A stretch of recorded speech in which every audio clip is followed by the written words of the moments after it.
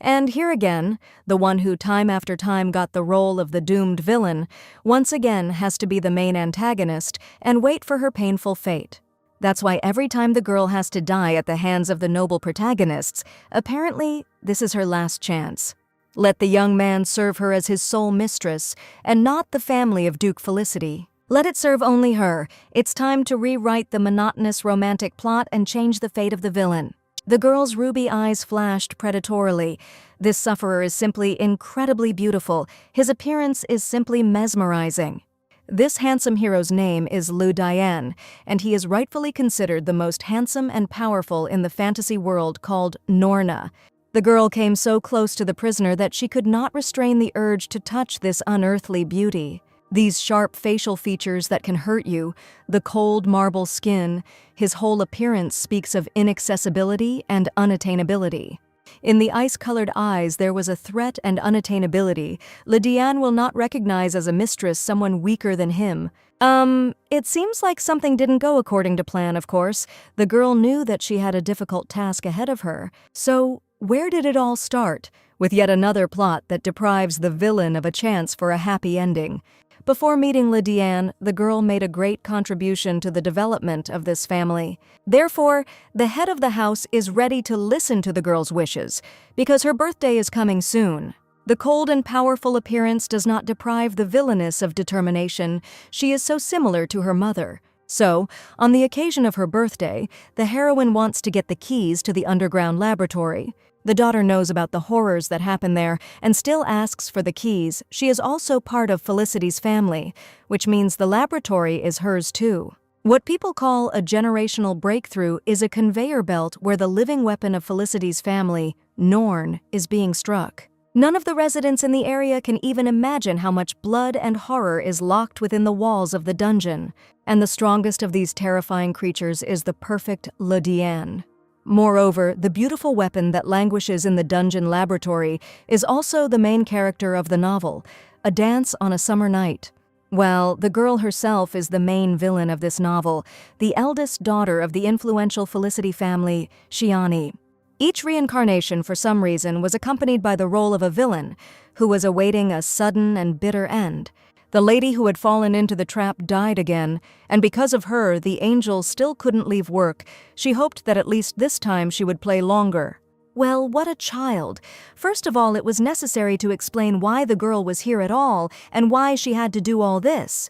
The angel again ignored the stream of questions, so this would be the last chance for the girl. She had exhausted too many chances. The last reincarnation, how tired she is of endless reincarnations. Will there really be a long-awaited end? She entered the bodies of heroines with limited time, who died before they got out of bed or as a result of stupid failure. Could this finally be the end of the cycle of painful and senseless deaths she had experienced dozens of times? The lady who has just arrived is happy in vain. She hardly understands what awaits her this time if she screws up again. But from this point on, let the bird tell in more detail, she still won't be able to imagine something like this in her head. Let the newcomer not even ask, Mr. Padion will definitely be beside himself. The angel's eyes suddenly began to turn black. The pupils became vertical, like a predator's. Perhaps they would not get off with just her life. All living things can die in an instant. In order to avoid terrible consequences for everyone, the angel has prepared something this time for the wayward child. The traveler will be allowed to use her memory and previous experience so that at least she won't screw up this time. Since the girl is currently carrying the burden of responsibility for the life of this world, it will be possible to at least try a little. Shiani Felicity. It was she who drove the main character to madness. The daughter does not even imagine how dangerous it is in the dungeon. Of course, how would the heiress know what hell looks like if she grew up in hothouse conditions her entire life? Shiani has seen hell. All the monsters were selected by her father personally, and undoubtedly everything alive that is there breathes hatred. Norna is a one-of-a-kind living weapon serving Felicity's family. A father must not forget that his eldest daughter is also part of their family, and that is enough. So the villainess has no choice but to rewrite this damn novel in order to escape from the hands of the main character. Tears streamed down Shiani's cheeks. She didn't know that he would become the crown prince, otherwise she wouldn't have tormented him. And this disgusting and rotten girl thinks that such words can serve as a worthy justification. Regret and remorse look and sound different, but this vile spawn will never understand it. The villainess threw herself at the feet of the protagonist. She begs the crown prince for mercy, and she was merciful to others, showed compassion and humanity. So what right does this filth have to ask for mercy for itself? The villain does not deserve forgiveness and mercy. There was a ringing of cold steel as Ledian's sword blade cut off the head of his tormentor with one precise blow. The severed head of the villainess rolled to the feet of the protagonist, and this was only the least of what she deserved. The crown prince grabbed the severed head by the hair and lifted it above himself. Ledian will follow Shiani to hell itself. Well, it's a dark story. The villain massaged her neck, and this time she can't ruin everything. Well, the girl looked at her written fate from the outside, and she became scared. She doesn't want such a death. It was not enough for this beautiful beast to cut off the villainess's head. He was going to escort her to the very depths of hell. It gives me goosebumps, and Daisy accidentally didn't hear anything about a gift for the young lady on her birthday. A whole day has already passed, and in any case, Duke Felicity will have to talk to Mr. Eric. There is not much time left before the terrible events. Not a day can be lost. We need to rewrite our destiny in this world. A menacing roar was heard. Here is the sister, and here is Eric Levi. The villainess has already been waiting for him here. Mr. Eric is the adopted son of Duke Felicity, and his manners are clearly not up to scratch. Impulsive, warlike, and wild, this is the kind of younger brother the girl has, with whom she is not related by blood. The adopted heir needs to speak with his sister immediately and have the maid leave her chambers. Daisy looked at her mistress with fear. Everything is fine, the maid can walk. The maid carefully walked around the angry gentleman and left the bedroom. Why such a sudden visit?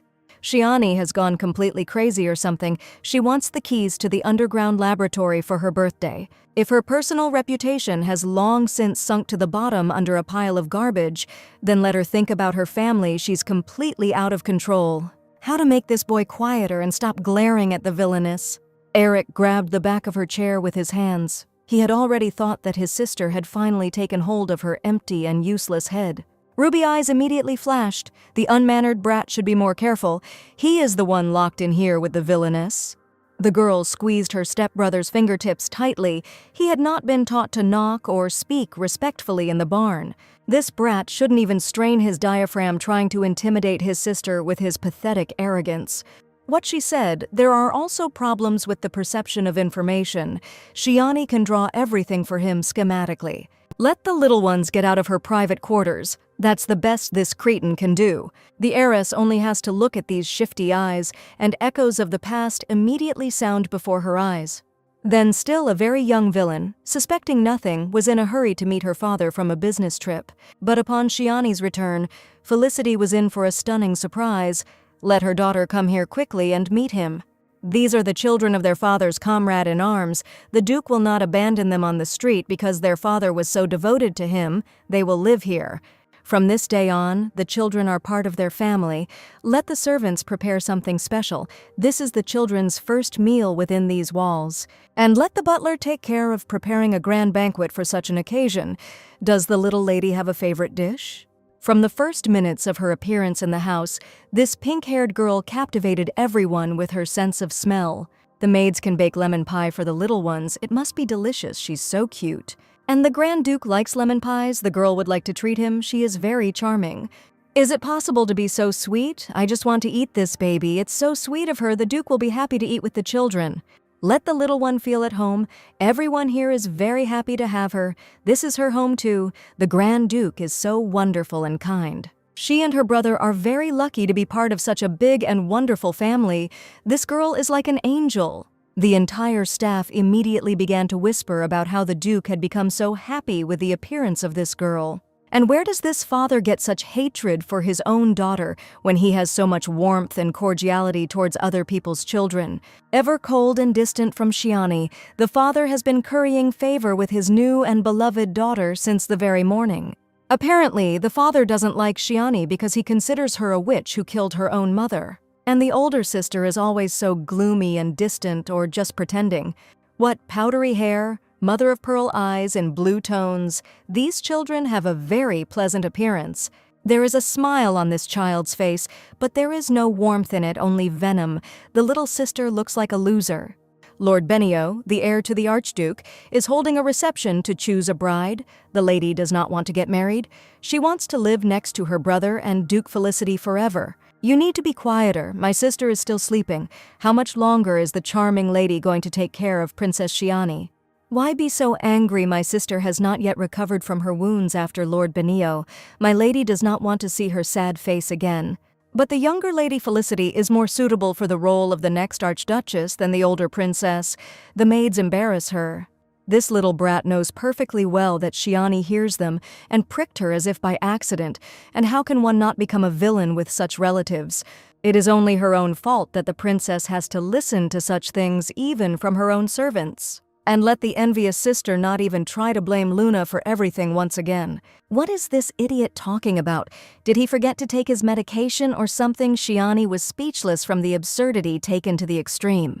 So stop, the real Shiani is cold-blooded and calculating. You need to watch your emotions. Eric is as talentless and pathetic as ever. Doesn't he know that servants represent their masters?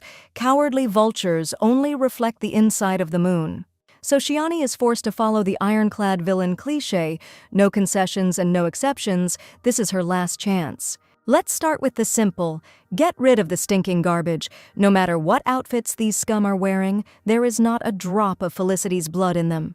Let him stop hiding in Shiani's bedroom and continue being her father's lackey. He must do it impeccably because he has nowhere to go. This insignificant brat is doomed to a miserable existence.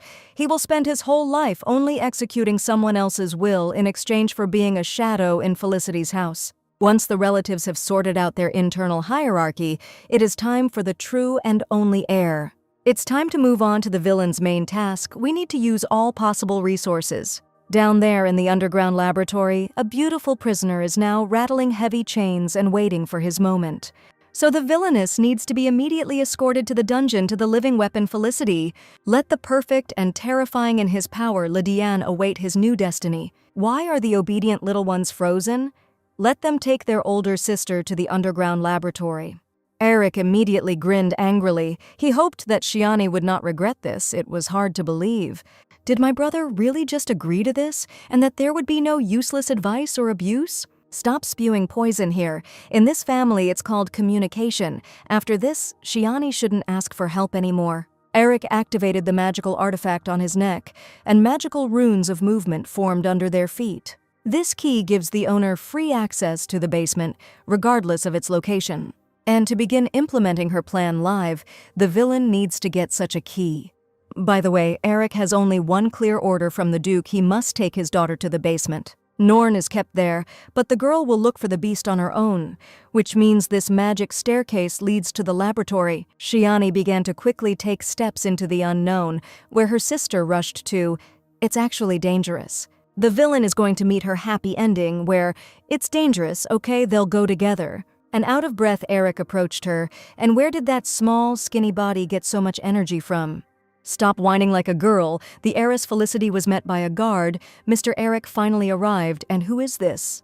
All the researchers and guards were gathered. Only Eric and His Excellency have access here. Who is with him? This lady's presence here is a birthday present from his lordship. They were late with the explanation. Among the bloodthirsty monsters, there is one toy that the guest is eager to see, which means it is Princess Felicity. Well, why shouldn't such a confident and proud little sister look for her monster here on her own? Let Eric move away from her. He is unpleasant. What? And where are so many people here anyway?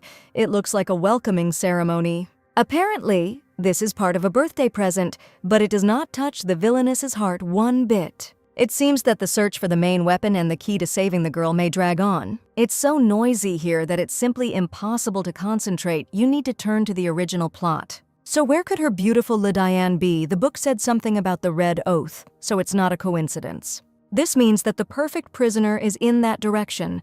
His new destiny is already very close. What is it like for the main character to sit alone deep underground, where even the air is filled with fear and pain? Wait, what? There's just a brick wall behind the curtains. Did the girl make a mistake? My sister needs to be more careful. Well, now everything has become clear.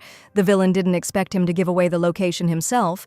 This wall is different from the others. And of course, the original Shiani simply wouldn't have had the strength to break down that wall. However, the angel said that the girl could now use all her previous experience. Well, the reincarnation of the heroine Rebecca, who solved everything with her brute force, came in handy. Then the girl was forced to develop strength in her body in order to survive. Who would have known that she would need it again? The service staff froze in shock and stared at Shiani. Hulk, smash. She always wanted to say that. What the hell? My sister could get hurt. She just broke through the wall with her fist and Eric could get her dress dirty. By the way, the girl found this wall thanks to her brother. He is not always useless. Let him endow his talisman with the ability to shut the owner's mouth.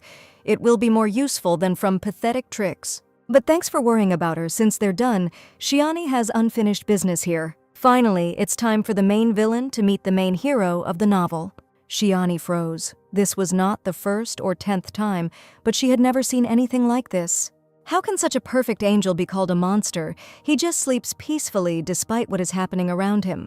Perhaps the beautiful beast is wounded. Lydiane is too quiet. The girl touched the food tray. Here, the villainess's attention was drawn to something in the prisoner's ordinary meal. There were traces of some white powder left on the tray. Could it be that these freaks were trying to poison the young man just so as not to show it to her? My sister lived quietly. Why did she suddenly rebel now? Could it be that she has set her sights on the chair of the successor to Felicity's family? Why is this worm shaking over something that will never belong to him? His chatter is so irritating. Shiani must have gotten so bored that she decided to play with Norna. Eric really is the worst. What Shiani just said, his spineless character can't even bear the weight of the villainess's words. Where is this weakling going anyway? He has again forgotten about boundaries and his place in the food chain. He is ready to remember them. Steel flashed in his ruby eyes, and it would be better for Eric to shut up now. To make her words more convincing, the girl grabbed her stepbrother by the collar of his shirt. What for? And from somewhere in the girl there is such power.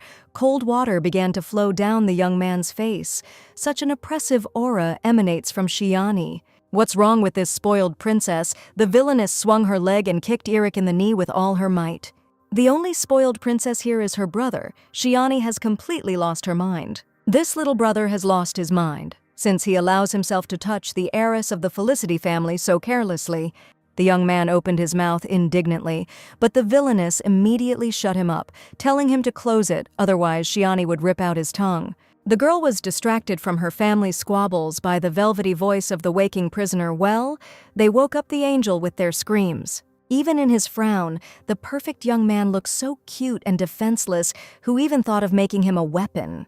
If we rely on the plot of a fantasy story, then at this time the main character is still quite young. Not even that, right now this unearthly perfection is still small and is only just forming. And what all children love is sweets, so Lydiane should like candy.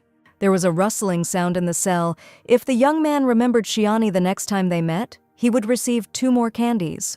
This time the villain is so lucky with the main character. He is the most beautiful creature of all. What? My sister is somehow strange. She never behaved like this before. Where did this sudden flow of tenderness come from?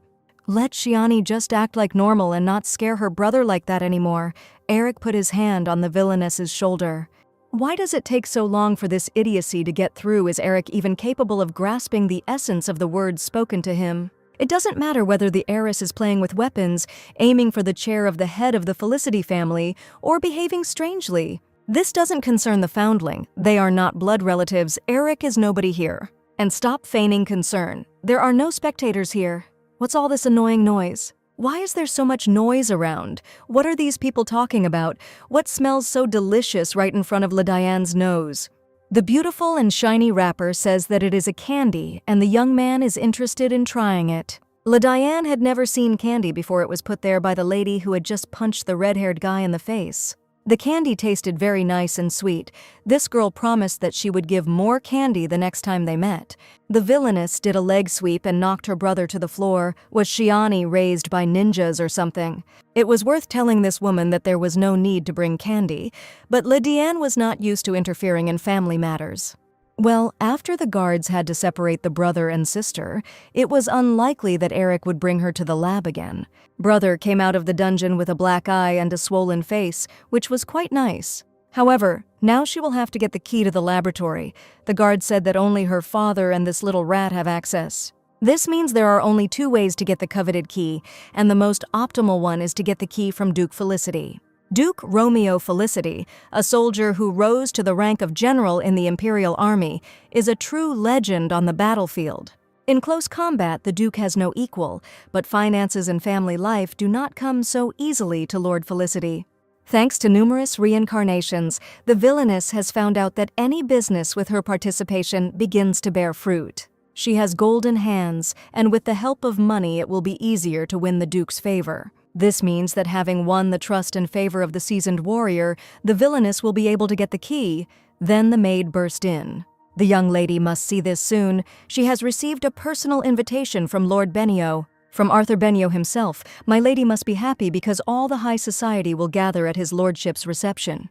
Mrs. Felicity has been waiting for this important invitation for so long, but she doesn't really care. Whatever, but my lady was so upset because Lord Benio did not answer her letters. Let the maid get rid of the invitation. The girl has more important things to do and goals, and today she wants to have dinner with her family, my lady. This is serious now. Well, of course, that's why the heiress of the family wants the maid to help her mistress with the preparations. The table was decorated with an abundance of different and exquisite dishes, and a wonderful aroma spread throughout the entire dining room. This time the lemon pie turned out amazing. Come on, let the men praise Luna, she tried.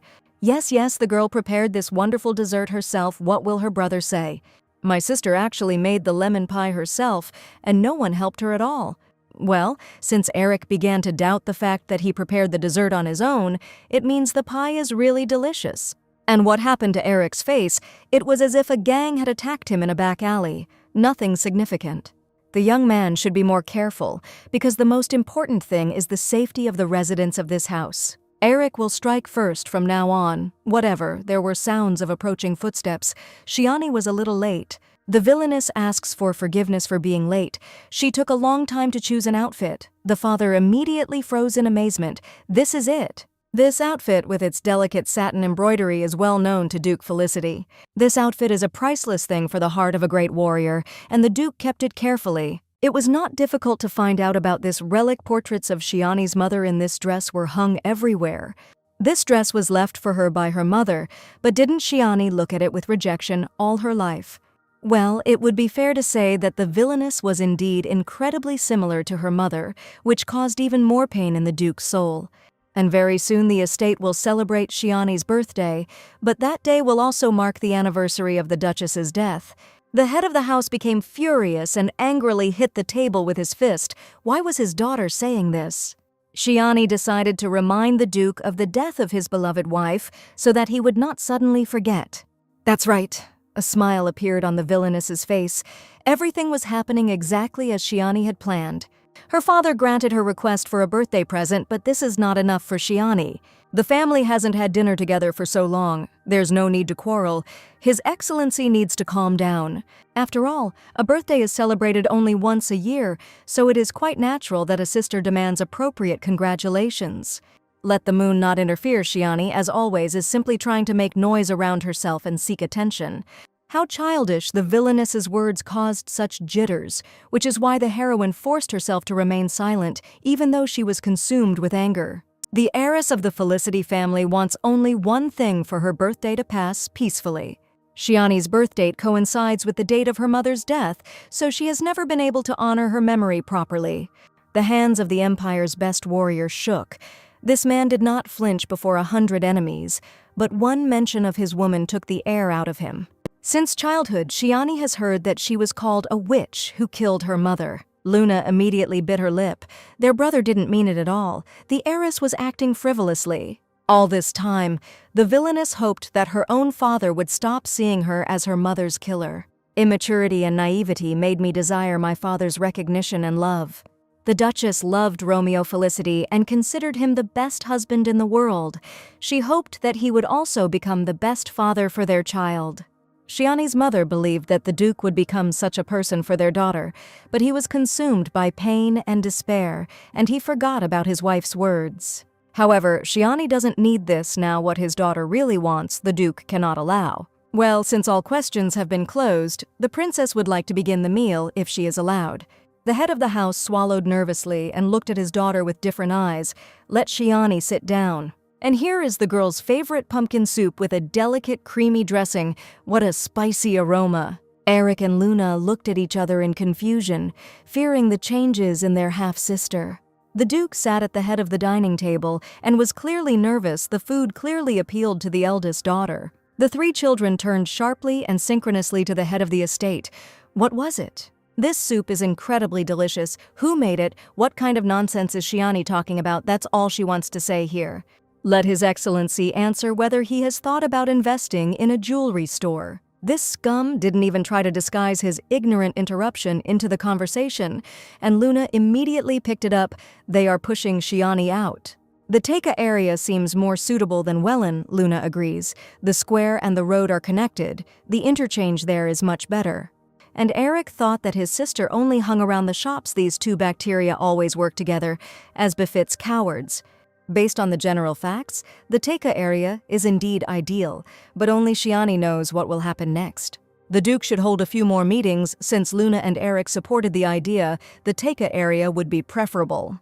Has no one in this family studied the news about the districts? They should pay more attention to their affairs. The Wellen area is to become an imperial resort island. This is reliable information straight from the original. The imperial family plans to take on the new area in earnest. Abandoning the previous one, no one has heard of building a temple in the Taika area. The affairs of the imperial family are known only to its members. They cannot believe unfounded rumors. Eric is right. Quite expectedly, Shiani wouldn't believe it either. She only cares about the money that will end up in her hands. In that case, the Villainess will invest in the Wellen district instead of her father. The property left to Felicity by her grandfather is still kept in the main bank. Shiani is completely confident in the veracity of the rumors. If she invests in her own name, her father will not suffer any losses. Let it be so. It's high time for my daughter to learn how to invest, and she needs to start small. Duke Felicity cannot help but note that Shiani's ambition and confidence are worthy of praise. The princess is a blood heir to the family line, so a strong will is embedded in her genetic code. The young lady is clearly in a great mood today. Is it really that obvious? Yesterday's family meeting already went quite well. The Villainess took out a golden key on a pearl string from the hem of her dress, so Shiani is in a great mood. The thing is that in Felicity's house they praise not only with words. What kind of award does the daughter want to receive? Well, since the head of the family himself offered a reward, then perhaps there is one thing. The Villainess pointed her finger at the wayward brother. She wants it. She's completely crazy. Eric is not a thing. She's talking about the key on this cretin's neck. The coveted key fell into the hands of the villain so easily. Even before her first profit, she didn't even have to try. And today the girl will finally be able to visit the beautiful Lidiane dirty monster. This place would become the Spawn's personal hell. Shiani was in a good mood, but not now. Does this devil's Spawn really think that someone can save him? He is doomed here. He will only serve obediently. In the cold and damp dungeon, the clicking of heels was heard. Who was that? What is the princess doing here? This place is clearly not for noble ladies. The guard decided that he had the right to decide this. Apparently this scum also doesn't understand that he has no right to touch what belongs to her ladyship. The guard froze in amazement and stared at the heiress Felicity. How did the princess get here? It's dangerous here. The Villainess got her key to the underground laboratory and she is rightfully here. The soldier swallowed nervously. What the hell? So that rumor was true after all. Not long ago, a rumor reached the underground laboratory that the princess and sole heir of their master would become the mistress of Lidiane. Moreover, they say that very soon the only daughter of His Excellency will take possession of the entire castle, and Sir Eric asked the guard to take care of this beast so that it would not do anything stupid. And if the new owner finds out that the guard tried to harm her property on the orders of her half-brother, he is finished. He will be the first one killed by the princess, but Sir Eric must protect him. The guard simply trained this Norn. This cretin has only one chance to explain to the heiress Felicity why Lidiane is bleeding. The soldier trained the beast and tried to strengthen its body, making it more resistant to physical damage and injuries. This is just one way to tame a living weapon, and Sir Eric knows it. Even Mr. Eric doesn't interfere with the training process, so the guard asks the princess to leave. What was he saying there? Why in this novel no one understands the first time, the day again begins with warming up her fists. The villainess dealt a crushing attack on the soldier's body, while his trembling body became more stable and strong.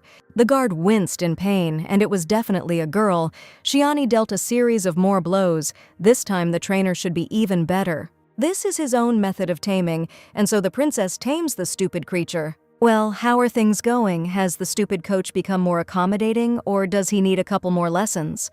The villainess squeezed the scoundrel's jaw with her long fingers. Her knuckles turned pale. Let him say his name.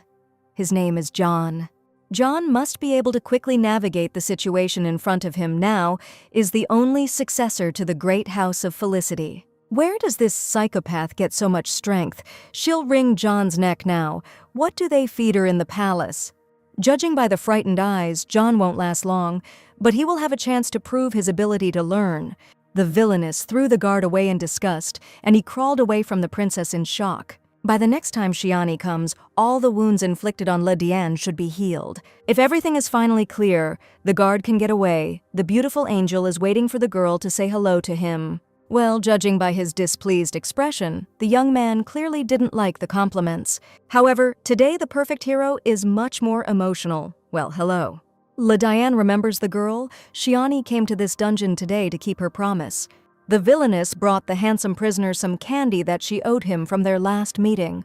Lydiane doesn't need candy. Let the guest say what she needs. The villain made a mistake by not looking him in the eye. Thus calling Lydiane a child, this cold, gloomy look, you need to give him something more substantial than candy. The princess wants Lydiane to make a deal with her, well, who the young man should kill, well, and the experience will be on the guy's resume. Beautiful Lydiane should not kill anyone. At least for Shiani, she will teach him another life. The heiress will protect the prisoner so that no one else will dare to offend him and remember the pain.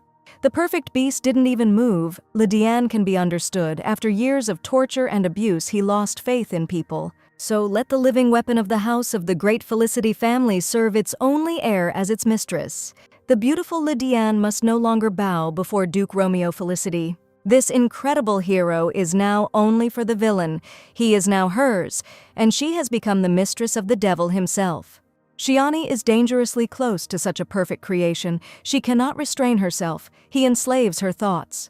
The girl ran her fingertips over the prisoner's icy skin in one breath. The dark eyes cast a chilling glance at the villainess. Lydiane would not serve someone weaker than him.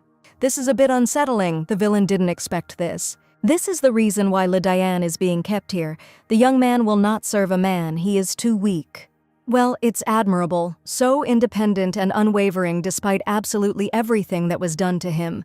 The princess clearly expected something different from the visit to the underground laboratory Shiani had not yet finished with the main character. Lydiane will not become a toy for a bored heiress. The girl has only just begun to tame the beautiful demon. There is a lot of justified mistrust in the head of this perfect creature she has to earn his favor. At first, Lydiane may not trust the heiress Felicity, but later he will have no choice. Shiani will not give up. This perfection will become her faithful friend, because this is her last chance for salvation. The villainess slowly ran her hand through the protagonist's silver hair. It was time to free him. What is this strange girl up to, and why are her pupils so big when she looks at the prisoner? The young heiress tries to seduce with sweet words. Someone who has never seen the light aristocrats always have obvious intentions. The nobility always needs a strong and weak-willed slave. This girl believes that the life of a prisoner is worth 2 candies. If it weren't for the plot of this novel, she would have simply let such a beautiful young man go free, but her salvation is in his hands. The girl gently and smoothly ran her hands over the wounds from the shackles she wants Lydiane to be faithful to her until his last breath. The man is so pathetic in his attempts to challenge the elements. This is the best that Shiani can do for him now. The villain will not allow what the author has planned to happen this time. And one day the girl will give the handsome young man real freedom. No man is able to share freedom. Here the line between courage and stupidity ceases to exist. First, the young man must stop being a slave himself. How can one trust life and freedom to such a weak and greedy creature as man? The maid threw up her hands in shock. It was not too late for the young mistress to come to her senses. Why is the maid so nervous, and what is she even talking about now? The assistant tells Milady about the invitation from Lord Benio, of course. Lady Shiani has been eager to receive it for so long. The villainess snorted in disgust. That's what she was talking about. Shiani had already made her decision and would not regret it. Arthur Benio is known as a kind-hearted person who can calm even a crying child passing by. The noble and magnanimous Lord of House Benio, blonde hair, gentle smile, and open gaze. Moreover, Arthur Benio is also very handsome. He has a gentle and soft disposition. This is how he appears to everyone. The villainess ordered the maid to forget about this damn invitation and return to her duties. The only flaw in the handsome air of the Archduke Benio, in everyone's opinion, was his forced engagement to the villainous Shiani Felicity. The manager straightened his young master's coat, and they received a reply to the invitation from Felicity's house. The ancient Benio family has always been considered an example to follow in everything. So, being a member of a perfect family, the ideal Arthur Benio had no flaws.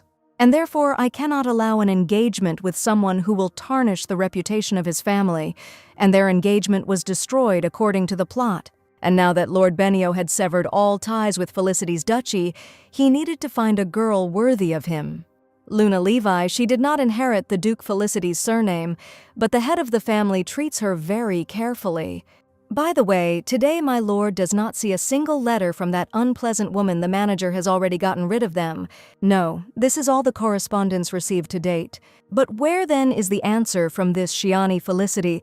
But there was no return letter from the lady. It's impossible. When Lord Benio was sent to the countryside, he received dozens of love letters from this obsessive. Shiani had begged my lord to renew their engagement, and now she had allegedly failed to respond to his personal invitation. Most likely, the true state of affairs finally dawned on Milady and displaced her fantasies. Be that as it may, there was no reply from Mistress Felicity, and in general, there had not been a single letter for the last month. It was that crazy woman who understood everything. My lord could finally breathe a sigh of relief. That terrible woman had finally left him alone. Well, if that's really the case, then the young man is truly happy that it's all over. After all, to express the feelings of this girl, just one word is enough. Swamp. As if not wanting to die alone, this girl clung to Arthur and did not want to let go, and until the last heir of the House of Benio was drawn into this disgusting swamp. In fact, it was Arthur who treated Shiani dishonestly and vilely, taking advantage of her loneliness, but this does not give her the right to neglect him. Milord Benio rubbed the spot where his engagement ring had been angrily. Shiani Felicity, how dare she? The wedding ring was destroyed along with the engagement. Arthur tore its former place until it bled. It burned and itched so much. Where did the heiress Felicity get the key to the laboratory, and how did she manage to put Le Diane to sleep? 3 big guys can't handle this beast unless they pump him full of drugs, and this girl fearlessly touched his face and talked to him. What a cold sweat ran down Eric's face. That is, Shiani managed to tame the living weapon.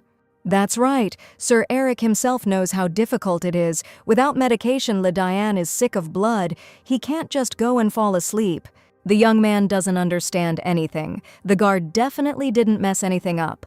Absolutely, definitely. His guard was there and saw everything with his own eyes. Princess Shiani really amazed him. In that case, there is only one explanation. Probably that Felicity's heiress has awakened her abilities. What abilities she has, Eric won't believe it. She's an ordinary, capricious girl. However, this ordinary girl does without much effort what even a group of the best soldiers cannot do. In the laboratory, the princess said that the only heir to a great family stood before the guard. The Meteor Empire, it was founded by a goddess because every child knows this legend. The greatest goddess who sealed the devil, the 3 spirits who followed her became the heads of the founding families. The first spirit to enter history and become the founder is Emperor Rixon, aka the Golden Sword. The second spirit and follower of the goddess, Archduke Benio, also known as the Great Shield. And the third free spirit and disciple of the goddess is Duke Felicity, aka the Arrow. What the guard is saying is that even members of the imperial family have not had children with superpowers for a long time. And this soldier wants to say that over so many years these magical talents have awakened in Shiani. If the heiress originally possessed such power, then why didn't Duke Felicity perceive her as his own daughter? Why did His Excellency take Eric and Luna under his wing? And why did Shiani deserve to be special? Let the guard think what he says, or he thinks Sir Eric is blind. If Shiani is capable of anything, it is only one thing: she is great at being furniture. So this is the last person in this world who has the right and reason to be considered special. This is Lord Benio himself, the most eligible bachelor of the Empire. Behind this mask hides a stinking rot. Daisy herself wants to go to this reception or something. In no case, what does Milady say? Shiani has nothing more to do with Arthur Benio. Therefore, let the maid cast aside all her improper impulses and worries. As the young lady wishes, the maid wanted to clarify one more thing. And what is this brew boiling in a huge black vat? These are candies being cooked. Well, to be honest, this is a medicinal product that will become a candy in the future. I will kill the false prince and bring back the real one. That's the title of the novel she got into last time. There, the girl was the healer of the crown prince. According to the order of the main character, she had to slowly kill the prince. And that very moment when she entered the body of this healer was decisive. For it was then that the hour came when the imperial physician had to administer poison under the guise of medicine.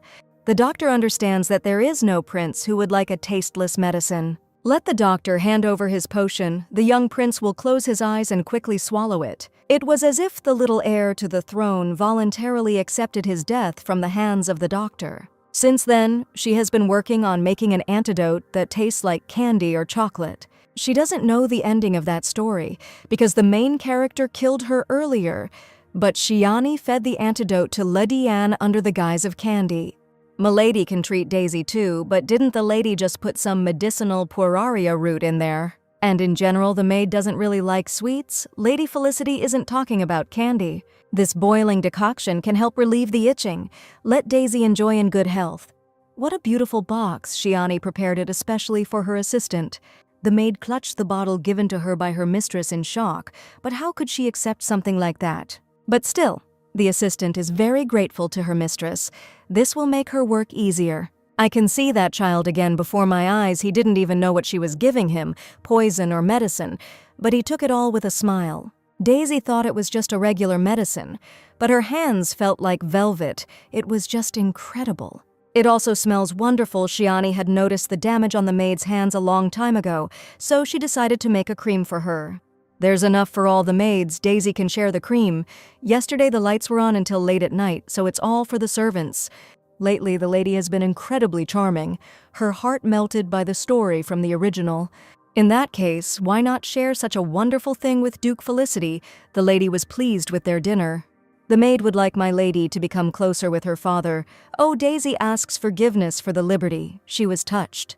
The maid had absolutely nothing to apologize for. She said it sincerely from the heart. And the heiress Felicity always liked children's openness and purity. Daisy has never seen her mistress smile like that, and she hopes to please her lady even more. Only 30 minutes had passed since the cream was applied, but all the calluses and cracks on the maid's hands had already disappeared.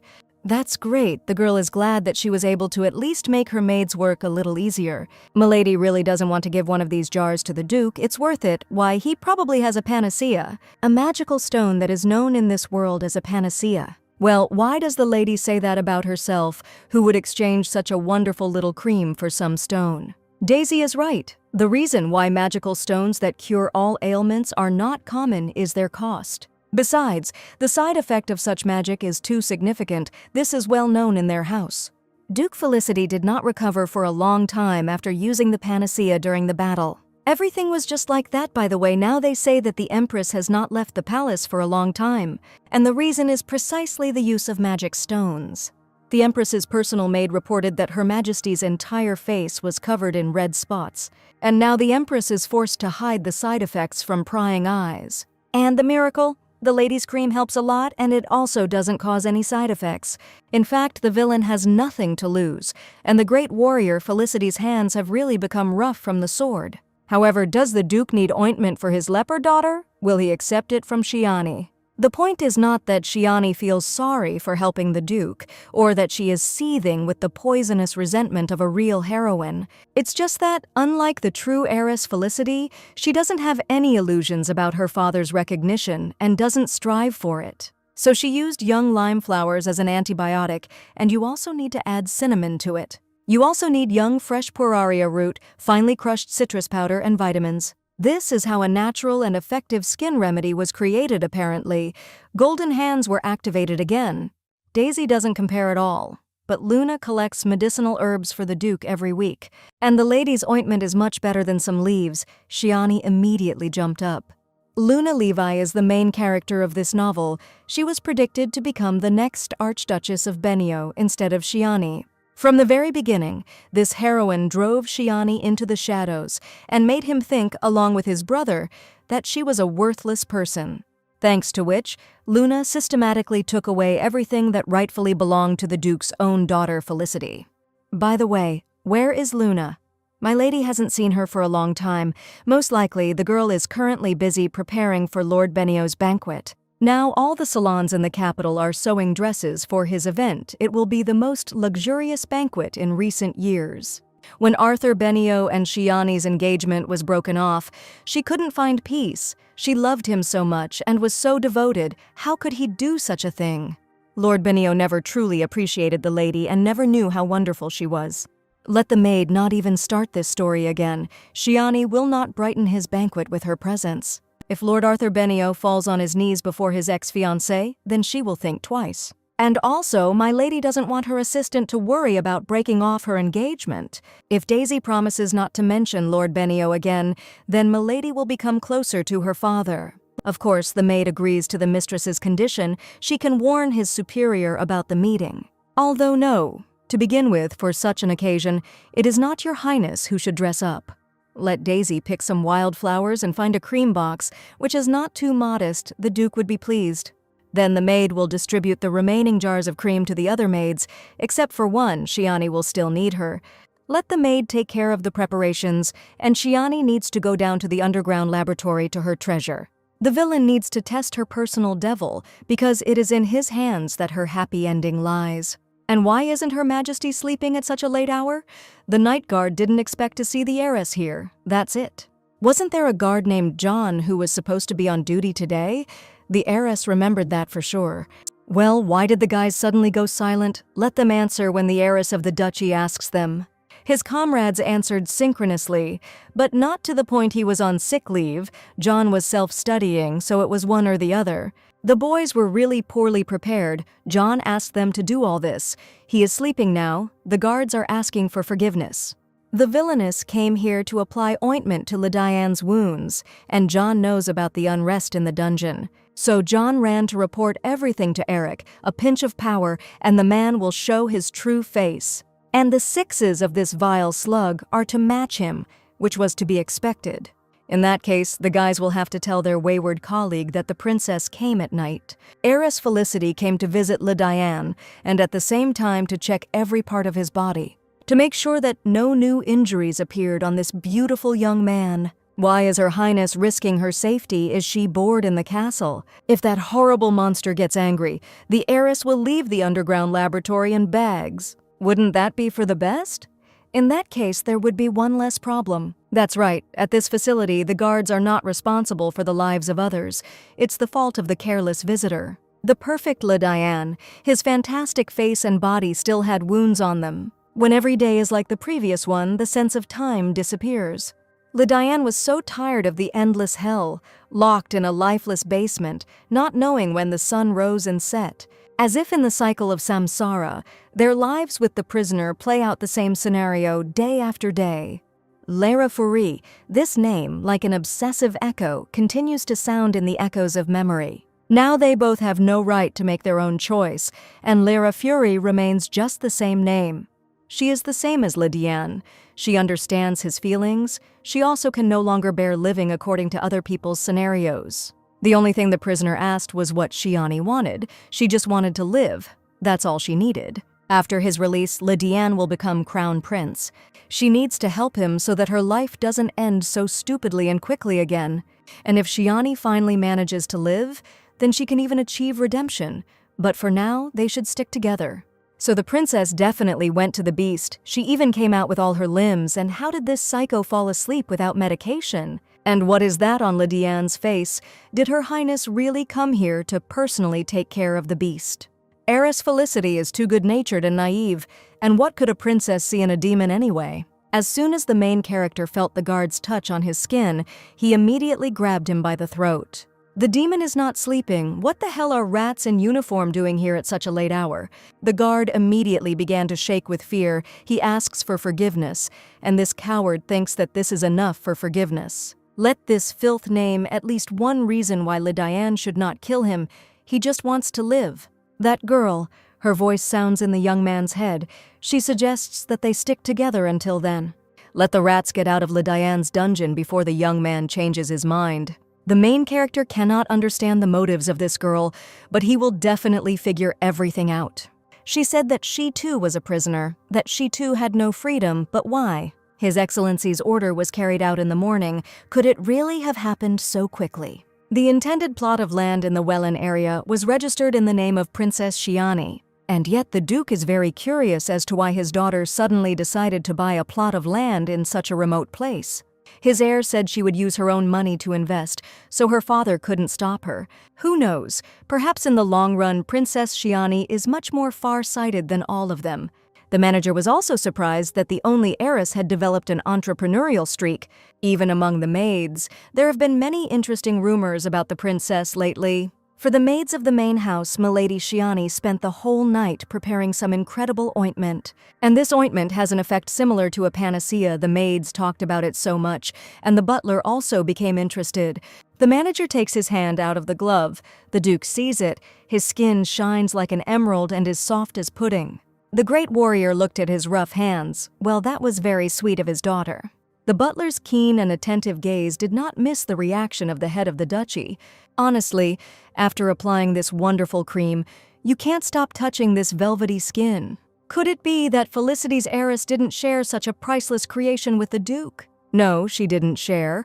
Well, my lady probably thought that since the Duke had a panacea, he didn't need the ointment. What a pity. His lordship will not experience this softness and tenderness of hands. Stop bragging. The Duke is offended that Lady Shiani has deprived him of her miracle cream, but she most likely simply does not know about the side effects of the panacea. That's why they say that no matter how much a child grows in old age, it will not remember you. The Duke angrily slammed his fist on the table. It would be fair to say that his daughter had grown up as a weed in a field. She had been alone since childhood. And his master's only child did not know parental love at all, moreover.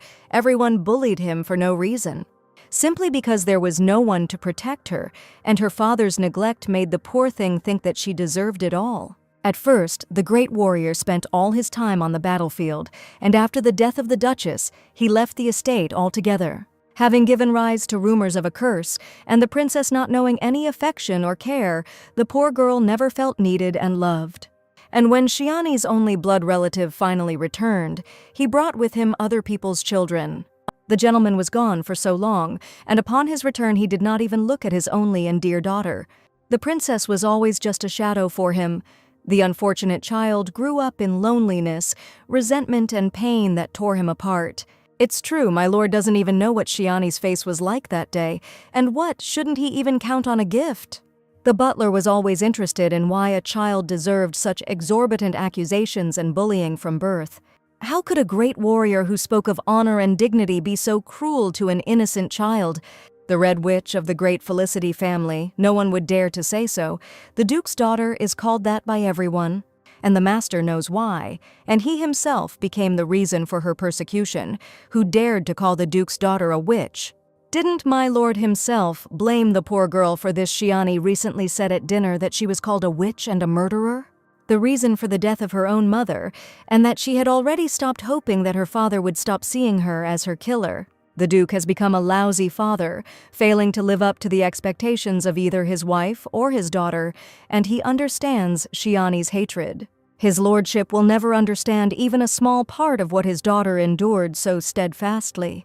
The Benioff family thanked the son of the empire for allowing them to organize the celebration. Lord Arthur could already greet his majesty. The young man took a step forward. May the goddess Thea bless the great emperor. Arthur of the line of Archduke Benioff is pleased to welcome him. Even from here, the emperor can hear how the ladies of the entire capital are rejoicing at the banquet of the young and handsome Lord Arthur. In fact, this entire imaginary aura of purity and nobility of the Benioff family was created by a naive girl's imagination. And how old did the heir of the Benio family turn this year? Arthur is now already 18 years old. Arthur is just like his father, empty and dependent only on his own interests, with which one should always be on guard. So 18, if that child had survived, he would have also turned 18 this year. If Archduke Benio's family had known about this, they would not have remained on the sidelines. No one can be sure of this. The Benios always wait for a convenient opportunity. The emperor cannot kill his nephew. The fact that an unmarried princess gave birth to a child is capable of destroying the entire authority of the son of the empire. And besides, the child's father is the owner of the magic tower. The princess committed suicide, and the father ran away, and who needs a street child? Because of that damn Benio, the emperor doesn't even know what happened to his own nephew, and his son grew up so healthy and handsome. The engagement with Felicity had long since been broken off. At such an age, one should think about a new marriage. Arthur had given his father significant support. And this is far from all that the heir Benio can do. He needs time. Soon the banquet will begin in the Archduchy. Well, the emperor hopes that in the future Arthur will have a worthy lady by his side. The heir to the Archduchy is glad that His Majesty is taking care of him, but he has other priorities now. Breaking news concerning the Welland region, which has caught the emperor's eye. One man bought half of this area, where imperial plots were previously planned. This can't be because the Welland area is not at all remarkable now. And who is this person? Usually the emperor is very stingy with emotions, judging by his reaction. Something serious happened. What? The informants were definitely not mistaken. This is Shiani Felicity. The head of the empire's loud laughter echoed throughout the entire hall, but that couldn't be. What made His Majesty laugh so much? Let him share with the guests what is going on with Princess Felicity. By the way, the Archduke's son Benio has a rather close relationship with her, which... That's right. Arthur nodded. Despite the broken engagement, they had a rather close relationship. Something really interesting happened. The emperor would have shared it, but he won't. After all, if Felicity and Benio's engagement was broken off, then their relationship is clearly no longer close. And if the emperor is wrong, then Lord Arthur will be able to find out everything himself from Princess Felicity, won't he? The ruler is already looking forward to dealing with this interesting matter. Meanwhile, the Villainess who had so interested the emperor faced a new problem.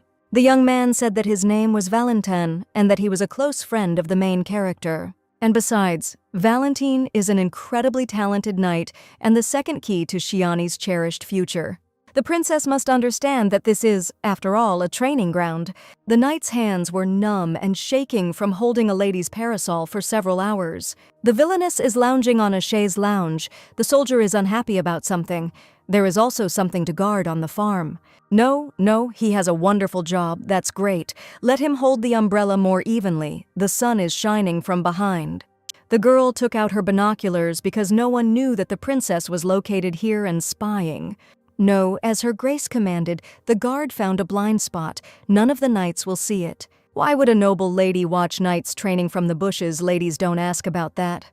It's so strange this man behind Shiani doesn't know what he's capable of and what he's thinking.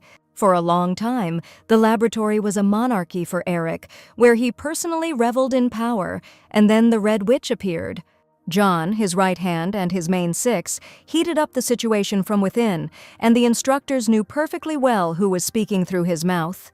Mr. Eric will be the sole ruler of the underground laboratory, John himself said, not even believing it. The entire duchy belongs to the Felicity family, whose surname Eric did not inherit. This means that Eric has no real power, and Shiani will become the successor of the Grand Duke Romeo Felicity. Until recently, the instructors and this guy were on Eric's side. But when the princess threw the rope, the boy grabbed it tightly. Isn't this a rotten rope? Now it must get rid of those who in the future can get rid of it. And during Norn's training, the girl will be able to get information. Over there, that's Norna, that's right. The blue training suit means Class 10. Everyone is gathered here because the creatures of this class contain enormous destructive power. She expected to see another slave market, but here everyone looked like elite knights. They are not subjected to violence like Lydiane. The channels in their necks do not allow the destructive force to escape. Any deviation blocks the airflow. What kind of bastard came up with this? It was John, and Eric approved. The Duke doesn't know. He's seen a lot of death and would never approve of this. We need to deal with these sadists. If you stay away, it means becoming an accomplice to the crime. One of the young men in the blue suit roared in pain and began to choke. The channel launched an electrical impulse. What a damn degenerate, and Shiani is definitely a lady. What kind of brew is the guard drinking there? His own strength is not enough. What kind of training is this if it ends in forced strangulation? Don't worry. After the mission, she'll be able to quarter each of these freaks with rusty scissors. The walls of the dungeon really do smell of inhumanity and excessive cruelty. Her escort swallowed nervously. Well, finally, Valentin enters the ring. An illegitimate child of the royal Decilio family, he was once called a prince. During Lydiane's ascension to the throne, the young prince who later cut off the head of Shiani's father also took the throne in the kingdom of Decilio. The young king from the original, this young man will later be very useful to the main character. A nasty smile appeared on the instructor's face without the damn collar. He wouldn't even have raised his eyes to the enemy. Let Valentine raise his sword. Today he will get rid of bad habits. The vile coward rushed at the unarmed Valentin. The young man easily dodged the blow. Let the obnoxious brat raise his weapon and no longer dare to dodge the instructor's attacks. If Valentine had raised his sword, this scum would already be dead. After which a precise and powerful kick landed in the bastard's chest. The guard fell heavily to the ground, wheezing, damn demon. And this pathetic worm calls himself a coach? What can he teach? Does a person deserve the title of a trainer if he needs a leash to obey? And thanks to some caller, dirt imagines itself to be God. Here, all the instructors suddenly fell silent and stared at one point. And what kind of pink cloud is this? Is that a princess or something? Let the heiress Felicity not come close. Valentine is no less dangerous than Lydiane. Let the soldier not make noise there. They had a lot to discuss with this incredible warrior. Shiani walked past Valentine. Let this ghoul lie here. The princess just needs his sword. He doesn't know how to use it anyway. Here, one attack after another rained down on the best knight with lightning speed and precision. What the... Now, the villain is controlled by the physical memory of another heroine of the novel named Olivia. There is no point in training hard. You can't fool human physiology. But then how can a girl defeat those bastards? How such a weak girl will be able to take revenge for everything? Let the teacher teach her. The key to victory is very simple. The weak opponent must exploit the weaknesses of the strong. Valentine is truly incomparable. He will have no equal in this world. But Shiani's skills are now different. This means that the aristocrat had been keeping an eye on Norna for a long time and took advantage of her advantage. The beautiful heir of Decilio was very restrained from the very beginning and dodged with his whole body. Don't use your right shoulder. It was only thanks to Olivia that the villain noticed. Well, now they can talk. This novel has so many fantastically beautiful characters. Valentine seems to have stepped off the canvas. This princess really swung her sword like that? They probably gave her to the assassins to raise. Valentine's shoulders can't handle the training. Shiani will give him more suitable work. Heiress Felicity asks the handsome knight to take care of her wounds. No, Valentine has not lost yet. What? This is an unexpected turn of events. The villain is actually on his side. The cold, gloomy eyes of a predator flashed behind the girl's back. The heiress had the advantage of observing and spotting the weakness. Valentine will not abuse force in a fight with a girl. The price of such a victory is insignificant. Although in the laboratory, instructors assign significance and value to such low-level victories, the more this lovely creature talks, the more thoughts occupy Shiani's head. And why does the heiress of a great family care about how Valentine holds his sword? The knight's incredible eyes flashed. Calm down. Shiani is here for another purpose. You can't give in to his beauty. If the villainess weren't threatened with a painful death in the near future, she would train with him for eternity. So we need to return to the role of whether the knight is as holy as he thinks he is here. If Princess Shiani cuts off his head, then her victory will also be undeserved. She would never touch such a beautiful head. In the kingdom of Decilio, they do not know how to lose. How does she know this? Quietly. Valentine wants to go back and see his father and brothers. Let him not forget his manners. A knight has a minute to think. Who has enough power to help him? Whom should such a crushing force serve? The young man of enslaving beauty knelt down on one knee before the lady and kissed her hand. The crown prince is glad to hear about his home kingdom. Princess Felicity saved his soul with the mention of home, and Valentine hopes that with this hand she will help him. Valentine to submit to the heiress. This is an oath of surrender to the winner Decilio. Right before the eyes of the protagonist, his best and most loyal friend swore allegiance to the villain. How the hell did the princess do it? Crown Prince Valentine was exiled for attempted fratricide. Isn't it obvious that Felicity's heiress is stronger than the knight? That's why Valentine gave up. The accompanying knight began to clap his hands for his mistress. It was simply incredible. She was incredible. What was that? The main character just walked past Shiani and ignored her. He became completely insolent. The reason Lediane suddenly pouted was because he thought that Shiani was treating all Norns equally. The princess will prove to him that this is not so, even though Valentine almost made her heart fall out of her chest. The villain doesn't like the tendency that she is here all the time, proving everything to everyone who is responsible for training Lediane. Mads thinks that the Duke's favorite, who led the division, Sir Newell, is only in the lab to train Lediane. You can't make the baby wait that long. What baby? Mads doesn't know anything about the lady. Lediane must follow a diet. He is a growing organism. Let Lediane fight who parries attacks like that. Let the guy try until he feels his strength. This dark hero contains an unbridled and destructive force that has been suppressed for years. What is it like to feel like something inside is locked in the shadows and is constantly pushing out with uncontrollable force? And this very something is an integral part of you. Here, the instructor noticed a sharp change in Lediane's movements. The movements became jerky and abrupt. The voice became steely and low, and then the veins on the dangerous beast's hands bulged. The cold gaze became clouded. The pupils saw only the target. Let Lediane come to her senses immediately. A series of devastating attacks fell upon the instructor with lightning speed. What the hell? The guards are frozen. Let them immediately activate the demon collar and put him to sleep. The guards have already activated the electrical impulse in the collar, but it is not enough, so let them shoot. What's going on? The princess won't let anyone touch her beautiful boy. Hands off. Why does the instructor keep repeating Lediane's name frantically? The enemy's sword fell at the feet of the white beast. Lediane does not forgive rats in uniform. The young man squeezed the trainer's skull with his fingers. All training is over for today, that girl. She's back again. Why is she calling Lediane again? Isn't Valentine enough for her today? The villainess extended her hand to the beast, telling him to come here quickly. Lediane was probably hungry. The power that the princess saw made her tremble. Just one look from him was enough to make her fall to her knees. However, she will not allow fear to prevail over reason. Will Lediane really make the heiress wait? Right now, standing next to Lediane, Shiani felt like she had stuck her head into the mouth of a wild beast. The vertical pupils became human again. The facial features softened, the jaw unclenched.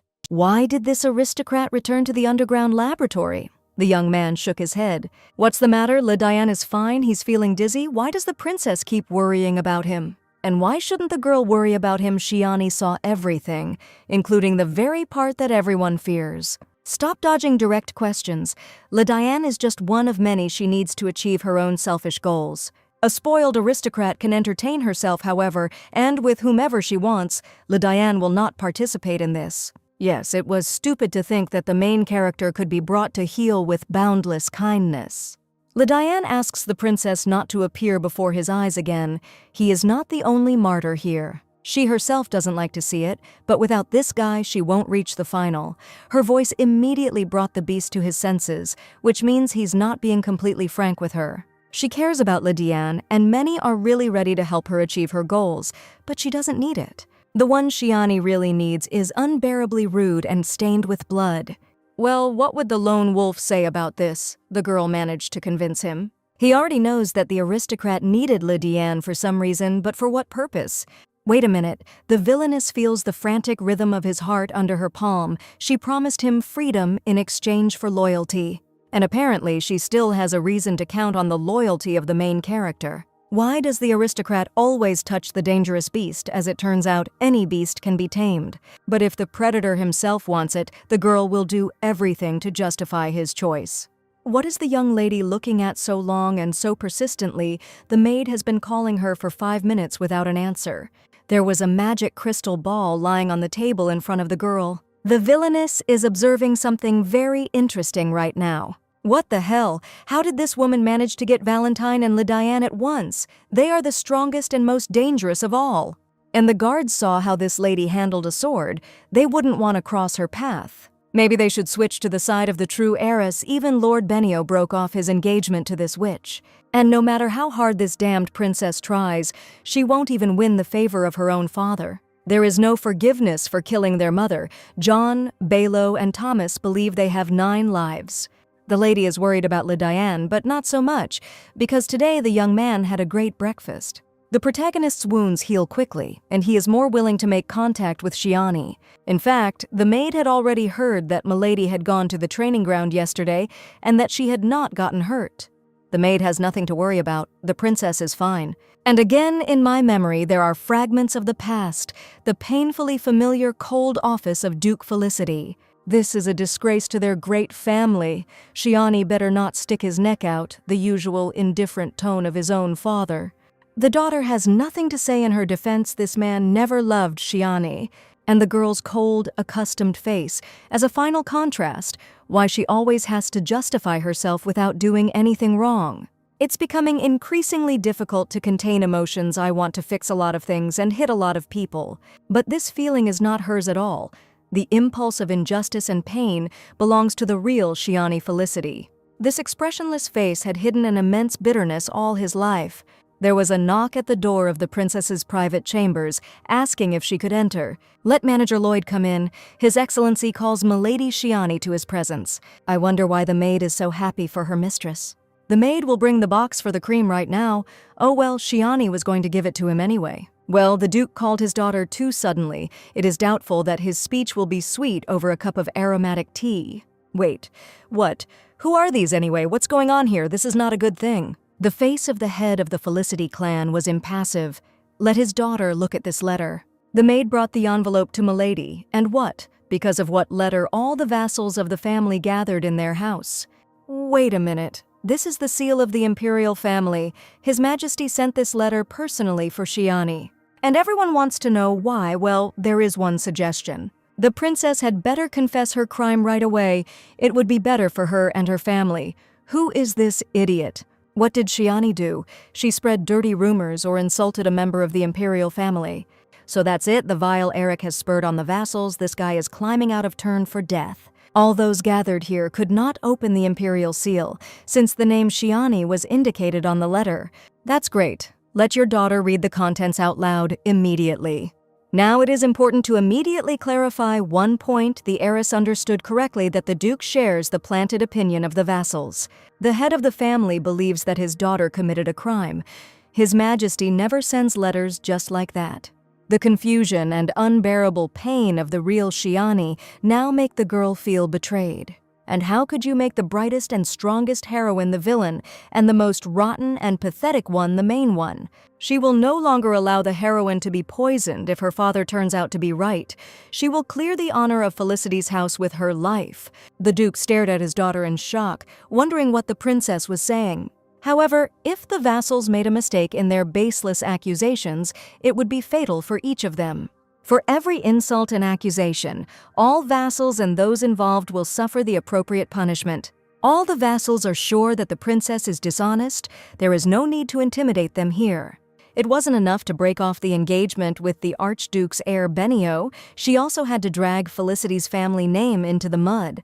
This screaming pig takes more than others from the benefits of the Felicity family and uses their name while encroaching on the dignity of his mistress. Let all the vassals shut their mouths. The princess has not said anything yet. The emperor is interested in the lands she has acquired. His Majesty hopes to meet my lady at Lord Benio's reception and negotiate as landowners. And this is the entire content of the letter. The pathetic and cowardly scum will answer for every drop of their poison. The main instigator's face immediately changed, which meant that Shiani was indeed right. We are talking about her investments in the Welland region. The emperor really has his eye on it. Shiani did not try to tarnish the reputation of the family. It copes with it itself. She learned about the dissolution of the engagement unilaterally. And the fact that so many people rushed here just to harass her won't make you wait long for an answer. Speaking of bones, the girl came here to give this to her father, who threw a stone at her along with everyone else. Like any military man, the Duke's hands have become rough, as has his soul. This cream will help with the skin, but there is no salvation for his soul. To be honest, The princess didn't know that in order to give a gift to her father, she had to go through all this. But now the head of the duchy can be sure that his heir is well acquainted with the big picture. And now it is time for my lady to return to her business and not to remain happily ever after. All these freaks should have fallen to their knees and apologized 1,000 times, but looking at the Duke's detached face, that was no longer necessary. Shiani doesn't have to justify herself to any of these worthless scum anymore. They are all just trash. Why is sister leaving so quickly? Eric grabbed the girl by the wrist again. Once again, this idiot forgot his place and manners. His face just healed. Eric was so focused on the letter that he forgot to mention Lord Benio's arrival in the duchy. And even though their engagement is broken, poor Arthur still has to be polite. And before the official meeting, the Archduke's heir, Benio, must greet Princess Felicity. The letter stated that the Emperor wanted to meet her for negotiations at Arthur's reception, despite the fact that the girl decided not to attend this event. Oh, Eric completely forgot, her precious Lord Arthur can't stand Shiani. So the heir to the Archduchy, Benio, will greet Luna instead of Princess Felicity, and good luck to them all, that's all. Who is Shiani trying to deceive her boyfriend whom she was waiting for will come here, but not to her, but to Luna. So it's a dead-end branch of evolution? Eric has only 2 arms, next time he'll have 1. Let him count how many attempts he'll have left after that. The Villainess wouldn't care even if this trash shot himself in the forehead, so he's trying in vain to entertain her. Although the girl would have looked at this much more willingly than at today's pathetic and senseless attempt. Finally, my lady returned. How everything went, the lady gave the cream to his lordship. It's just that the maid overheard at the door and now she feels awkward. Everything is fine. Lord Arthur Benio is indeed coming to the duchy today. This name is not under the ban. What a relief, the lady is fine. Daisy didn't know how to say it, but her mistress really does look happy lately. And the maid was afraid that Lord Arthur's sudden visit to Luna Levy could ruin everything. Wait, what the hell? It's too early for them to meet. In the original, Arthur first meets Luna at his banquet. Arthur fell madly in love with the half-sister of the one who had mercilessly abandoned him. It's hard to imagine what was going on inside poor Shiani when she saw his loving gaze directed at the moon. She hid her wrenching pain again behind a mask of indifference. She had more courage than any man in this house. The protagonists are not always worthy and strong characters, and the villains do not always live up to their label. Sometimes dirt is destined to shine in the spotlight, while uncut diamonds are destined to fade in the shadows. But why would these two suddenly meet so early? Doesn't that distort the plot? It seems that my lady did not know that Lord Arthur's visit was aimed at a personal meeting with Luna. By the way, all the maids are very grateful to my lady for her cream and want to bake cookies for her. It's so sweet. Although what does the villain care about the original plot? Her main goal is survival. The princess is grateful to Daisy for her concern, but now she must go to the underground laboratory. But any minute now Lord Arthur will appear here, and the lady may run into him on the way. Stop being scared already, let the maid find a tailor. I need a pair of men's training gloves. Finally, the heir to the Archduchy of Benio has arrived. Eric Levi is pleased to welcome my Lord Arthur. Lord Benio is grateful for such hospitality despite his sudden visit. The hour of the moon has come. The main groom of the empire, who was prepared for Shiani, must become hers. Luna Levy is happy to welcome the great shield master. She is Sir Eric's sister. Their physical resemblance is obvious. His Excellency was very glad of Lord Arthur's visit, but because of the meeting of vassals, he was unable to express it personally. It was even better that way, because Sir Arthur had not come to the duchy on an official visit. He had definitely come for Luna. She knew it. So this is what these ruthless relatives look like. Greedy for other people's wealth and influence, and where is Shiani herself? These pathetic offspring dare to talk to Lord Benio as equals. Who do these scum think they are? The son must get an answer from Shiani Felicity at any cost, and Arthur would be glad to, but she did not answer him. Then let Arthur use his brain and get information about the Emperor out of the princess. If it weren't for his father, he would never have returned here. If Arthur fails, the Archduke will renew his engagement. And now the Lord must grovel before her, before Shiani Felicity, without the one he trampled into the dirt. The young lady looks simply fantastic, so Lydiane must like it. Anything looks beautiful on my lady, and when she dresses modestly, her beauty is impossible not to notice. Daisy is clearly calling the heiress back. The maid hasn't even said anything yet. It is impolite of Levi to detain a dear guest at the entrance. Let Lord Benio pass. Where the hell is Shiani? Maybe she's hiding from Arthur upstairs. If you follow these worthless windbags, you can lose an unforgivable amount of time. We need to get rid of this scented manure and find that damn Shiani. Lord Arthur had not yet received an official invitation and greeted the head of the duchy personally. The lady is so similar to her mother and to some kind of angelic flower, a lily. Shiani understood everything, quieter. As soon as he heard the steps of the heiress Felicity on the stairs, Arthur froze in shock. The girl was impeccably beautiful, like rays of sun breaking through storm clouds. In her ordinary attire, the true beauty of the heiress of the family was so obvious. It was impossible to take your eyes off the princess. That's the impression the main character should make. Even Eric stared at Shiani in fascination and did not dare to take his eyes off her. Could it be that Shiani had decided to leave after all? Luna did not miss Lord Benio's genuine interest in Shiani, and Eric did the same. What should we do if the princess's ex-fiancé visited Luna, and my lady clearly won't like it? The manager cleared his throat, drowning out the whispers of the maids.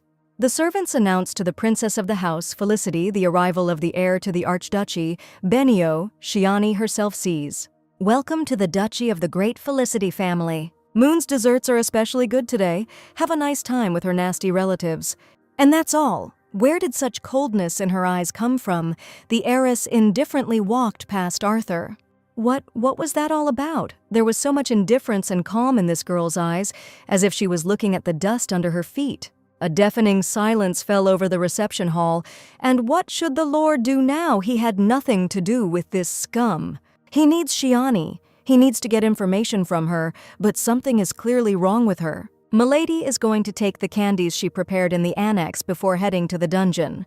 After so many reincarnations, she cannot get rid of her maternal feelings, as if she were looking after a child. Even though they are the same age as Le Diane, well, as for his taste, the candies are very sweet. The villain understands perfectly well that she is dealing with a grown man, and at the end of the story, he should not kill at all. Yesterday, the heiress did not have the opportunity to check, but today the young man's wounds have almost healed. Shiani begins to realize that she will not be able to tame this beast, but still, it surrenders to her. At that moment, the heroine felt his heart beating, and with it her hope. If Le Diane is going to serve someone, he must be the only one. Until recently, this raging force always had a frightening expression on its face and only emitted warning roars. Although the heiress is considered the mistress of Le Diane, she cannot win his loyalty and trust with candy. Oh, those rosy cheeks! They are like a beautiful and gentle sunset, as soft as a child's. Le Diane tries to draw the line, but his voice betrays a lack of care and warmth. In such conditions, anyone would turn into an embittered beast. So yesterday the girl carefully watched the young man and discovered something. Why did the princess stretch out her hand? What does it mean, why? Le Diane should put his hand on top. Now the heiress is trying to train Norn like a dog. Come on, his hand. Shiani asked for it. It was simple. Yesterday she noticed that Le Diane was gripping his sword too tightly on the training ground, and it is for this reason that the hero is bothered by spasms in his hands. Because of this, Le Diane gets tired more quickly and does not have suitable training gloves. The princess invited a tailor into the house. The young man needs to go up with her so that he can adjust the gloves to the correct size. The prisoner has one question. The aristocrat treats the other prisoners the same way. There are other Norns in the underground laboratory. Valentine, for example, is almost as strong as Le Diane. What the young man says is that Shiani is always touching others, feeding them strange candies. It sounds just awful, like she's corrupting a schoolboy. The protagonist tries to understand if he is special to her. Norns are terribly jealous by nature. Their destructive power requires an exceptional attitude and does not tolerate equivalence. And the main character is also interested in whether the princess visits everyone at night under the cover of the moon. The dark eyes watched Shiani's reaction closely. One wrong look from her, and she would lose again. Then the girl thought that Le Diane was sleeping, which meant that her visit woke him up. She was sorry. She didn't want to disturb him. The heiress was simply confident that after all the trials the young man was fast asleep, and even her voice would not disturb him. But the prisoner was not sleeping. The owner of the laboratory would not tell them what they had done wrong here. What did all the prisoners in this dungeon do? Why are they deprived of their freedom? What did they do to those people? The girl won't be able to answer this question. She doesn't like it either. She didn't set the rules here. Déjà vu, black, drooling, with ugly poisonous teeth, fear can envelop the heart in just a second. With her whole body, she feels the icy scales of the snake hanging over her. The main character tries to scare the villain, and it would be fair to say that he succeeds. That day, those cold and dangerous, gloomy eyes looked down at her, as if warning her of something. But Shiani has the experience and skills of 100 heroines, and Lydiane has one, because she understands what the young man wants. The beautiful beast shows his strength and true form so that she understands what she is getting into. In fact, Lydiane genuinely cares for her, anticipating her fear and attempts to escape. The beautiful beast contradicts himself by offering his hand to the Villainess. Having experienced so many reincarnations, she understood well that the difference inherent from birth cannot be overcome. So, being just a worthless person, Shiani will have to crawl out of his skin to conquer him. He at least imagines how many sins the Villainess has behind her back, but still, there are some things that make people change their views. Knowing the imminent danger, Shiani still opens Pandora's box. Let Lydiane think about it. The terrifying beast must have heard that Shiani is called the Red Witch. He is not interested in why. Even if the beautiful creature is not interested, let her pretend to be interested. And then Lydiane will understand the motives of the Red Witch and why she blew in his ear. It was for dramatic effect. You shouldn't do that. What if the demon kills her? Of course he can, but Shiani shouldn't show fear. And as long as the heiress is interesting to the main character, he will leave her alive, because the beautiful Lydiane will not hurt her. The protagonist is able to control himself to do this, but the others are not. An aristocrat shouldn't talk to them like that, shouldn't look them in the eye, stroke their head or blow in their ears. He's the epitome of charm. So, the girl understood everything about the closeness and special effects, but why can't she talk to them? It's dangerous. The more Norna gets used to a person, the more painful it is for him to experience separation from him. They never knew how to let go. It's an instinct against which the Norns are powerless. Those words, "He will follow her to hell." Have the heroes already achieved such a relationship? Wait, Lydiane isn't saying this seriously, right? He's so sweet. She only buys gloves for Lydiane and whispers in his ear. And what will the beautiful prisoner do with this information? He will follow his mistress. Norn's dark pupils immediately lit up upon hearing the cherished words, "Lydiane is ready." Well, it wasn't that hard. Now the villain and the protagonist will stick together on the way to freedom. Meanwhile, Duke Felicity looked at his daughter's gift, at whom he had thrown another sharp stone today. All the words of the vassals passed by his attention. Since the head of the duchy was busy with his thoughts, they finished. Does His Excellency really think about Shiani? She could never get even a drop of attention from him. Duke Felicity always treated her like a void. My lord has nothing to worry about. Eric will talk to his sister. To be honest, the vassals still can't believe that the emperor sent her such a letter. Well, there is still no understanding of what exactly the ruler meant in his letter. And yet the vassals are very concerned about the reason why the head of the empire wants to talk to Shiani alone. There are only more reasons to worry, and this is in the style of their princess.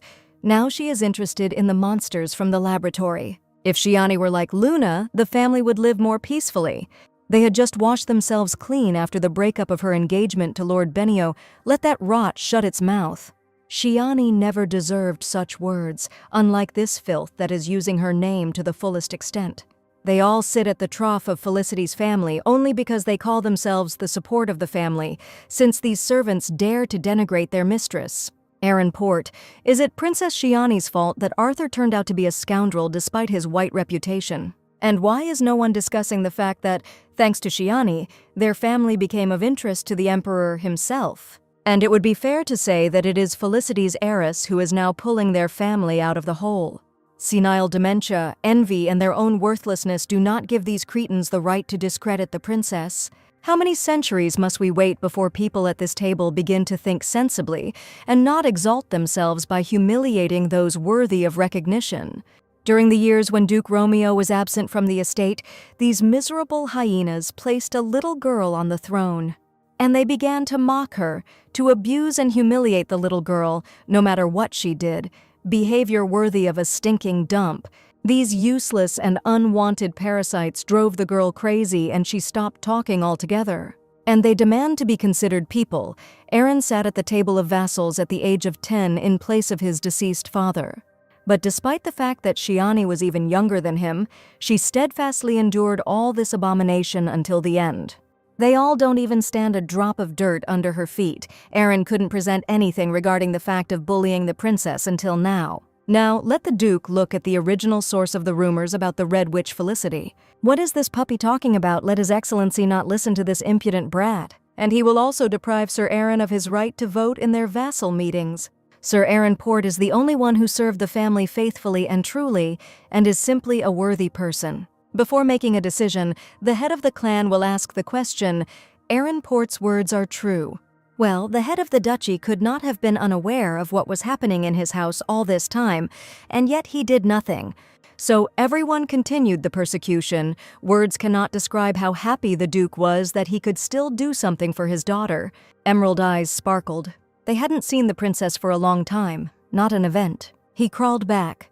Shiani guesses the true nature of today's visit, but wants to hear it in person. And for what reason did this vile guy decide to show up at the place where he had so cruelly humiliated her? It is a great honor that Princess Felicity herself decided to use the services of a tailor. Which family does the lord next to her belong to? This is her escort, and the knight needs a pair of training gloves. So he's a paladin, but you can't tell from his appearance that he's an ordinary person. They'll bring a catalog now. You need to take measurements. And what is on the minds of these spoiled nobility, but the main thing is that they all pay well. Now I can finally immerse myself in my thoughts. The Emperor's words still sound in my head. His Majesty must know about the break-off of the engagement with Arthur. This topic is on everyone's lips. And the heir Benio himself had already managed to understand that the princess had not responded to his invitation. However, for some reason, absolutely everyone is sure that Shiani will go to this damn reception. How interesting everything is working out for the villain. Now she can skip this gathering. The abomination took advantage of Shiani's despair and unbearable loneliness and then shot her in the head, without any fear of the consequences, because no one will believe or help the Scarlet Witch, not even her own father. She is completely alone in this world. It was interesting why Arthur suddenly visited Luna, whom he did not know. It was an obvious lie. There was another reason for this. Most likely this vile heir learned about the Emperor's interest in Shiani.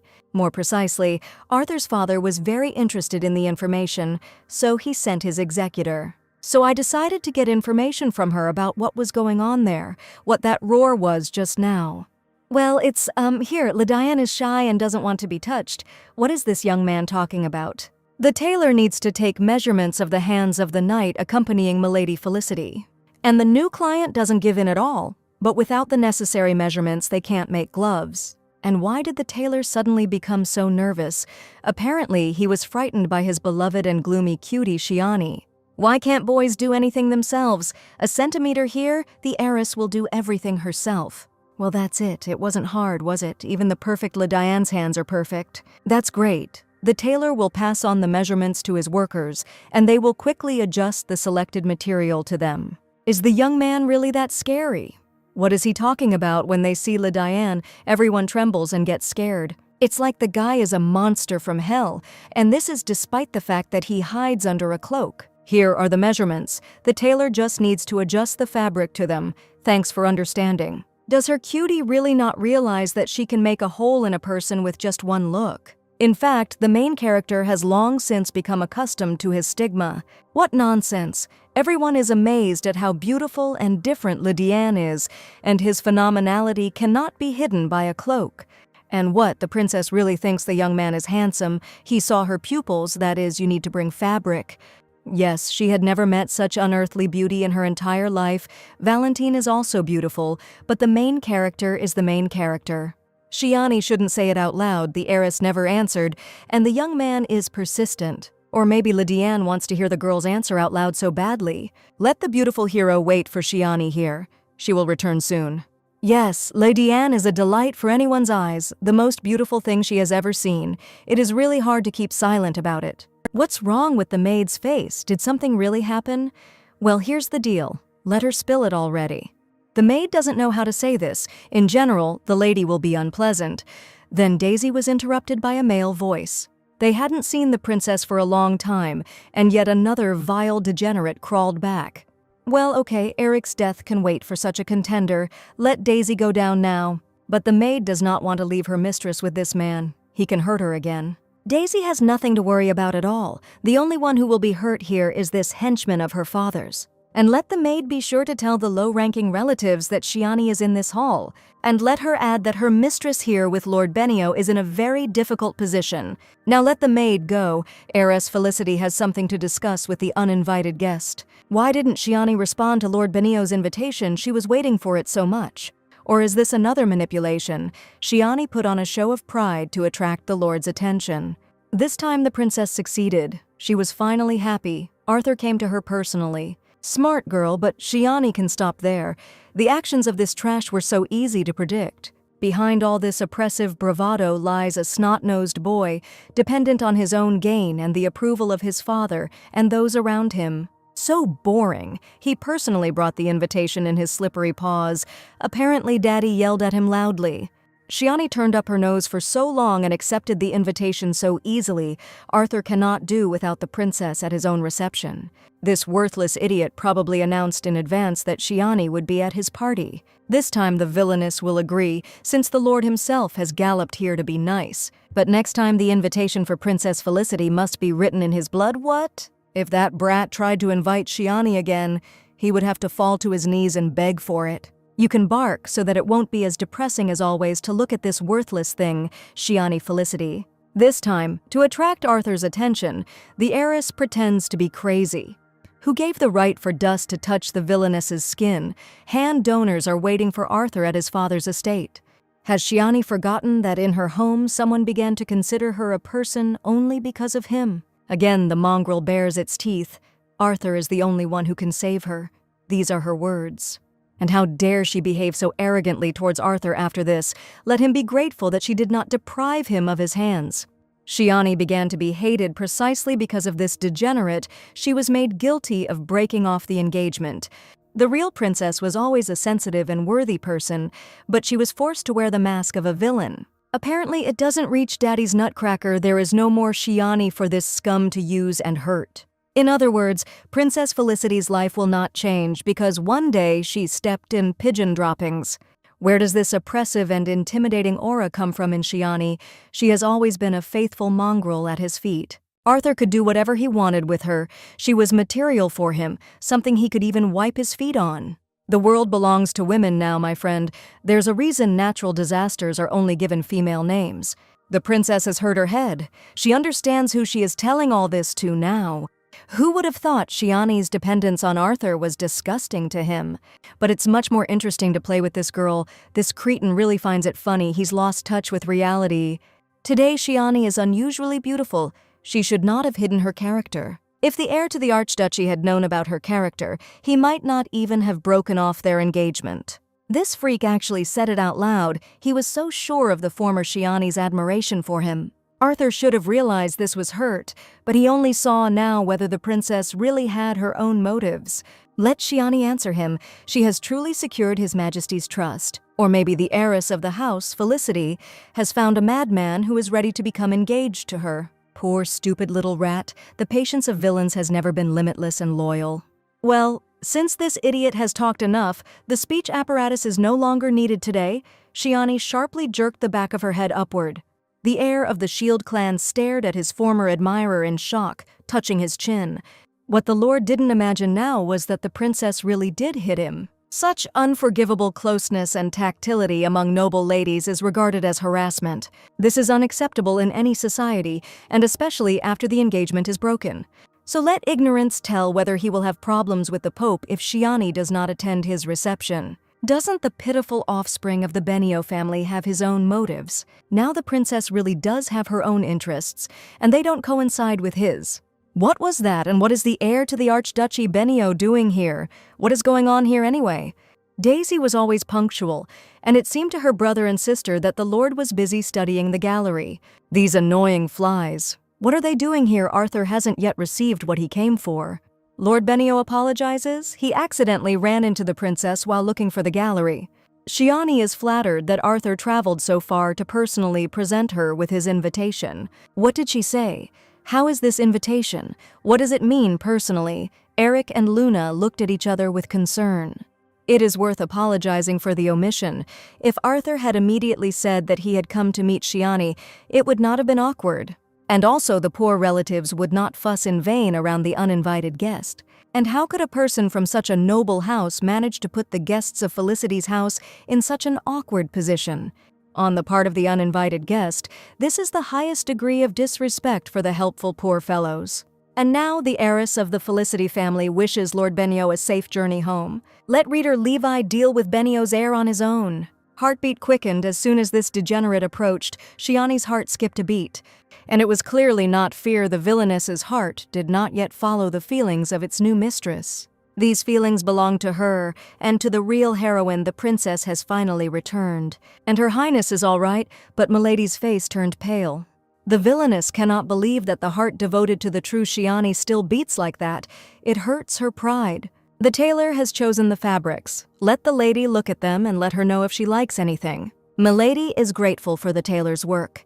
She will notify him when she makes a decision. And one more question. Accompanying Princess Felicity is a paladin, an escort. The heiress's knight hasn't received a proper education yet. That's not the point. And what worried the tailor so much, it reminded him of the legend. The king of the devil's army was not the devil at all. What? Under the robe was hidden an unimaginably beautiful angel. Well, Lediane really is fantastically beautiful, like an angel. But what does his beauty have to do with the legend? Why did the tailor suddenly start talking about it? It's all about the peculiarity of the curse from the legend. That angel did not cause human fear. The angel inspired fear with his eyes, black as the abyss of hell. This is how the introduction to the original plot of the novella begins. The great empire of Meteor was founded by an all-powerful goddess named Thea, and this empire suffered countless torments and sufferings. And the cause of the empire's endless troubles and pain was the king of the devil's army. Phaedion, despite his stigma, was a king with an angelic appearance. Then the divine creator of the empire decided to seal Phaedion.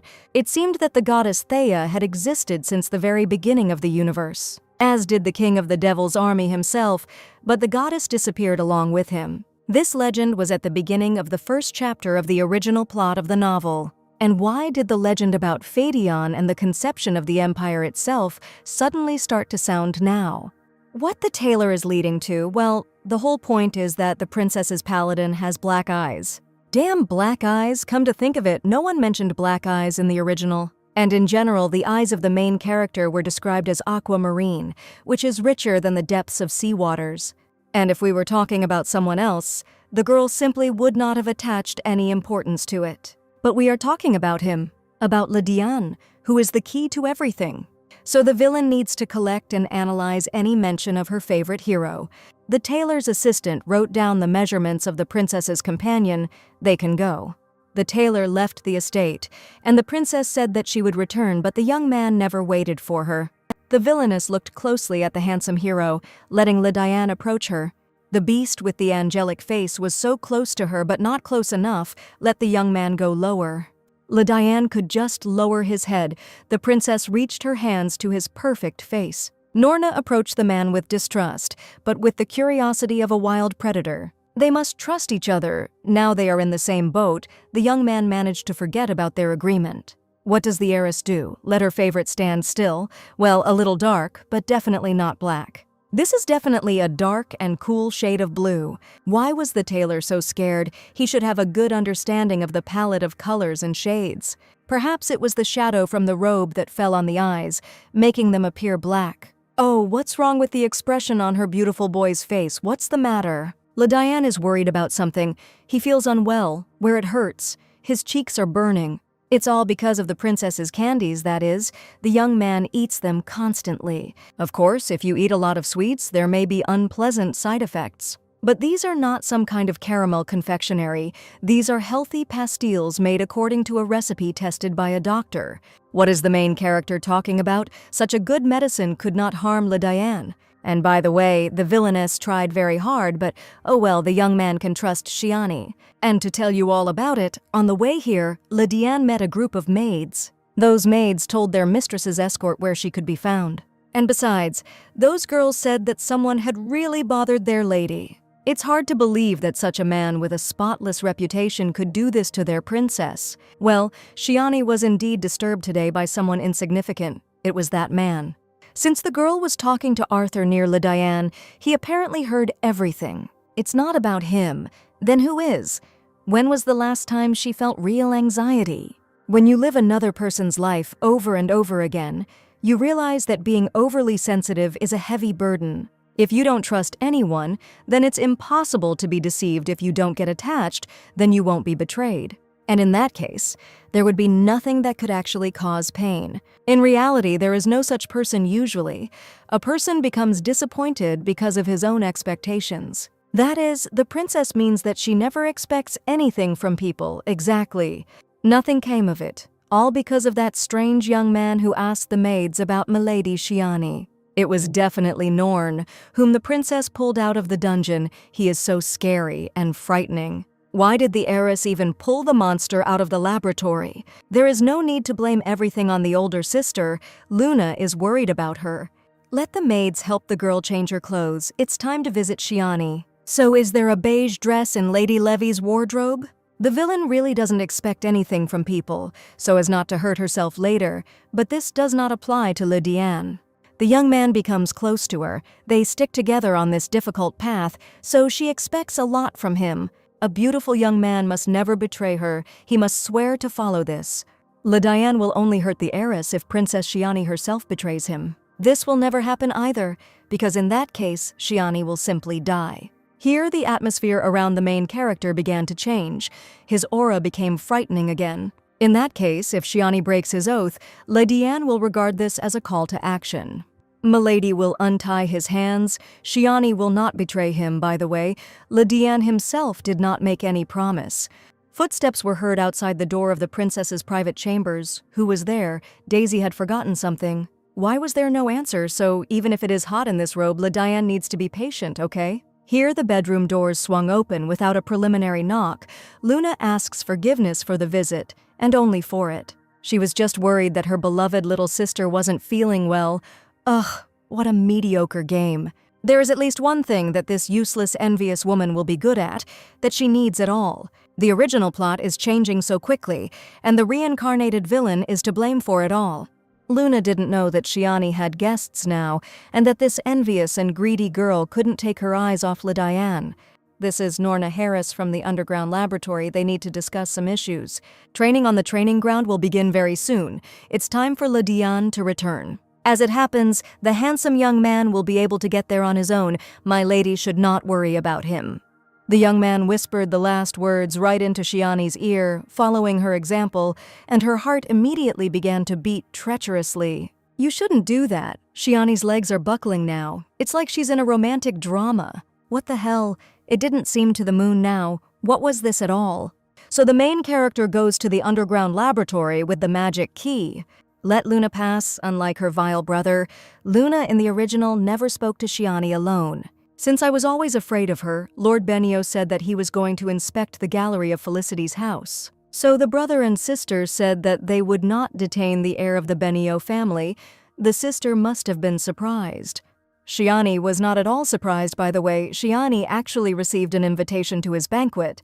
Apparently, my Lord Arthur cares about his little sister. He came all this way just to hand over the envelope in person. So from the outside, it looked like Shiani had no intention of attending this event. How could Princess Felicity not be present? The Benio family doesn't want to lose face again. And what does Luna want to say with this? She has never spoken to the princess so enthusiastically before. Shiani is right, the girl has been chatting a bit today. She just wanted to cheer Shiani up. By the way, that Norna in his sister's chambers, his name is Le Diane. The main character recognized the main character, no wonder. Le Diane is the strongest Norn, the duchy cannot do without him. Eric would bring his sister to the training ground and call Le Diane a real pain in the ass. Luna heard that the instructors even use limiters to prevent Norn from destroying everything. This is indeed true, but why does Luna ask this question? It was just the first time the princess had such an expression on her face, so she thought they were close.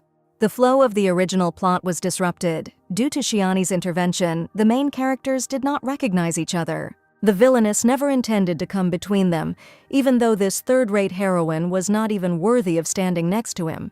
And is it even worth creating an extra branch in the novel now?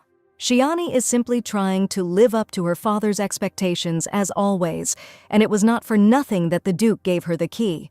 So that's what was expected from the poor little sister, another attempt to win her father's love. However, something has changed in her. She shouldn't be special, and Luna needs everything that Shiani Felicity has. After all, absolutely everything that concerns the princess seems so magnificent. The next morning, Duke Felicity began an early meal. The head of the duchy heard that his daughter had to face the heir of the Benio house yesterday. His lordship already knows everything and does not require Shiani's verbal confirmation. A deafening silence fell over the dining hall, and my father was very sorry. Duke Felicity sincerely regrets what was said yesterday. His daughter should not have heard it. It's even funny, the princess is used to hearing things like this.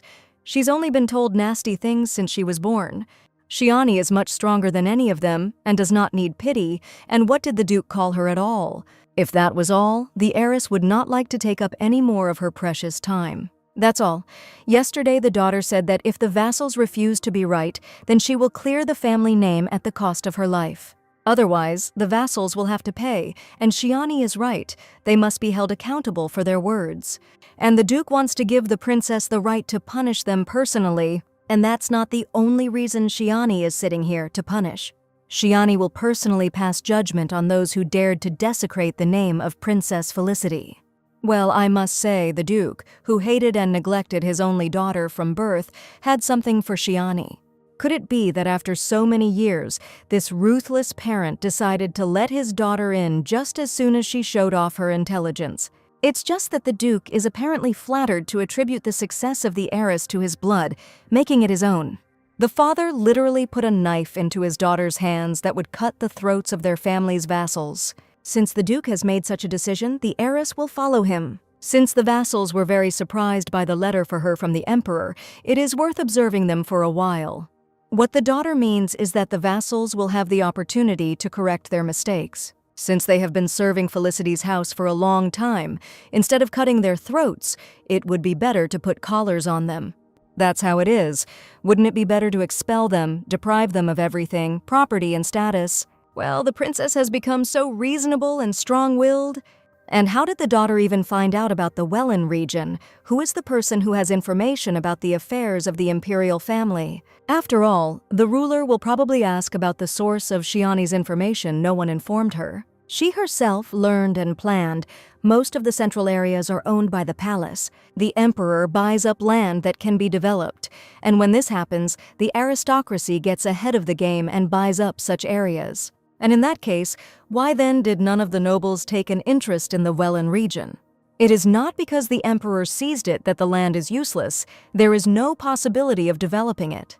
The question then arises as to why the members of the imperial family, as if by agreement, show such interest in the Welland region. But they keep silent about this. The ruler does not provide information about the Welland region, right? The reason why they only control information regarding the Welland area is fabricated uselessness. Welland deliberately makes himself look backward so that no one will take interest in him, because the emperor does not want anyone to seize the land for grandiose projects. For this reason, only the Taika region is known to everyone, so that no one can intercept Welland. It's just brilliant how my daughter was able to guess. Well, she read this novel. This information will be enough for the Duke and the Emperor to believe. Wait, so the princess will go to the Benio family banquet?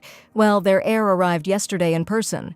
To deliver the invitation personally, the Duke can't stand the brat's fake smile.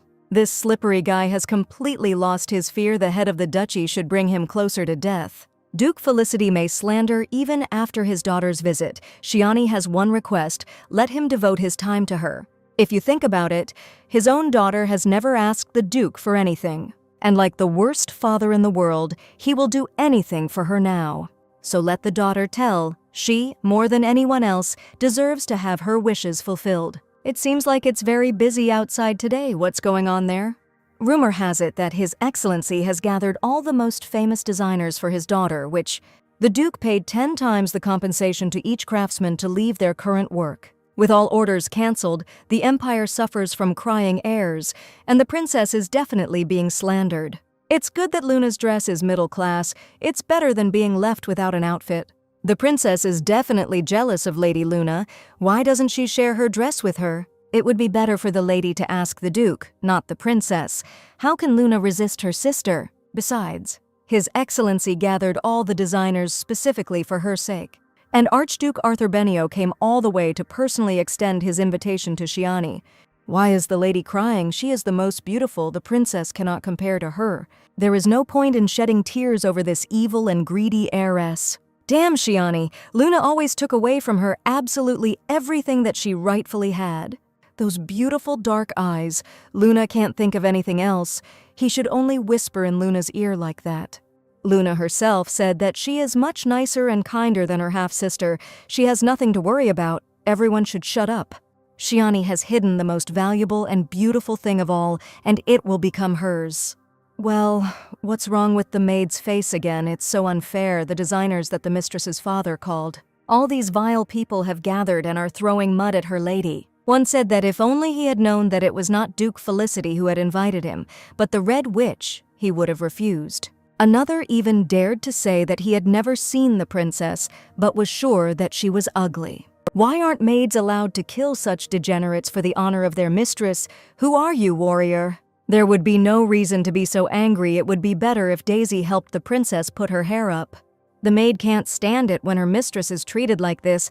These pigs don't even have a clue what she's like. And why did the princess collect all this useless trash in the estate? If there is some reason for this, well, of course, there is a person who should be there now. Among all this stinking crowd, there is a man with blue eyes and brunette hair, yes. Daisy remembered each one so that she could then eliminate them one by one, but in the novel there is definitely one villain. Even those who just wanted to sit in the corner, this man is just that. And who is this man actually? He is someone important. He really can be called that. Bergman Dietrich? In the original story, he was called a genius, and now Shiani needs him. Why should the best hands of the empire dress the ugliest and most evil girl for the banquet? Even the most good-natured heir, Lord Benio, could not bear it and broke off his engagement to this witch. That's why Felicity's house didn't say a word about the breakup. That's right. It would have been better if this ugly woman hadn't chosen dresses of his design. His Majesty, the heiress of the great House of Arrow has arrived. Could this really be the same Scarlet Witch of the Duchy? All the designers immediately gasped, "What the? This can't be. Could this really be the only heir to the Felicity family?" The best designers of the empire are happy to welcome the heiress of the House of Felicity personally. Shiani has heard about it. The princess walked past the crowd of hypocritical sycophants with disgust. What a parade of baseness and hypocrisy. So who among all the designers of the empire is the best? Of course, Shiani already knew who the real legend of this time was, even if he had not yet been revealed. Is there really no better one among the crowd? It doesn't happen that way, or does no one need Princess Felicity's order? The designer was just a little confused. His fashion house is currently having the best sales. His studio simply has a large selection of goods, which is why sales are high while the man only has collectible items. Since when is it a skill to produce an obsolete product, and his house can't produce it in stock at all? In the original, Shiani was not even considered a human being, and as a result, the princess did not choose a single high-class dress. This time the villain will choose more dresses. Anyone can refuse. Shiani needs the best. In any case, everyone will be compensated. There are 3 days to do the best for the princess. But 3 days is too little. Then the designer can refuse immediately. Shiani needs the best master. It is not clear. And those creators who clearly understand that they won't be able to cope can immediately return to their studios. Until recently, these empty and worthless peacocks were so eloquent. Where did their confidence go? Come on, now that golden boy is about to appear. It can be done in 3 days, and here it is. But to do this, you need to return to the studio right now. To get to work immediately, which was expected from the best, Bergman wrote his name into history in the novel, but his legacy was discovered only after his death. So this time, the true genius will have a chance to enjoy his fame in his lifetime. Norna broke all the wooden swords on the training equipment today. LeDiane, as before, frightens everyone around him with his permissive and unbridled power. There was no one left in the training arena except this storm. The main character immediately turned around to the voice he had known since childhood. The strongest warrior is training so hard today, but it doesn't seem to be doing him any good. Well, it's nice to see that all the serious wounds on the young man's face and body have healed successfully. Well, what is this sour look? As if the student was expecting to see someone else who might be nicer than the coach. The collar was finally removed. What a relief that Norn was no longer being tortured, and his complexion improved. The boy's body no longer bears those terrible wounds. His consciousness is clearly awake and not dulled by the tranquilizer. Honestly, my soul is really happy for this boy. He has changed so much. The coach still remembers their first meeting. The baby's name is Diane, and the coach's name is Newell. Then the kid snorted in disgust and called the coach ugly, a little bastard. Norn's fate was always unenviable and cruel, but Newell was especially worried about this boy. Then, by order of Duke Felicity, the little children were gathered, and Diane was the last. And why are the soldiers forced to collect these children at all? It was the last will of Duchess Felicity. The late wife of the head of the duchy asked to find children who have great potential. Their potential will be needed by the duchy. Wait, what? That is, these babies will be used as weapons. The poor kids will be turned into killing machines. If that's the case, then Newell has no place with the Duke. In the warrior's opinion, Romeo is an inhuman degenerate or something. And even if that were the case, he would send children to fight monsters or to war. Let Newell think about it. Romeo spends so much money to educate them, even an estate was built for these children. A noble knight might not trust Romeo Felicity, but the Duchess was the one worthy of trust. So many years have passed since that conversation. The poor boys have spent their entire lives in this dungeon. That's why the now grown-up Diane is still in the damn dungeon. Newell doesn't know what was in Duchess Felicity's will, and no one except her husband knows. But the seasoned warrior didn't like all this from the start. There is no honor in such things. Wait a minute, Diane has changed after all. It's all because of the candy. The princess put her heart and soul into preparing this medicine, especially for her Diane. So the boy really did change, and it was all because of that girl's strange, sweet candies. So stop, Sir Newell wasn't imagining things. He loves this boy, but he has a disgusting character. All this time the coach was kind, respectful, and polite to him. However, this did not touch Diane's heart and soul in any way, which was not his fault, because it was just a drop in the sea of pain and despair. But that girl somehow managed to touch the strings of this boy's soul. And for the first time in so many years, a radiant smile shines on the face of this rascal, even somehow uneasy. The day of the banquet, morning, the neckline of the dress was decorated with first-class pearls to emphasize the femininity of its owner. Pearls are too simple. Precious sapphires are much more suitable for the heiress of the Felicity family. The designers made an outfit for the retirement of the heiress Felicity. Sapphires make you look older, it's pearls that make you look older. And the third team added a wave frill to the sleeves and skirt, emphasizing the romanticism of the image. Milady is familiar with embroidery techniques, and every stitch was made by hand using applique. The work was done to the highest standard, as expected from designers with such a reputation. However, there is one major drawback: all these exquisite outfits are not practical. Do the masters really think that there is even one lady who can wear their dresses for 8 hours? Here with these bustle petticoats and crinoline corsets. But if Princess Shiani wants the most beautiful dress in her life, she will have to endure it. That's right, except that a lady should not endure torment and at the same time smell like a rose, no matter how hard and painful it is for her. A smile should not leave her face. And why did all these gentlemen suddenly decide that the heiress of a great family should do this? They didn't mean it that way. And everything looks exactly like this. Here the villainess's attention was drawn to that very dress, and here it is. This is a creation of Bergman Dietrich, and an unpleasant whisper went through the crowd of already established designers. After all, according to the plot, this young man has not yet been recognized as a designer, much less the best. It's time to see what this generation's genius has come up with. Shiani is rooting for this guy. Duke Felicity was ready for the banquet first. Luna was descending from the second floor. Today, no one can outshine her. She has spent years creating the image of a pure and innocent girl, and the lady looks lovely. Well, what does His Highness say? The girl didn't spend much time choosing her outfit. This is her first big party and trip to the capital of the empire. Let her enjoy today. His Excellency has nothing to worry about. Her brother will accompany her. Lady Luna is so beautiful. Yes, yes, their mistress will outshine all the noble ladies at the banquet today and will become the flower of high society. Luna wore a simple necklace to match her dress, which makes her whole look seem simple.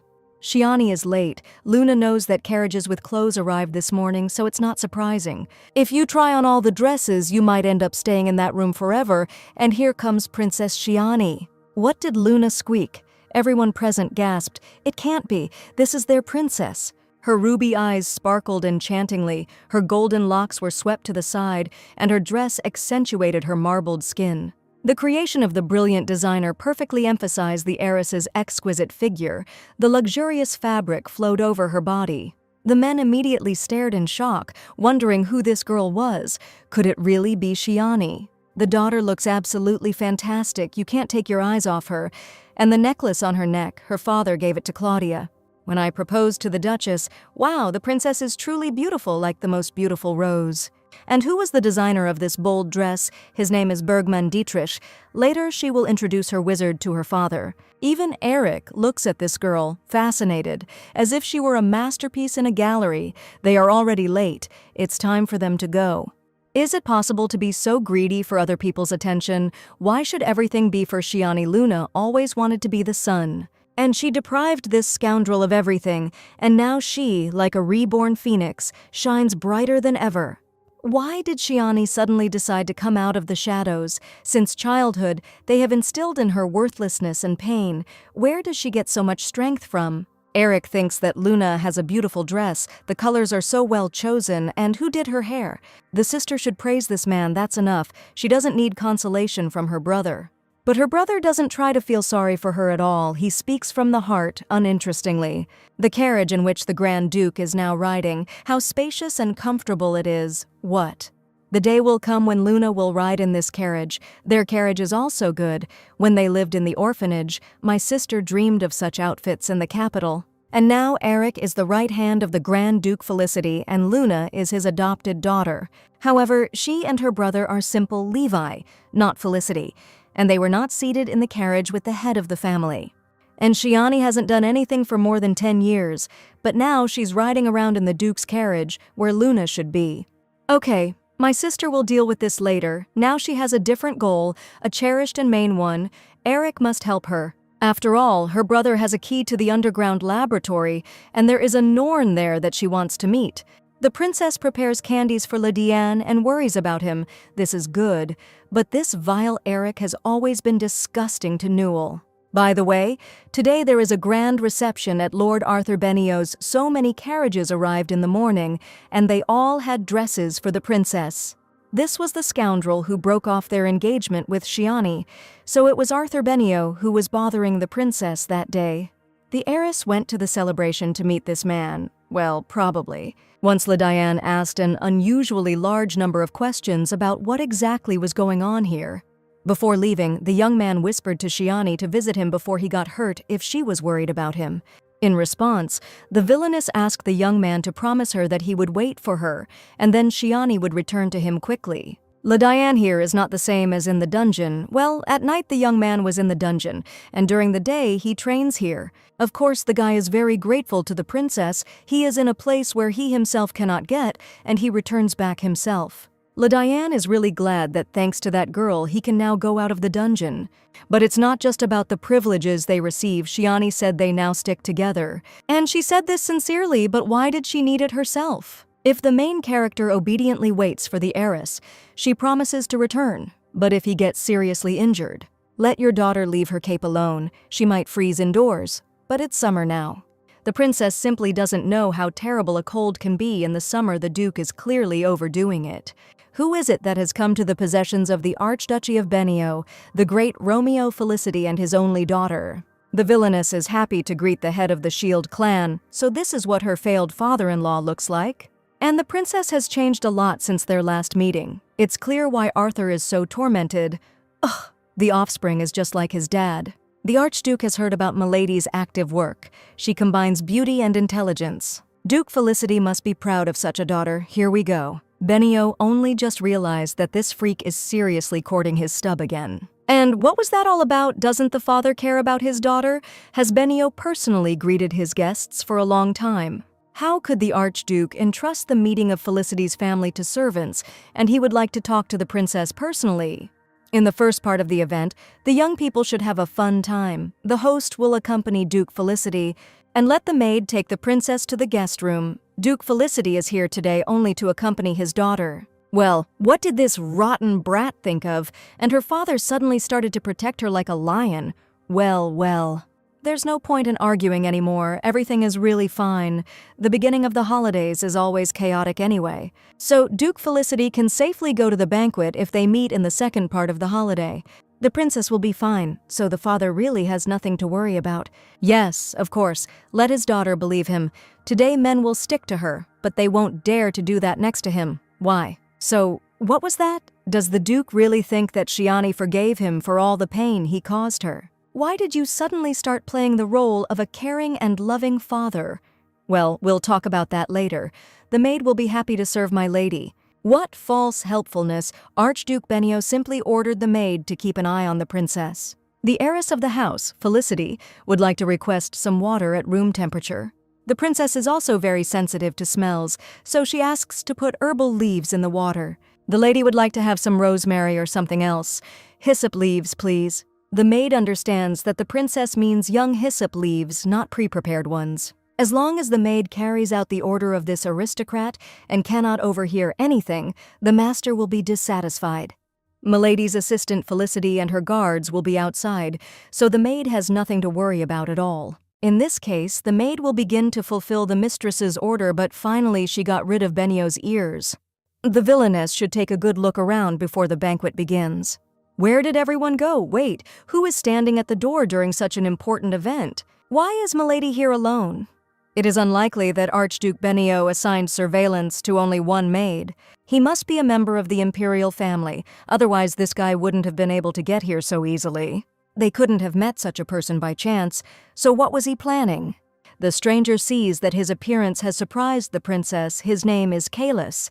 The young man came here to help his brother, but the Archduke sent him here. That was the original name. This hero is the brother of the Emperor, the great holy Caelus, Hugh Rixon. Milady, it is a pleasure to welcome His Holiness. There are not many people in the Empire who know what Caelus looks like.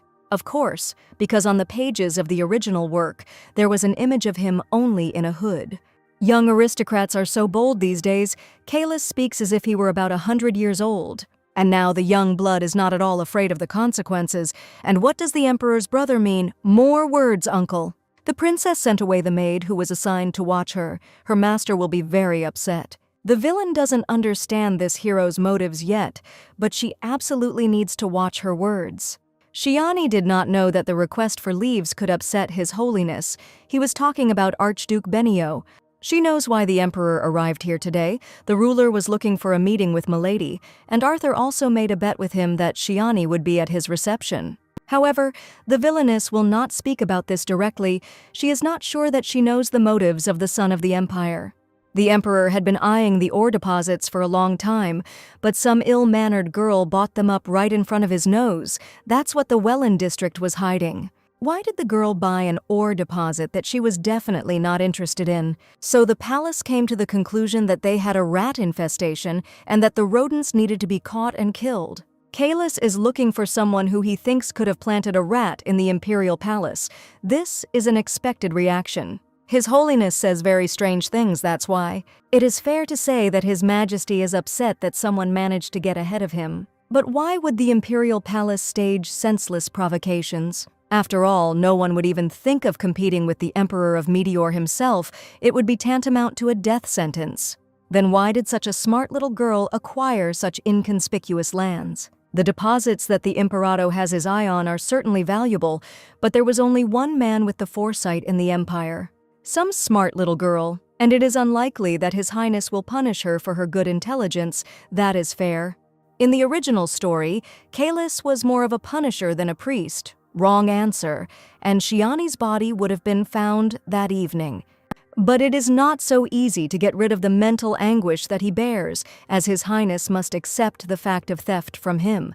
What to do with the only heir of the great Arrow family? Princess Shiani Felicity is ready to die for her actions. What the hell is going on here? What theft are we talking about? Milady simply identified the Emperor, and for this she is destined to die. Has this whole situation really hurt the Empire's son so much? The villain cannot remain silent in such a situation. No one said that this information was secret. In fact, their ruler never and nowhere called the lands of the Velen region his property. Then in that case, on what basis does the priest call this theft? Is it possible to steal a thing that has no owner? They should call things by their proper names. The heiress of the Felicity family did not steal anything from the Emperor, but occupied the lands he desired first. In the imperial palace, Kalis cannot kill the Villainess, but given the plot of the novel, she cannot let her guard down. If the girl runs away from here right now, the accompanying knight will be able to protect her, right? So the princess occupied the ruler's lands first. What convenient logic. The Punisher's adequacy has completely disappeared. If Kalis's brother heard something like this, he would be terribly disappointed, but that was okay. The Emperor could live with it. According to the law, the owner is the person who first declared his rights, that's all. Shiani is saved. Well, look how quickly time has flown by. The bell is already ringing, which means the banquet is about to begin.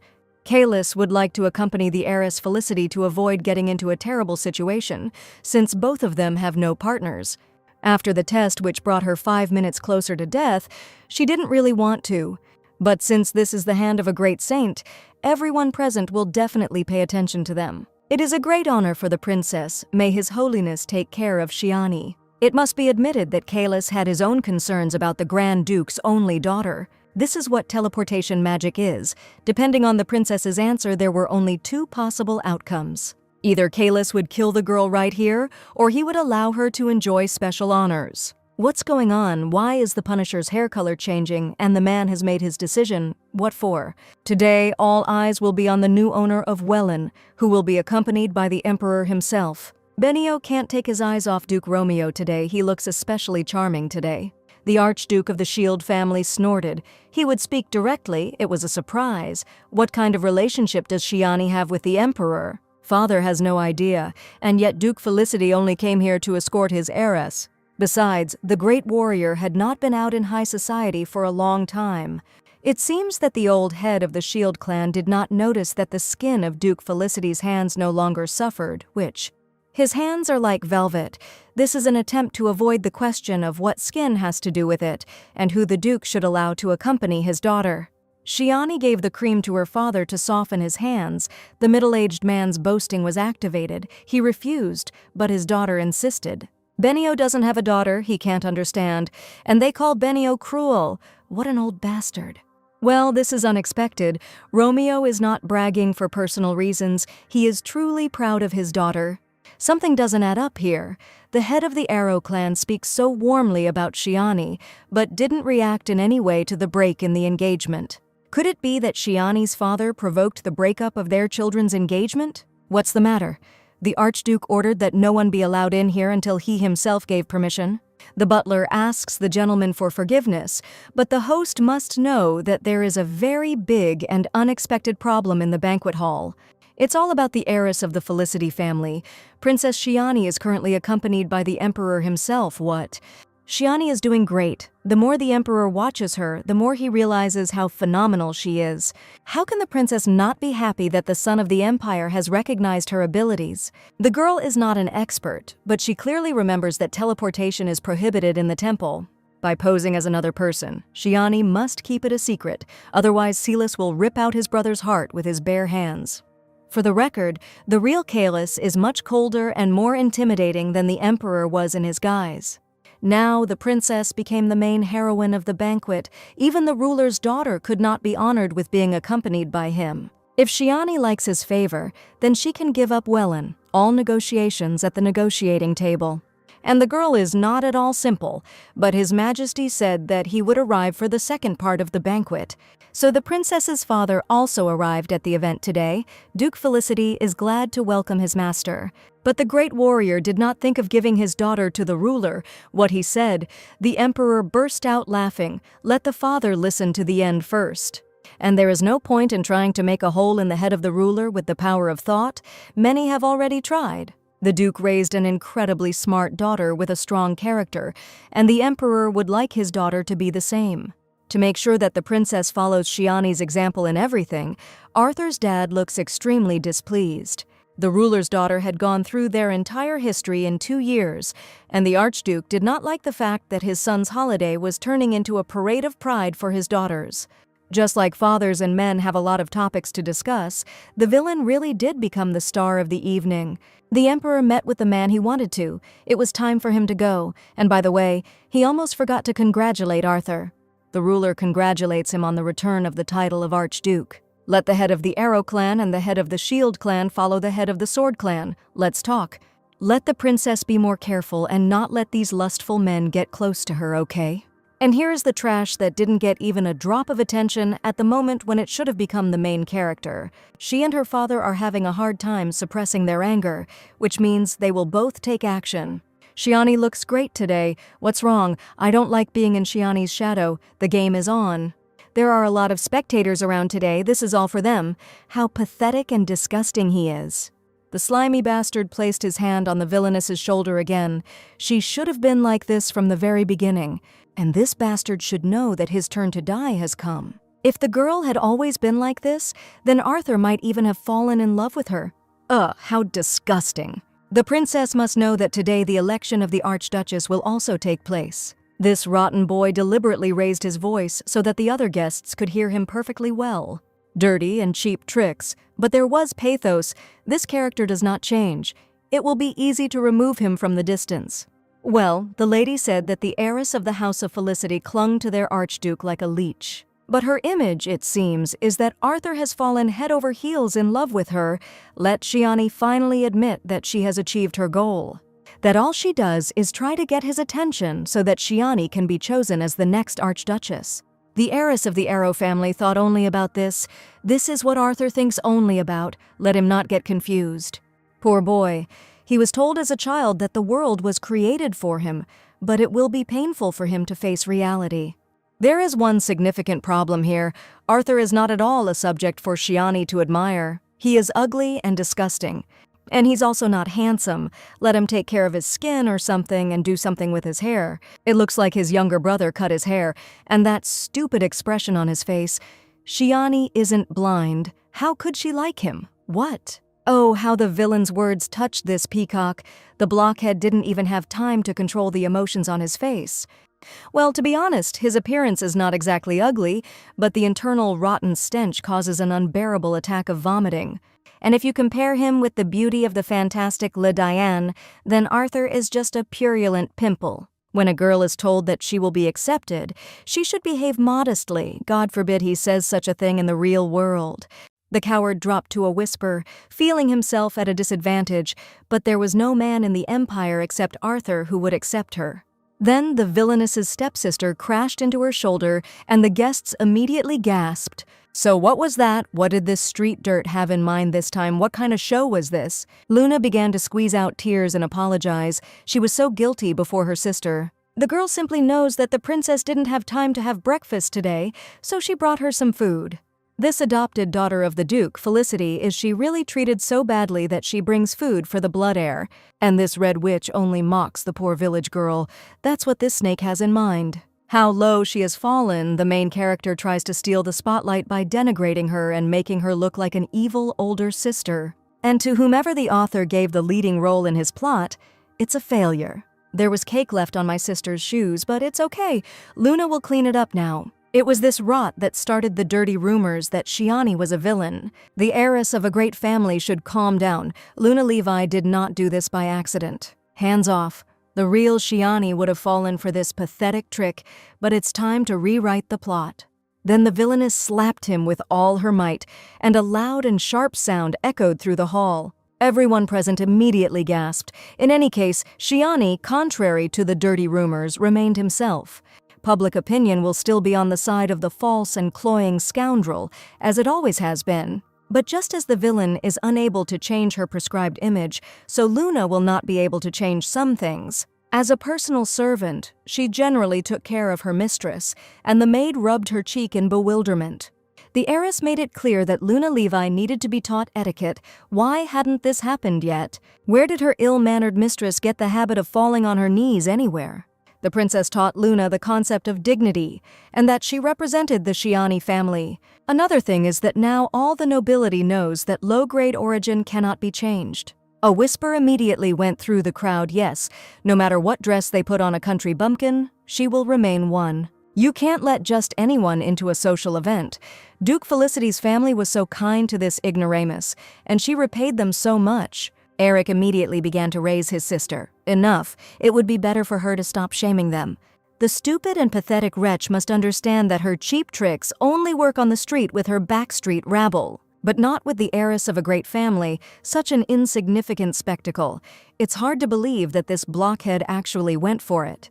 There is no need to so obviously demonstrate your vile and pathetic insides to everyone, and she will still have to obligingly fall to her knees. So wherever this greedy and stupid fool may be, let her not forget what blood flows in each of them, and blood is not water, as we know. Eric once again forgot that the best he could do was to disappear silently. Let him take good care of his little sister. They both disappointed the princess so much today.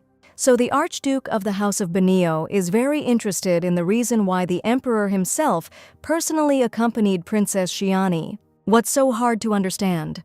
The ruler said he would do this. He needed to make a good impression on the heiress.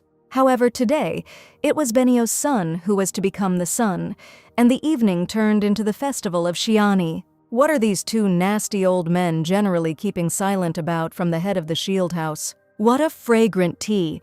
Judging by the expression on the face of the Star of the Evening's father, he also knows the reason. Somehow, the head of the Shield clan does not understand at all why the Emperor himself needs to show himself well in front of Shiani. And his wayward son ruined everything. He was supposed to seduce her. The Emperor will really entrust the education of Milady Felicity's daughter. Lord Arthur reached for the Villainess's shoulder again, and Shiani immediately threw his hand away in disgust. But what's wrong with her? Shiani was crazy about him. She was his loyal and obedient mongrel. What's wrong with Arthur? No one is attracted to dung heaps, my friend. Initially, the Villainess planned to hold out until the second part of the banquet in order to create the proper impression. But thanks to the envious and attention-hungry moon, an incident occurred that greatly interested the people. The guests will gossip about the adopted daughter and will not avoid talking about the Red Witch. But the story that the heiress Felicity was accompanied by the Emperor himself will be discussed for a long time. It's time for it. And where is Princess Shiani going? And why did the boy suddenly decide that he has the right to know about this? But this is only the first part of the banquet. In honor of Benio's house, the reception promises to be grand. And the princess is already preparing to leave the party. A pitiful sight. She understands Arthur Benio's intentions. And why should the princess of the House of Felicity remain at this parade of hypocrisy? Shiani herself has already made so much noise and entertained all the guests. Being accompanied by the Emperor will go down in history. So today the villain unexpectedly even exceeded her plan. And yet to this day, the poor girl is haunted by rumors that she killed her own mother. The real tormentor and villain, like a leech, attached herself to the supposedly bright and pure Lord Arthur. And of course, the former terrible bride who was difficult to get rid of. Poor Shiani was called a witch more often than by name, but today many want to please her. Let the princess accept the gift. Arthur made a special order in the vineyard. Today she is the center of this society. Thanks to Luna's pathetic attempt, rumors will spread throughout the empire, and all will have Shiani's name, and not a single mention of Arthur. And that is why the hurt Arthur can only do one thing instead of talking about her and the Emperor. Or that the noble heiress Felicity taught her ignorant relatives etiquette. It's much easier to make Shiani look like a fool so that in the eyes of the public she will be just a stupid girl who is crazy about Arthur Benio, so this scavenger will be at the center of all the gossip. The villain was just going to quietly leave this place, but this trash decided to interfere. Arthur is either sick with something or has had a recent head injury. The princess has said many times that she is allergic to grapes. Because of the red wine, the heiress of the Arrow family even lost consciousness and suffocated. It is likely that the amorous Lord Benio confused Princess Shiani with another heiress who loved wine. What came over my sister? Why did she fall at Shiani's feet? She's lost her mind. Why all this obvious circus? Luna crashed into the princess on purpose. Eric saw it. Yes, on purpose. And so what if her brother does it to her? Luna did all this on purpose. This greedy girl at least understands how it all looked in the eyes of society. She understands that she is setting up her brother too. Why stoop so low? It was so low and pathetic, and Eric himself had been bullying and tormenting Shiani since childhood. And he got real pleasure from it, so why can't his sister do the same? Eric had the right to do this, his brother can even hear himself, they have the same rights. However, Luna has always been and will be not enough. The Duke pulled them out of the mud, they are already part of a great family, and her sister is still the same rabble from the street. These foster children don't even understand what they're doing. Not only did they not disappear from the public eye, they even occupied the terrace. Luna Levi, and what the sister is wrong about, in any case, there is no benefit to Arthur in this dialogue. In the fact that Luna only disgraces herself, in high society she does not achieve recognition by begging for pity from aristocrats. Hasn't your brother noticed that the Duke's heiress, Felicity, has become a completely different person? This is not the hunted and half-dead girl who is hiding in the room now. Everyone is looking only at her. And in general, Luna knows everything. It has been like this since their childhood. She always longed for the Duke's attention, but not Eric. The children vied with each other to tell their lord about their efforts in order to receive his recognition and rewards. From the very first days, Luna denigrated the Duke's own daughter and praised herself, and to her surprise, she succeeded. However, Eric was always more concerned not with Duke Felicity and his location, but with what? Her brother's eyes always longed for recognition from her. From damn Shiani Felicity, let Luna shut her mouth. Eric roared in rage, let his sister stop immediately. What's the matter? Brother doesn't like to hear this, so let him prove Luna otherwise. Let him prove that Luna's words are not true, and do not forget about their conversation in the carriage. Eric must not allow his control over the underground laboratory to be taken away. He understood that. The young lady collected all the newspaper signs of the Empire today. It's crazy. All the headlines are only about the princess. Bergman, the designer chosen by the princess, the heiress Felicity, was accompanied by the emperor himself. Even the most famous houses are now trying to make dresses like those worn by the heiress of a great family. And until recently, the heiress of the Arrow family was considered a rotten apple, but today everyone wants to be her. What will Sir Bergman say? What does he think about all the magazines and newspapers writing about him now? So they should continue the conversation that they couldn't finish. In the luxurious chambers, a charming girl with silver hair sat on the floor and admired a fresh magazine. What is the little lady looking at? Who is this lady of incredible beauty? This is the heiress of the House of Felicity. Her name is Shiani. After the recent banquet of the Archduchy of Benio, everyone is talking about nothing but her. The little girl began to examine every detail of the current socialite star's appearance. This lady is a real goddess. Shiani is so beautiful and all shining. Her Highness should not talk like that. Only Taya is called a goddess. And Shiani Felicity can be called a red rose, an angel, morning dew, or just a beauty, whatever the baby says. Nothing of the sort. This girl is no angel. She is definitely a real goddess. What exactly did Princess Shiani want to talk about? What did Sir Bergman want to show her? The girl really wants to hear all the details about the new material from her famous designer. Now the name Bergman Dietrich is all over the news. He is the youngest of the leading designers of the Empire. And this is only the beginning of the glory of the young genius, which will go down in the history of this fantasy world. The princess's eyes were immediately drawn to the outfit of the young fashion genius, so his name was Sir Bergman Dietrich. The designer's creation looks completely different. That's exactly it. There are no frames here. But at the same time, the skirt retains its shape perfectly. Bergman used his own development for this. Since the fabric of the outfit is quite dense, the designer decided that it was possible to do without a frame. And everything really worked out, the golden guy. The Villainess already hears the rustle of banknotes. Bergman will conquer this world. It's just that this Bergman didn't have money for expensive fabric, so he replaced it with cheap one. Yes, what could an architect, accustomed to working with hard stone, possibly know about fabrics? What is this concept of an evening dress? No famous designer has ever released a model with such a name. It has always been believed that a reception dress should be voluminous and fluffy, and what kind of dress is it without embroidery and precious stones? This is a complete disgrace. Bergman's outfit for Princess Felicity looks like a nightgown. Simply amazing, the young designer surpassed all the most daring and pleasant expectations of the heiress. It feels like this dress was made especially for Shiani, it wouldn't fit anyone else. And for every young person, it is so important to feel herself and her individuality, and also to convey it to people. Who else would dare to wear such an outfit, except for Milady Felicity? Such audacity and confidence only suits her. And if at first such a bold decision in fashion was diligently ignored, now everyone is jealous of him and trying to copy this miracle fabric, so Bergman has become the real star of the news and not she.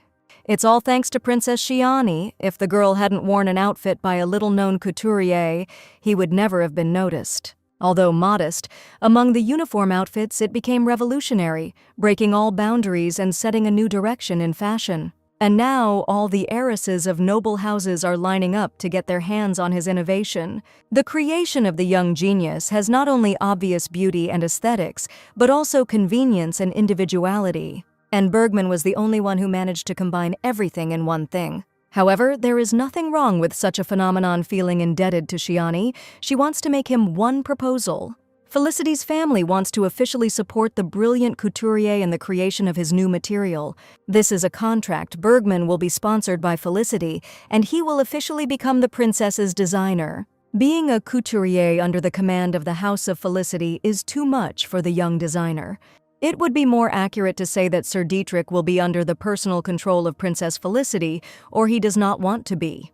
The boy simply doesn't deserve this. A man of this kind put on a dress of a failed couturier, signature below. Milady Shiani became the first person to recognize the young man, and she has a grand plan. The princess would like Bergman to go with her all the way to the end. He is the genius she really needs. The young genius is grateful for the trust shown. He will not let you down and will do everything possible. Well, that's great. Finally, this golden guy is her slave, that is, her personal designer. Let him sign already. Today, the Le Diane training gloves they ordered from the tailor were delivered to the estate. Isn't it too late today that the villainess decided to visit her most beloved hero? Milady came. What a surprise. Why is Mads so surprised? Something happened, not at all. How could he lead his mistress? Mads was in control here. Was the knight really begging for praise from the princess? By the way, the heiress Felicity has a task for such an executive young man. Let the lady just say, Mads will do everything in the best possible way. This guy's behavior has changed since the training ground. On the day Shiani tamed Valentine, he was no less powerful and dangerous than Le Diane.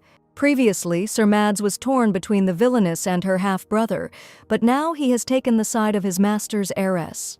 There are materials in the dungeon with personal information about the Norns. Let Mads find them and bring them to the princess. The knight will immediately give the order to prepare everything for the lady. Mads is smart and seems to be not bad. Mads is really great. Le Diane no longer sleeps on the cold floor but sleeps in a bed, like the other Norns.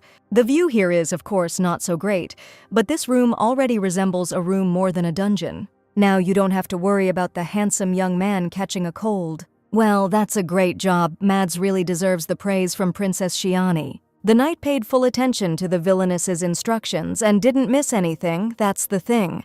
Lately, Le Diane has been strange, and in what his deviations from the norm manifested themselves, at first the knight trained diligently.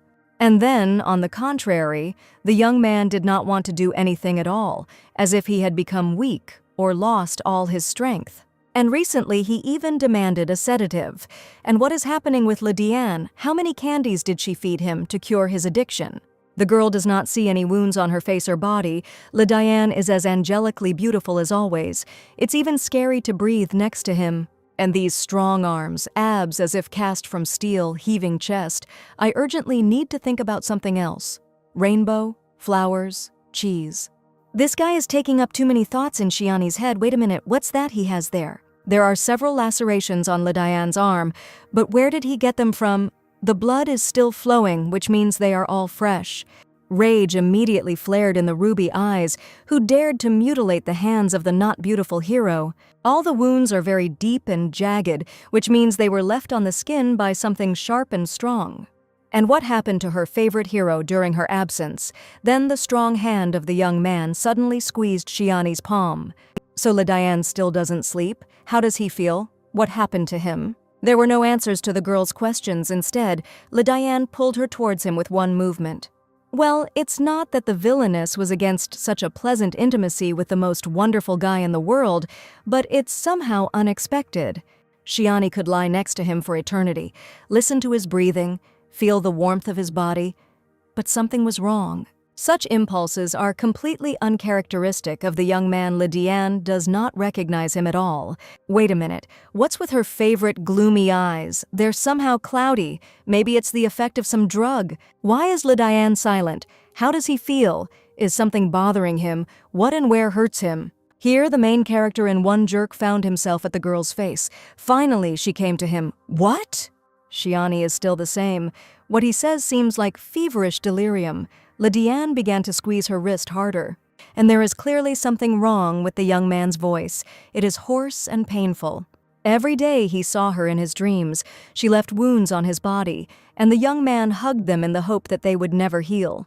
Because she left them, it was Shiani. Let Diane come to his senses and let her go. He doesn't want to.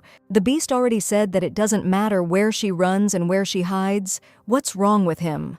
Diane will collect her all, her skin, bones, and fragments of soul. He will definitely find her. Now she is really scared. Has the poor guy really gone crazy? And what should she do now? How can she help him? Why did she leave him? Why did she leave him? Why did she leave him alone for so long? The Villainess gets goosebumps from such Diane because she knows that the demon has been waiting for her for so long. And why does this whole situation seem so familiar and ordinary to her? He waited so long. And then the feeling of overwhelming fear receded and was replaced by something long forgotten. The Villainess plopped down heavily on the bed. What was going on with her? This guy was causing her strange feelings.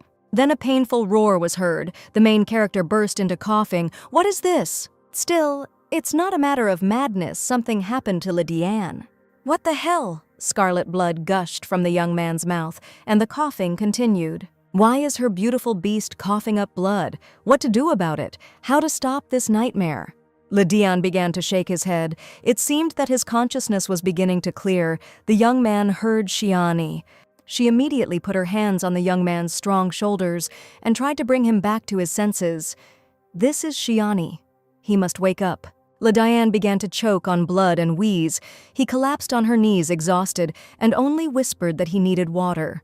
The main character's entire white shirt was soaked with his blood. Shiani was nearby. Everything would be fine. The Villainess carefully laid the young man on the pillow and raised his head so that he could drink in small sips. Diane began obediently to empty the contents of the glass. He seems to be getting better, Diane hears her. He recognizes Shiani. The main character opened his eyes. His breathing became normal. His heart began to beat more evenly.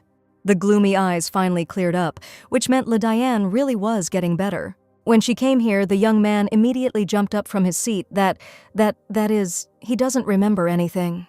And what was that? And Diane was not accidentally beaten and tortured by instructors today. That did not happen. In that case, maybe the young man overextended himself during his training, which is also a no-no. Judging by Diane's calm reaction, this is not the first time this has happened to him. He simply wiped the blood from his face without a hint of surprise. Or maybe he is sick with something, and the unloved hero does not have long left, as has been happening with Diane for a long time. The Villainess reached her hands to her demon's face. He had to be honest with her. He remembered that. The girl's palms grabbed the beast's beautiful face, and he immediately became embarrassed at what she was doing. Why does she always try to touch him? Let Diane tell him straight out. He is sick with something. Well, he doesn't know anything about it. The young man just had a terrible dream. Sometimes that happens to him. So the girl expected to hear something completely different, like it was a dream. What kind of dream was this? And why could any dream be so exhausting for Diane? He doesn't remember it. Apparently, the young man took a sedative, and this was its side effect.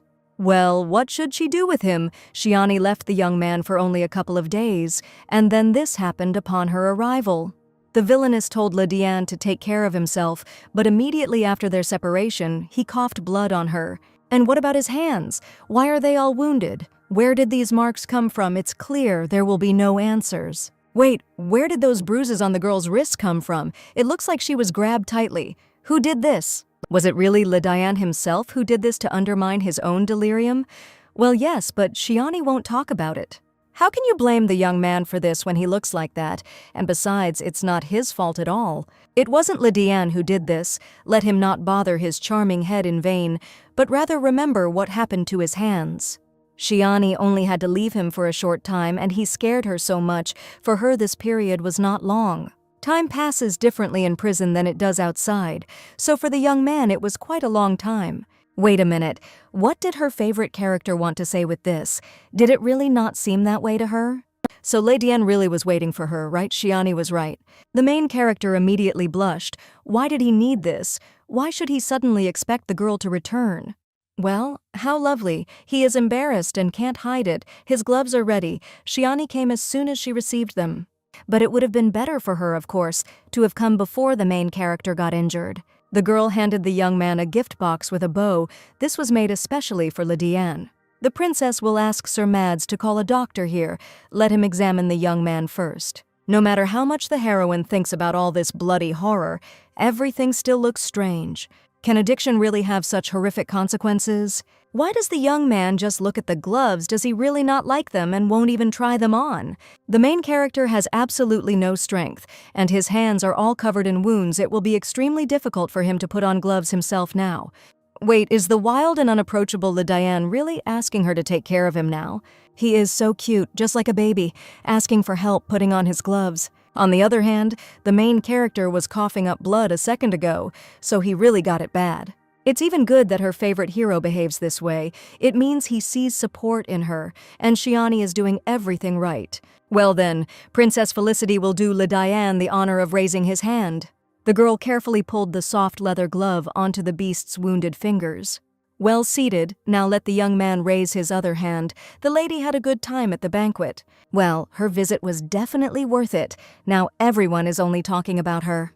Shiani became the capital's main discovery, and also acquired an incredibly talented designer into its ranks. But if there hadn't been an envious and attention-hungry pseudo-relative at the banquet, it wouldn't have been so fun. They do talk about receiving the worthless Lord Arthur Benio, but Shiani doesn't remember speaking about him to Lydiane.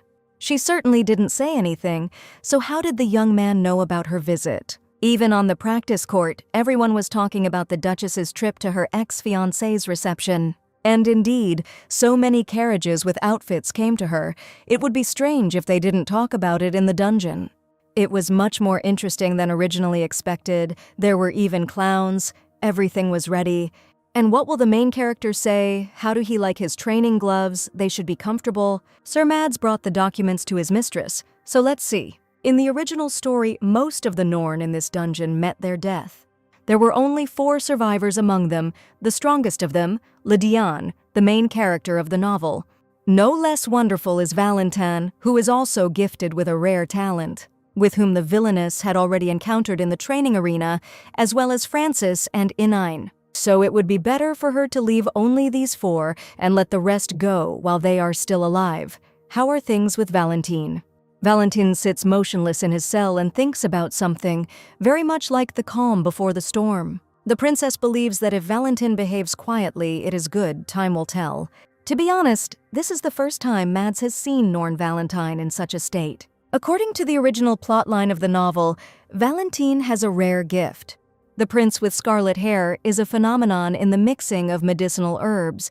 Valentin created the magic solution without any effort. That's how talented he is. I wonder if this charming prince tried to kill his brothers with the poison he made himself. It would be good to direct such a phenomenon in a good direction after all. There is a separate room in the laboratory. Magic solutions and reagents are needed. There is one. Pharmacists conducted their experiments and research there. It is needed if the main laboratory becomes unavailable. Let Valentin play there, what? He is a real demon. You can install a protective barrier and not remove the restraining device, just hang it on his hands. Okay, it will be done, but recently something happened to the lady. Why is Sir Mads asking this question? It's just that my lady has huge bruises on her wrist and that's what he's talking about. This is the mark that the main character left on the Villainess's body, but he was not himself, so she is not offended. Lydiane has excellent taste. He chose a great material for his gloves. They suit him very well. The main character sheepishly thanked the princess. "Oh, my dear. Wow, her gloomy and cold prince even knows what gratitude is." Here, Diane angrily hissed at her like a cat. Who did she even take him for? The girl burst into loud laughter. At that moment, Diane looked so much like an evil cat. Why was he cute? The lady is fine. Why is she laughing for no reason? Mads should call a doctor here." The villainess took a sip of aromatic tea from her cup with a victorious look, and now it was time for training. How are the vassals of the Felicity family doing? Is everything well? Of course they are all prospering. And the young Duchess, by the way, becomes more beautiful every day. The parade of hypocrisy is declared open. There is such a stir around the only heir of the Arrow family now. How Milady managed to become friends with the Emperor. Well, what obvious and pathetic servility, and this should be enough to pay for years of bullying. A deafening silence fell over the courtroom, from years of exalting his own worthlessness at the expense of humiliating the girl. As a child, the villainess so wanted to see exactly these frightened and pitiful faces of these scavengers. There was a misunderstanding for the sake of the clan's prosperity. The vassals simply made harsh decisions. Shiani is Felicity's own kind. Instead of helping her, they cowardly bullied and humiliated her because there was no one to protect her. Shiani's 12th birthday also marked the 12th anniversary of her mother's death. Then the girl was in a black dress and holding her only gift, and then those words were spoken. This vile and envious bastard said as a congratulation that she was a disgrace to the family, and it would have been better if she had never been born. Shiani was only 12 at the time, and she endured years of brutal persecution with true courage, something that weak and vile wretch like them could never have achieved. And no matter what they do now, it will not be enough. It was the best way to prepare a 12-year-old for this world and the responsibility of the family, wasn't it? Everyone is sitting here only because the father doesn't know how much dirt there is at this table. It's a mistake. There was a misunderstanding. These cowards don't even have the courage to admit their mistakes. It's a pathetic sight. Why was the vassal shaking so much? Where did all his supposed arrogance go when he humiliated and bullied the little girl? Father said that vassals who were supposed to help the family could expect no mercy for infringing on the dignity of their duchess. And all decisions made by Shiani will be carried out, be it exile with confiscation of all property or execution. It seems that the heiress of the Felicity family has not forgotten anything. None of them ever thought that one day Shiani would open her mouth. Vassals who have served the family for many years will receive a light punishment. Do not rejoice and consider it a punishment for softness. The only heir of the family cannot ignore the powers that her father gave her. However, the way Princess Felicity was treated by her subjects, those who hid behind her family name and lived off the offerings of their family, so the villain will have to do everything to protect the honor of her noble family. Everyone must show understanding. Only a few representatives of the families visit the estate, unless it is a gathering of large and small houses. As today, therefore, the heiress will change their seats. Only those whom she seats in front will come to the next meeting. How is this even possible?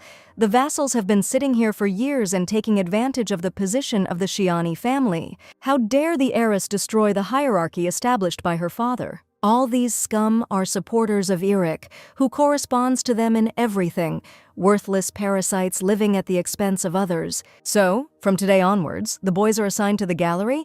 Everyone went to the back seats. The guards had to forcefully carry out Milady's order. The vassals would not let what she was doing go unpunished. Now, quickly take your hands off the vassals of Felicity's house. They will not lose their places at the table. They already have. The vassals demand to call the head of the Arrow clan, Duke Romeo Felicity. How much noise this trash is making. Does the princess really think that she will live peacefully after doing this to them? They really don't understand that Shiani could have taken their heads by right. And now they are given a great honor. The young man must admit that my lady has changed a lot. Why didn't the daughter execute at least one of these scumbags they hid behind their family name, but they themselves poisoned their mistress? While taking full advantage of the benefits of their family, their father left the duchy to them. How dare these scum, calmly. And the worst thing is that my daughter had to deal with all of this on her own. The Duke is so ashamed in front of her. His daughter was all alone against the whole world and stood firm. The father does not even dare to ask for forgiveness, because it will never be enough. The heiress thanks for understanding. Rotten roots always need to be cut off. Shiani has matured so much. There would be something to be thankful for. It's a blessing that they managed to sort out all this dirt now. However, it is not worth completely renouncing all vassals, so as not to cause unnecessary noise. They should pretend that they cannot defeat Cerebello and keep him at their table. Their families have been close since their grandfather's reign. They know his level of loyalty. He really is a noisy old man, and they will send that designer to produce fabric from new raw materials. Regarding the new material, the Duke thinks it would be a good idea to make bags out of it. What does the daughter think about this? First of all, Sir Bergman needs to evaluate the new raw materials. It's interesting that in the original story, the real Shiani was already outraged about her smoking habit. It would be great to make a travel bag out of the material. It is dense and can protect silk dresses that constantly wrinkle. This is also a great idea. Dietrich Bergman can definitely bring it to life. The daughter has shown herself to be excellent lately, but the father lacks the courage to express his pride. Well, that's it. The girl can no longer calmly watch this and inhale this smoke. The heroine begs her father to cut down on his tobacco consumption for the sake of his health. Here, warm memories of his beloved wife and her care flashed before the head of the duchy. The Duchess giggled. Her beloved husband should write more carefully. They are not in the army, damn them all. Why is it so difficult and you should watch your speech, okay with your wife, but with others you should be more graceful? Rude men are not popular. Romeo understood everything. This is of no importance to the Duke. He wants to be loved only by his wife. Romeo sat the love of his life on his lap contentedly. He loves it when they are together. Hey, Romeo still has a lot of things to do. It's okay. It's just a kiss. So, wait a minute. The Duchess stepped back and covered her husband's lips with her palm. Romeo was at it again. What's the matter? The Grand Duke's cheeks turned red, as if he were an ashamed boy. Did the husband really think that the Duchess wouldn't feel anything Romeo was smoking again? Wasn't he? There is no point in denying it. She smells tobacco, and why doesn't Romeo listen to her at all? The Duchess begs her beloved to think about his health and at least smoke less. What happened? Did Shiani just say something wrong? Why did the Duke suddenly become dumbfounded? The heiress was simply trying to show concern. The fact is that her mother had told him the same thing. The head of the duchy has his hands full as always, so Shiani won't take up his time any longer. Well, this was the first time the heiress had seen the Duke so vulnerable and wounded. The great warrior and head of the Arrow clan almost cried as he looked at his tobacco pipe. And how is it that in Romeo, Felicity's soul and heart, there is so much room for everything except his only daughter? The Duke is obliged to give everything that is left in him to the fruit of his love with the Duchess before it is too late. Well, what's on the front pages of the capital's printed publications today? Well, there's nothing interesting there. The Villainess's reading was interrupted by the voice of her personal assistant, who brought for the mistress what she asked for. What a big basket Daisy has in her hands. What's inside? There are fresh ingredients there. By the way, all the maids of Felicity's house are delighted with their princess's ointment, and all the newly arrived girls dream of serving her.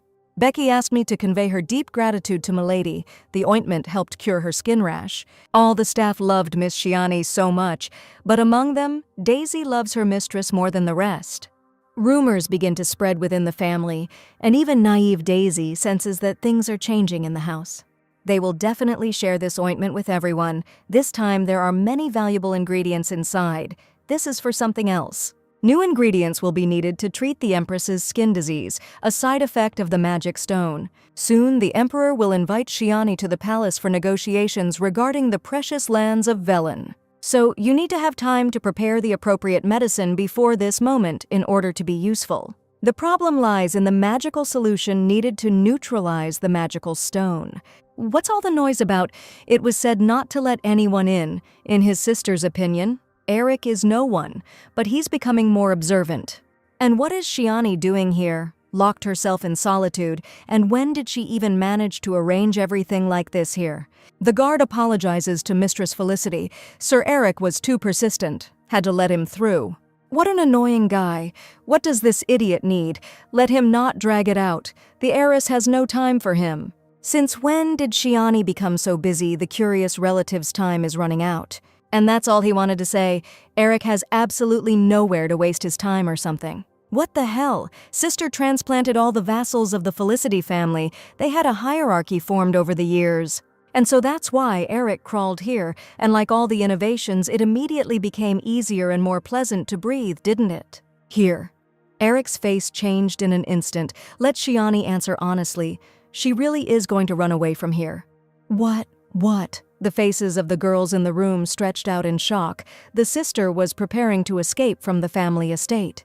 The guard would better go about his business. He still needs to check the corridor and the perimeter. Eric is sure that Liani is preparing the ground for her escape, and why does he have such a strange expression on his face? Everything points to this. Shiani remembers his words during the ceremonial reception of Lord Arthur Benio, that Luna should not fall unceremoniously to her knees, but should behave in a manner befitting the great Felicity family.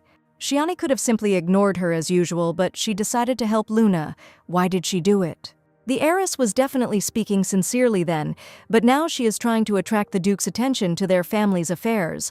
Well, let's say that Eric turned out to be right for the first time in his life, but he himself recently said that Shiani was going to take the place of the head of the clan, the next in line. So what, in her words, gave Eric the idea of running away? Well, he is right, of course, but it is because of the main character of the novel and not vile relatives. In that case, why did the heiress suddenly start saving money, and why did Eric become her stalker a long time ago? Everything speaks for itself. The opening of production with the newly minted designer Dietrich Bergman, the Velen district. And if Eric himself were Shiani, he would want to live here with him and his rotten little sister. He knows better than anyone how Shiani was treated throughout her life, how cruelly she was persecuted, and this vile spawn understands perfectly well that he has no right to ask such questions. The girl has been living through her next reincarnation in the body of this heroine of the novel for so many years. How many times had she died and suffered at the hands of the true villains of the novels, and not those who were branded as such? She experienced so much betrayal and pain, so much despair and fear, without knowing love at all. And this is her last chance, should she dream of a peaceful life and finally wait for romance. In fact, she is so tired that she just wants to be able to die peacefully alone. Let the last death give her peace. Shiani was patient and gentle, but that does not mean that they are all forgiven, or that she has forgotten everything. And this time, she will definitely achieve success. But what kind of success can make her heroine's life luxurious? But if the sister decided to earn money and leave, why turn the entire duchy upside down? Is it all because of that Norn named Ledian that Shiani is going to free him? Well, that's it. And anyway, Shiani is going to run away with this guy at night and get married somewhere, which is what he said. The killing power of inference was activated. She didn't even think about it. The Villainess went down to the underground laboratory. The lady decided to visit her prisoner today. It's good that Sir Mads is here. How is Ledian feeling today? How was his night? Were there any problems? The guards were worried that the prisoner would kill the doctor, but Ledian allowed himself to be examined calmly and even allowed himself to be treated without a fight. The young man's health is fine, except for side effects from long-term use of sedatives. Completely healthy despite coughing up blood, is this really such a terrible side effect? Shiani wanted to visit the protagonist before going about her business, but Eric started to freak out about her getting married to him. And if Ledian gets it wrong, it will be a serious problem, so it needs to be done quickly and with restraint. They will go to the medicine room, where a small, separate laboratory has been formed. It's like this, that is, today, Milady Felicity came not to Ledian, but to another Norn Valentine. Let Mads take the heiress to the laboratory of the wonderful chemist. It will be done. Valentine was already studying all sorts of reagents and their reactions. The kid is so involved in the process, he's definitely in his element. Damn it, this is not it at all. It's obvious that Valentine enjoys tinkering in his lab. The young man is here all day long without causing any inconvenience at all, which is not typical for him. If it weren't for the main character, Valentine would obviously occupy her thoughts. He is so carried away that he didn't even notice Shiani's arrival. What is he looking for there so diligently? And what kind of potion is Valentine preparing? How are things going with him here? The handsome young man immediately turned to the guest and froze. What was the matter? The heiress had asked him a question. In Norn's hand was a transparent bottle with some kind of bubbling scarlet liquid that he was preparing, a love potion. Let's say. Why the hell would Valentine need a love potion? He could even see himself. But then it would only be an illusion of feelings. Or maybe Valentine hopes to control a person in this way. Why do this at all? Love is about the sincerity of the soul and heart. When you want to give your attention, forgive and care, this is love for Valentine. Calm down, Shiani. When he says these words, his voice and face are so emotionless and cold. He is talking about a feeling that he has never experienced. Although Valentine's thoughts on true love are sincere and pure, he is an amazing guy. While the young man plans to use his elixir, Valentine wants to receive love. It's whose, so Le Diane should listen to what the doctor tells him and start taking care of himself and protecting himself. The heiress will check everything tomorrow. The beautiful beast remembers that he swore an oath of allegiance to her. And why only him, why only Le Diana does the princess consider handsome? Valentine is only slightly inferior to his friend in strength, but he is no less handsome. So why doesn't she look at him like that? Norna fell to his knees before the heiress of a great family. After all, the crown prince also wants Shiani Felicity's love. He also wants to be special. Like Le Diane, if Princess Felicity loves Valentine, he won't have to rot in that lab anymore. Quite honestly, that is, the love of the princess will be the salvation and solution to all his problems for the young man. In that case, Valentine will be able to simply live and not survive every day. He will be able to do a lot in freedom. She knows that.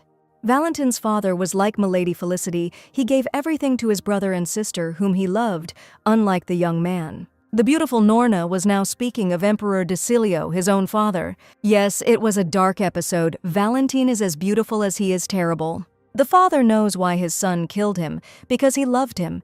And when you love, you want to be remembered. And now the bloody crown prince is so glad that his father's last memory will always be of Valentine. In the original story, Emperor Desilio died at the hands of his own son, and the reason for this was his love. Therefore, Valentine would like the heiress to drink his elixir and fall in love with him, so that she could save him. This is the kind of love this handsome and frightening young man speaks of. The princess will be able to keep the promise she made to him. Then, in the training arena, the Villainess said that only she had enough power to return him to his homeland. That the heiress has enough strength for this, therefore Valentine must submit to her. So the scarlet-haired prince dreams of returning to his empire, where he left behind a trail of blood. These strong hands, now bound by magical chains, have taken many lives. An unwavering and cold gaze, it is immediately clear that Valentine cannot be subdued. This alluring predator seems to have sensed prey, and this prey is now in the hands of the Villainess. The chains were removed from the young man's neck at her command, so why hasn't such an exceptional talent freed himself and escaped yet? Why does he ask her for freedom? Real freedom is not liberation from shackles. He will receive the status of a runaway slave after escaping. That is why Valentine is waiting for the heiress to make him free, so that she can give the knight at her side a new name and surname. One word from her is enough for him to be free to visit his empire, which is what the princess wants in return. Valentine will be able to make an antidote for the side effect of the magic stone. He can do it. The Dark Prince has not studied this, but since he is capable of making poisons, he is also capable of making antidotes. Well, that's great. In that case, they came to an agreement with the bloody heir. Just think, another child unloved by his father. She and Shiani really are similar. All the traumas really do come from childhood. There is one more condition. Norna still needs something from the Princess Le Diane. Let her love Valentine more than him. How is the maid doing, since that whole horrible scene at the banquet was Luna's fault? To be honest, the heiress Felicity was right and scolded Levi's personal maid for a reason. Why? And after this scene, doesn't the maid hate her mistress? There were so many people there. How dare a servant hate her mistress? And Mistress Shiani gave her an ointment that turned out to be very effective. After applying it, everything immediately went away apparently. The sister was also worried about the fate of the maid. Well, of course, the princess prepared this ointment all night, especially for the estate staff. The skin becomes so soft after this essence, the maid will share it with Mrs. Levy. What a hypocritical girl, she scolded Shiani behind her back every time, and now she's chattering about her like that. Let it remain between them, of course, and how can a sister give such things to simple servants? This is a great idea, because the new ointment may cause side effects. A sly smile appeared on the nasty stepsister's face, and things were getting better. Meanwhile, little feet in pink shoes were stamping around the garden of the imperial palace. The charming princess smiled broadly. She missed her beloved uncle so much. The little girl jumped at her uncle at full speed. The girl was so happy that she found him here. The princess is becoming more and more impudent each time she takes after her father, and you can't argue with that. High Priest Kalis Hugh Rickson, my uncle said that there was no place for a child in the temple. It was dangerous here. Why did the maids let the baby in here? Uncle Kalis doesn't need to scold them. The princess ordered them to. Or maybe the uncle didn't miss his niece. Of course he missed Moriana. But next time let the hooligan contact him. The uncle will come to her himself and let her stop going to church. By the way, has my beloved uncle already seen the goddess? What did the little girl say? Oh no! The maid immediately turned pale.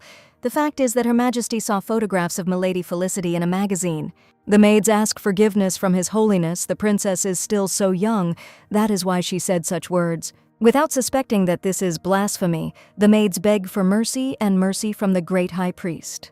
It seemed like all the maids were scared because Moriana's uncle was angry, but he was so kind. Calum Rickson is kind to his beloved niece, but he would kill any other person in an instant. In fact, the emperor's younger brother is a much more dangerous and powerful figure in the political arena. The descendants of the goddess must be ready for her return. Spiritual forces will let them know that the time has come. When the goddess is resurrected, Rickson, Benio, and Felicity form the force of Eunomia, the order of the empire, and it is then that the strongest of all the prophets in the empire will appear. Kailas will take a walk with the baby. None of the maids should follow them. The previous Princess Iselle was a spiritual priestess. Uncle is very angry.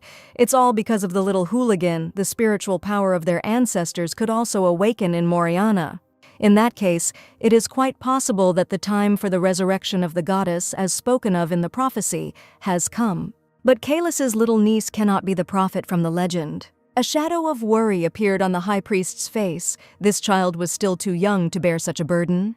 Kailas prays to the goddess that such an unenviable fate will pass. Moriana, by the girl, can pray together with her beloved uncle. Princess Moriana prays to the goddess that the wrinkles on her uncle's forehead will disappear and that he will become a little kinder to his servants. It seems the little hooligan wants to be scolded again. The little girl giggled. The uncle is at it again. And why did the niece name the heiress of the family Felicity? Why is that? Because Shiani is the most beautiful. But to become a goddess, just being the most beautiful is not enough. Why does uncle say so? Moriana already knows this. If the princess really likes Milady Shiani, then she should refrain from calling her a goddess. This is a dangerous statement, and the little girl needs to listen to adults.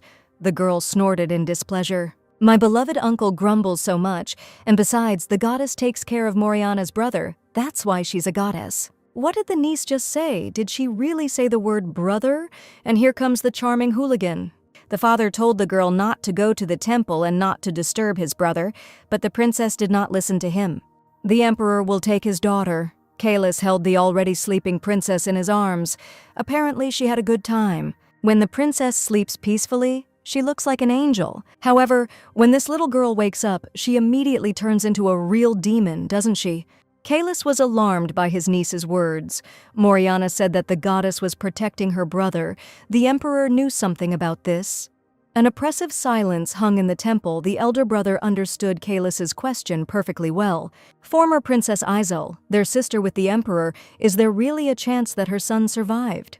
Then the court nobility put pressure on the ruler, because Archduke Benio would not simply leave Princess Iselle's illegitimate child. The Shield family had always sought to take the throne of the Golden Sword, and the princess's bastard was dangerous to the current monarchy. The face of the elder brother of Iselle and Kailas twisted in horror. The son of the princess, his nephew, he is the elder brother of Moriana. There was an insistent knock at the door. The knight was here on behalf of Milady Felicity. The heiress of the family asked to pass something on to Lodiane. Let the young man open the door. Milady never ceases to amaze me how she managed to tame the strongest and most dangerous beast in the dungeon. And Valentin, who is slightly inferior in strength to Lodiane, also submitted to his mistress. But why? The box contains the ointment Lodiane is supposed to use and his favorite candy. The main character opened the beautiful box with interest. What is it? It wasn't just Mads's imagination. This beast really did smile. It gave me goosebumps. What the hell is going on here? Lodiane seems to have become a completely different person. Just a minute. Now the guard has no doubt that Shiani will become the mistress of the dungeon. The most powerful Norn is in her hands. The lady doesn't fully trust Mads yet, but if he becomes friends with Lydiane, he will be able to win over the lady. Milady is so caring. Mads also used this ointment. It helps heal wounds well. Valentin badly burned his hand during the experiments, and thanks to the ointment that Milady gave him, he recovered. Let the guard repeat what he just said. Did he say something wrong? Why does Lydiane have such a frightening aura? What mistake did the knight just make? Who gave what to whom? It looked like Mads was going to die today. Lydiane was clearly furious at his words, and no one likes messengers with bad news. And why did the guard even tell Lydiane about this? He meant that Shiani was merciful to all the pathetic slaves. The guard says this so that Lydiane doesn't even think about considering himself special. Here he is. It's not like that at all. The princess treasures Lydiane the most. How scary. Sometimes she even comes to watch him sleep. Last time Mads forgot Lydiane's medicine, the lady called him names and almost killed him. Of course, the heiress of the family is kind to everyone, but this does not compare to her love for Lydiane. Mads is still alive? Yes. It seems to be quiet around, which means the lady's favorite animal has calmed down. Is it possible that the guard will live? So while this guy is thinking about what was said, it's high time for Mads to get out of here while he's still breathing. The guard has completed his mistress's task, so it is time for him to return to his duties. Mads ran away from Lydiane in tears. How scary it was. He became 5 minutes closer to his death. And what does all this mean? It was weird, and that shaking guy was weird too. Heiress Felicity did indeed devote her attention to his friend, Prince Valentin de Cilio. Valentine is almost as good as Lydiane, which is why he attracted Shiani's attention. But the words of that trembling boy, that gift, which was collected with all the attention specifically for him. In all likelihood, that girl gave that box to Lydiane for a reason. If His Majesty's nephew really managed to survive, then we can only hope that he is in good conditions. Otherwise, how will the older brother be able to look into the eyes of Princess Iselle? She will never forgive him for this. The words of the Emperor's daughter worried him, whether that child could really be alive now. Princess Moriana is a pure-blooded heir to the Rixen family, just like his sister Iselle. Therefore, it cannot be ruled out that the young princess may become the next spiritual priest. Judging by the expression on his younger brother's face, Kailum was seriously alarmed by the words of their little hooligan. What exactly did the little princess say to the high priest that was weighing on him so much? Moriana looked at the statue of the goddess Thea and said that the goddess was taking care of her brother, that is, their nephew. The maid said that ever since the little girl saw Lady Felicity's photograph, she began calling her a goddess. Then Kalis became curious as to why the princess thought so. The little girl called Milady a goddess because Shiani is the most beautiful in her opinion. The high priest is saying this seriously now. His Majesty should not laugh at this. The Emperor burst into loud laughter, and this worries his younger brother so much. So what does the heiress think about His Majesty's proposal? Shiani would like to be involved in his daughter's education. It's a big responsibility and also an honor for their family. All of this is somehow sudden and not part of her plans. Now the villain is completely focused on the main character and Valentina to change her unenviable fate. Why suddenly, during the ceremonial reception of Lord Benio, the Emperor had already spoken about his proposal. And that day, His Majesty called Duke Felicity aside and asked him to find out his daughter's opinion if she had seen Benio's face at that moment. And what does it even mean to be responsible for the education of Princess Moriana as she was in the original story? It was written about the heiress of the Rixen family that she looked like a heavenly angel. However, she had a bad character and loved to demonstrate the power of her position. According to numerous rumors, many maids shed tears because of her stubbornness. There is no time to become a toy for the princess. Shiani is definitely not going to please her. The Villainess doesn't have time for this. She needs to save herself and rewrite history, and not become an accessory to the Emperor's daughter. The head of the duchy went up to the second floor. This is his daughter's maid, isn't it? The maid knows where her mistress has gone. Daisy bowed before his lordship. Milady Shiani is now in the home pharmacy where and what is his daughter doing there? The lady is preparing her ointment. Lately she has been thinking about creating a new medicine and looking for the necessary ingredients.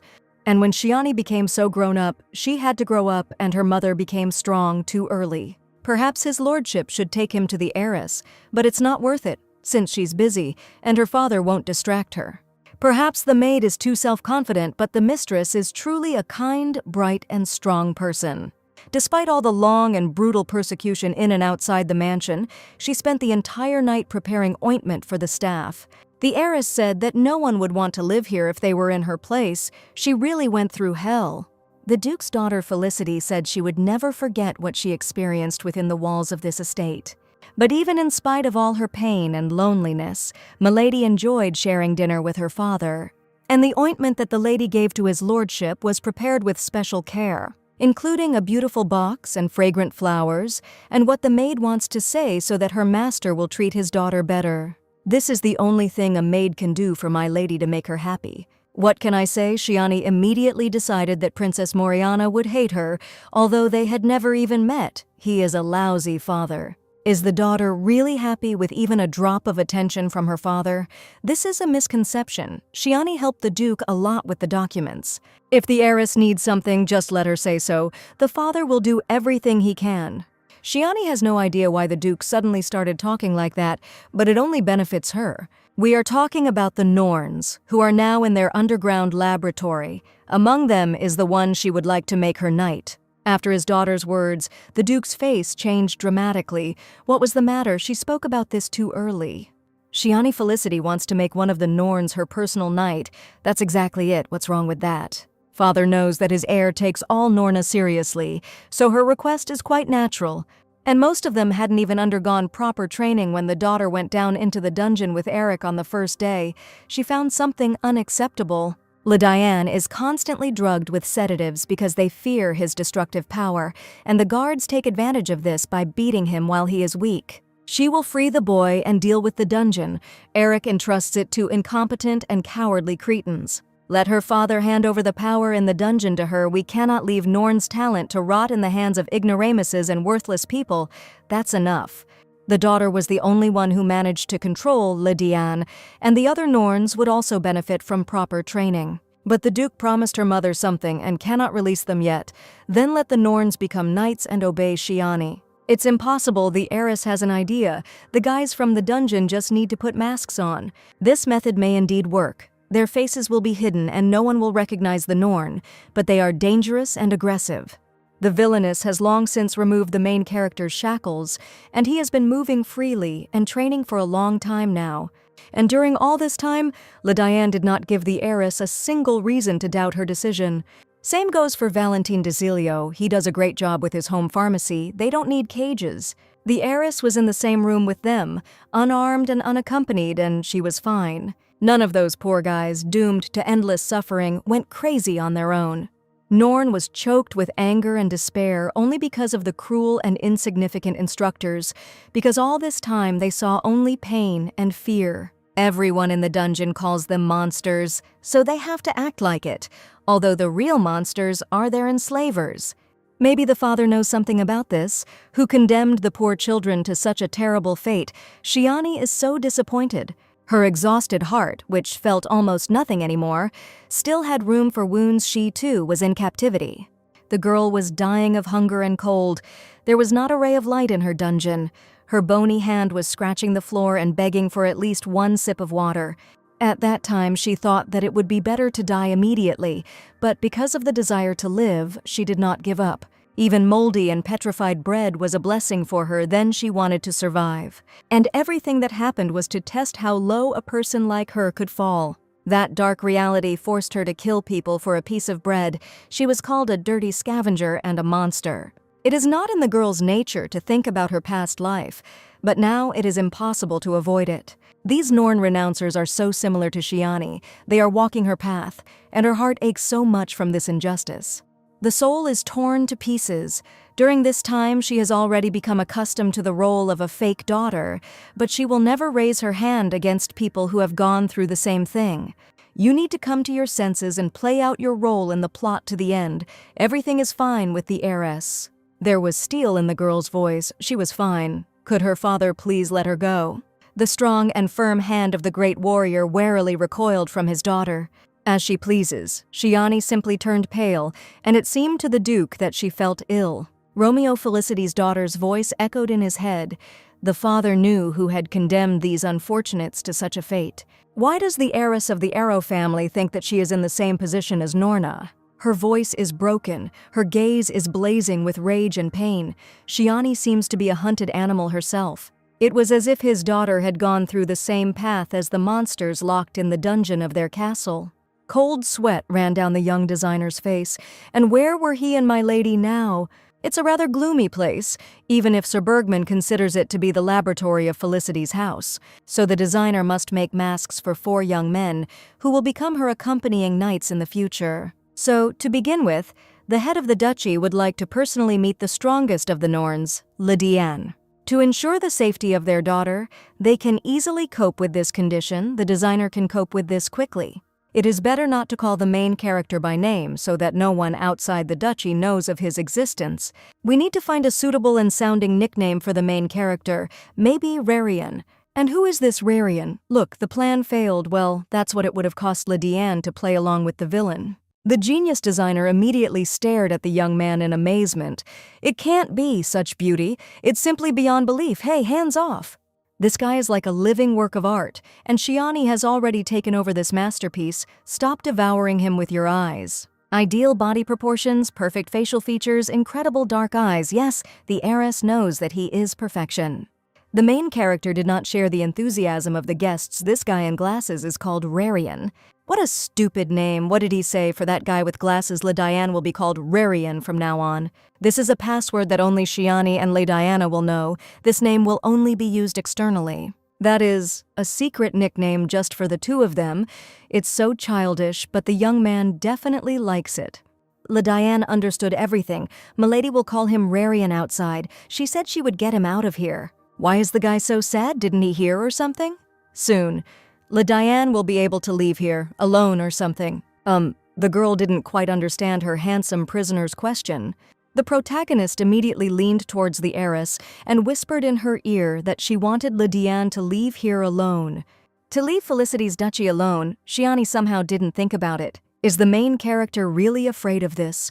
Afraid that the young man will find himself behind the walls of the dungeon in a new world all alone? Although on the other hand, who would be scared by this? He has been in this dungeon since childhood. Yes, that's right. Lydiane is precisely frightened by this because he knows nothing about this world and its inhabitants. The main character is so scared at the very thought of the unknown world. So Lydiane asks his mistress not to leave him when she takes the young man out of the dungeon laboratory. Let the heiress not leave Lydiane completely alone when her favorite hero is scared. He looks like a confused cat. It's strange. In the original, he tried to leave the dungeon at every opportunity, of course, until Shiani can leave him alone. And the young man still cannot leave the dungeon alone. For now, only for 2 hours, Lydiane must stay close to Shiani. And also, the beautiful hero must wear a mask on the outside. Shiani thought that he would be glad to go out without it, but since Lydiane is afraid. This is not true. It is not that the prisoner is afraid to be there alone, but that the young man does not want it. The main character put her hand to his face. What is he doing to her? Calm down. The lady said that she would protect him. It seems that the young man does not quite understand the essence of his new profession. But oh well, he is so wonderful. Shiani is really ready to protect her. In ancient mythology, Venus was the goddess of beauty, and there lived a man whom she fell in love with. How beautiful he was, that the goddess of beauty herself fell in love with him. Her chosen one was called Mars. But the goddess's chosen one was as beautiful as he was terrible. Mars was the embodiment of war and destruction, pain, fear, and suffering. Venus's beautiful lover turned out to be evil himself. Since Mars always wore a black mask on his face, the goddess did not notice his true essence. In front of Venus, he was gentle and affectionate, but away from her, he enjoyed other people's blood and murder. How romantic! The cruel god of war put on a mask for his goddess and became affectionate next to her. It will be a real masterpiece. The image of Milady and the knight that day so deeply impressed the designer. And this young genius is very impressionable. The main thing is that he doesn't overdo it. Of course, the designer of this generation did an excellent job. It's simply amazing work. Bergman so accurately conveyed the essence of her knight, taking the image so suitable for him as the basis for the mask. The heiress would like the designer to make masks for the rest of the dungeon's prisoners. Shiani can rely on him in this matter. Of course, Bergman will do everything possible, that's great. She can't just show Norn to the Duke, it's time to play. After all, the festival and monster hunting competition will begin soon. This will be the first test for her knights, and they will do well. Only elite knights participate in the hunt. From each aristocratic family, the winning house proves its strength and can improve its reputation. This is a great opportunity, as they have an army but no elite knight corps. Why did her daughter even apply to participate in this competition? What was Shiani thinking about? A deafening silence fell over the dining hall as she waited for this question. The great warrior's face was imprinted with excitement and anger, but at the same time, a certain softness did not leave him when looking at his daughter. Well, the head of the duchy clearly does not approve of his heiress's plan, and the vassal does not know the intentions of Milady Felicity. However, it was clear to him from the very beginning that Shiani Felicity never tried to harm her family, no matter what. Milady is right. This is an excellent opportunity to clear the family's reputation in connection with the events that have taken place. It is also due to the Duke's fault that Shiani is called the Scarlet Witch, who killed her own mother and sent her father to war. And the gravy with Arthur Benio was also torn apart. There are so many rumors, and this competition can tell them about the type of arrow. Perhaps the vassal of the Felicity family is right. It is high time to take care of the image of the heiress among the masses. No one should feel entitled to belittle and denigrate the dignity of the Duchess of Felicity. The head of the duchy will tell his soldiers to get ready. There is no need for that. After all, it was Shiani Felicity who never showed herself in public after her mother's death, and the soldiers of their duchy may be confused because before this they had only dealt with people, not monsters. So the Great Arrow family must not be disgraced. Their reputation is at stake. That's right, that's why Shiani will take full responsibility. It is up to the Duke's heir, Felicity, to sort this out and make her presence known to the world. Of course, if the head of their house allows this to happen, it will be an honor for the heiress. What kind of a man is the Grand Duke Romeo Felicity? He went through the war. Therefore, the head of the Arrow House is an outstanding and experienced military man with countless victories and medals. However, his departure to war was an escape from the painful reality in which the Duke had lost his beloved. And at the same time, Romeo raised his comrades' other children, rejecting his own daughter, but as a warrior he will be glad of the victory, which will prove his military power. Shiani will prove how strong their line is and will receive a corresponding victory. The Duke is well aware of how strong the Norns are. Let her father give her a chance. Then Shiani will demonstrate how invincible her knights are under her command. No one in this world can compare to the strength and endurance of the Norns, except the gods themselves. So the villain needs only one chance to show this world in whose hands the true power lies. The head of the duchy suddenly burst into loud laughter. What can you say? Blood is thicker than water. Shiani is just like her father in his youth. A dubious statement in any case. Felicity is the strongest family. Now he is an old man with bad habits, but before he was the commander-in-chief of the Imperial Army, whose fame never left him. The conversation with the Villainess's father continued for some time, but the main thing is that she still got her way. The girl looked around the territory of the duchy. How many people had gathered there today? The head of the house appeared behind the heiress. Shiani was already getting ready to leave. But the Duke doesn't think that such a number of accompanying knights is clearly too much. His daughter herself agreed to these conditions. In exchange for his permission, the Duke ordered the soldiers to stay in the shadows, but there were still too many of them. The daughter simply does not understand that the more obedient a Norn like Ledian behaves, the more careful she should be with him. And this beautiful young man is not at all what he may seem from the outside. First of all, he is a man and therefore a threat of what? What strange things the Duke says. If Shiani were a father herself, she would understand him. The carriage is ready. The heiress's crew has already arrived. She cannot be delayed. She will not let her family down. The most important thing is that the Duke's daughter Felicity is careful. The head of the House of Arrows does not ask for more. A look of concern flashed in the eyes of the great warrior. The words of his only child still echoed in his mind. The father knew who had doomed those unfortunate children. Who is the man who made those prisoners monsters? Does he realize that he himself is a monster? The rays of the welcoming sun favored the Villainess, as if she felt with all her heart that she would not miss her last chance. The carriage was already at the main entrance to the duchy's castle. Daisy followed her mistress. The stepsister came out of the garden with a large basket in her hands. How heavy it was. This is a meeting, and where is Shiani Felicity herself heading? The Villainess and her maid immediately turned their attention to the true villain of the novel and where Luna comes from. She took some supplies from the pantry because the festival is coming soon. Luna is going to make dessert and treat everyone with it. Something is wrong here. She went for supplies herself. Well, her maids were just feeling unwell. The last time they saw this rotten girl was at a banquet. Shiani didn't think she would start causing trouble for her so soon. If Luna has a problem with her staff, let her tell the butler or manager about it. What if she personally goes to the warehouse for supplies? The people working there will feel uncomfortable. Luna didn't think about it at all. Shiani wasn't surprised by it. This heroine has always been shameless and immoral. And is it true that my sister is going to the festival today? That's right. The heiress of the Felicity family will leave the duchy for a very short time. Let her not rejoice. So many knights have gathered today. As expected from a duke, he is so caring and concerned about his only daughter. Despite all the efforts of this envious and greedy girl, it is time for both of them to return to their own affairs. Today promises to be a very hot day, so sister should be careful with what she eats. The vile heroine cast a sly glance at Shiani, her scarlet eyes meeting him coldly and calmly. However, Shiani's soul became uneasy.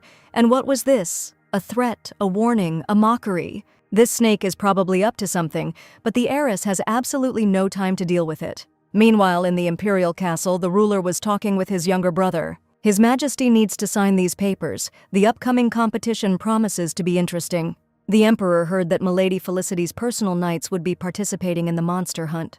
Kailas heard right now. Not the knights of the House of Arrows, but the personal knights of the heiress of Shiani. That's right, it's become another hot topic of discussion, and it seems that young Felicity is quite confident in herself. However, this was for the best.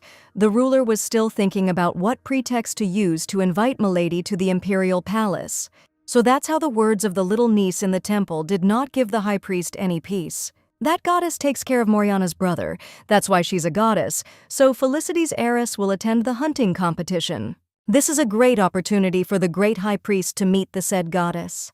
It'll be quite fun there. Why shouldn't the younger brother attend the tournament? Knowing him, Kailas will definitely faint there. The little brother can't stand noise, and during the hunt it will be unbearable for him. So it's okay. He'll refuse it. Kailas will come. What? The high priest rolled his eyes. Kailas needed to meet the sensational heiress in person. The Villainess saw the treasured clearing and ordered her coachman to stop their carriage right there. As her ladyship pleases, the coachman came down to the ground and offered his hand to his mistress. The heiress carefully descended from the carriage, and now it was time to meet her knight. There wasn't much time to prepare for the competition, but the Norns were superior to trained knights in strength and endurance. So the girl is rooting for the main character with all her heart. Wow! Shiani's cheeks immediately blushed. The main character came out to her in the clearing. This mask gives the perfect young man even more elegance and mystery, which I really want to unravel. If Mars really existed, it would look exactly like this. After all, the point is not that Mars wanted to deceive the goddess, but that Venus herself wanted to be deceived by him. And this young man is so handsome that the villain herself wants to be deceived by him and forget about everything. Forget about what is important, about your destiny, your last chance, just dissolve in this unattainable perfection. With just one look from his dark eyes, Lydiane can make her stay by his side forever. And what is the girl thinking about at such a crucial moment? This is her last attempt at salvation. However, despite this realization, Shiani is now ready to turn a blind eye to everything except this guy. The attentive and tenacious gloomy eyes immediately caught the change in their milady. The girl immediately felt the main character's scrutinizing gaze on her. She couldn't show him her feelings and thoughts. Shiani immediately turned her gaze to the side and hurried past her handsome knight. And why is she so embarrassed? The girl is going crazy about this hero, which is very inopportune. Now she is also an heiress and is forced to avoid Lydiane's gaze. Wait a minute, where is she even going? So he needs to pull himself together immediately, since this is the first time the young man is outside at such a distance from the dungeon. They are very lucky with the weather today.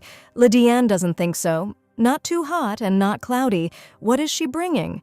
They need to be back before sunset so as not to anger Duke Felicity and who the girl is talking to. And also, the main character wears a mask on his face for the first time, so he feels uncomfortable. And if it weren't for Milady's words, Lydiane would never have agreed to such a thing. So let Shiani look at him when they talk. It's easy to say, Shiani's eyes can give away too much now. The mistress can look at the young man. What the main character had just said struck the girl like lightning when his hand was near her face. There was a leaf in Milady's hair. Lydiane removed it, and the heiress's heart began to beat treacherously against her chest. Here and now, Milady Felicity is the mistress of Lydiane, and that is all he has at the moment. The villainess's ruby eyes widened, her cheeks flushed.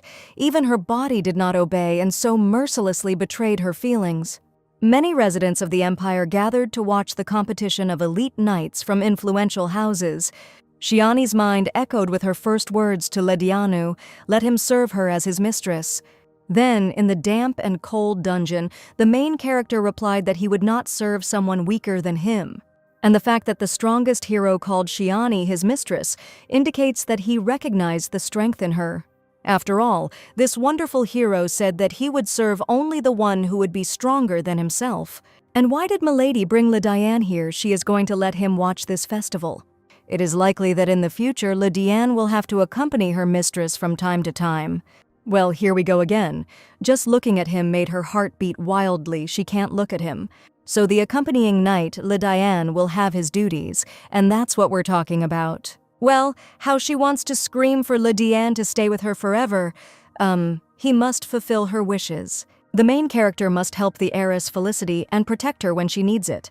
Well, this is different from what Milady promised her newly made knight. In fact, Mrs. Shiani promised to protect the young man and give him everything he wanted.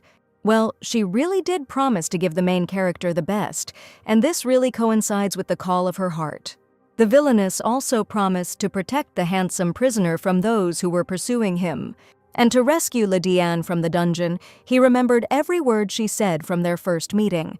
However, it would look very strange if the heiress in a pink dress were to fight off everyone passing by her athletic knight with an umbrella.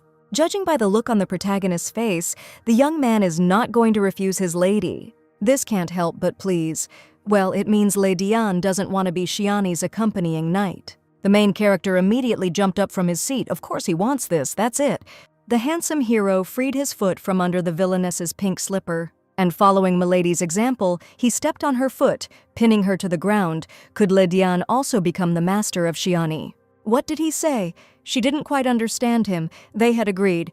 Shiani is his mistress. What kind of bargaining is this? In fact, the main character is the crown prince of the empire, so he will be the master of this state. However, while Lydiane does not know about this, Shiani must tame him and make him hers, while there is still such a chance. Apparently their crew had already arrived at the scene. The young man gallantly extended his hand to Milady. The girl will show him who is the boss here. There is no need to show character and pride here. Lydiane will have time for this. In the meantime, her favorite character is her personal devil. Shiani stepped on the boy's foot. The main character jumped in surprise. No, Lydiane cannot be the owner of the heiress Felicity. Shiani is his sole owner. This is not up for discussion. So her handsome knight will be her personal escort today. The main character snorted with displeasure. Why step on his feet right away, he just asked. And this lady, as always, does whatever she wants.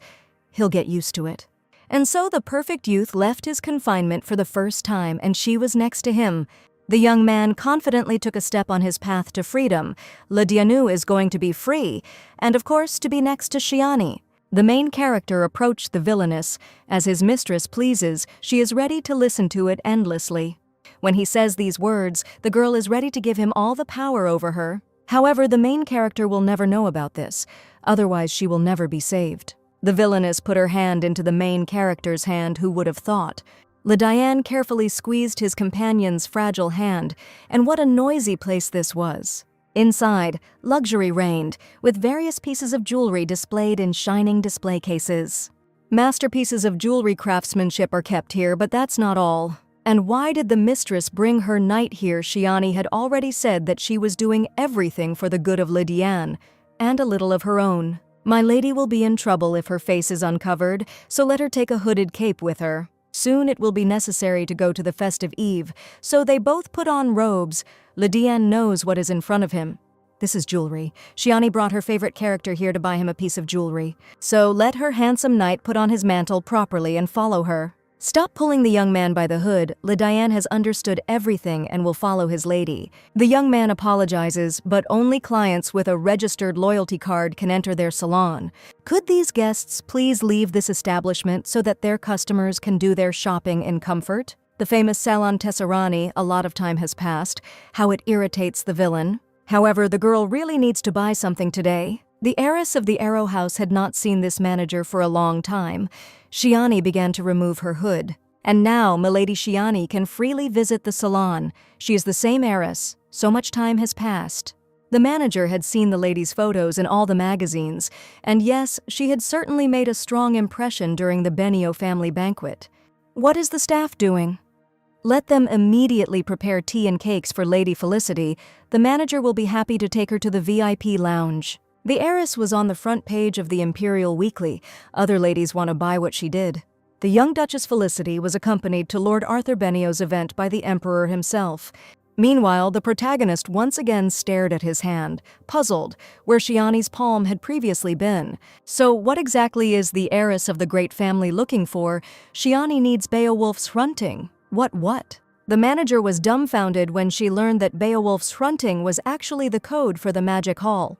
According to the plot of the original novel, the famous swords were sold there. After all, Shiani said that she would protect Lydiane. After all, when the Villainess sends her knight to participate in a competition where you need to hunt monsters, he will be upset. And the girl hopes that the famous sword will console him. Why the manager froze. Let him see them off faster. The harsh words of the heiress Felicity brought the stunned manager to his senses, as the lady pleases. So, if her grace goes straight, she will certainly meet the summoner. The manager couldn't go further and escort the clients, Shiani realized. They would go further together. The young man bowed and left the corridor. There is no entrance to the magic hall for everyone.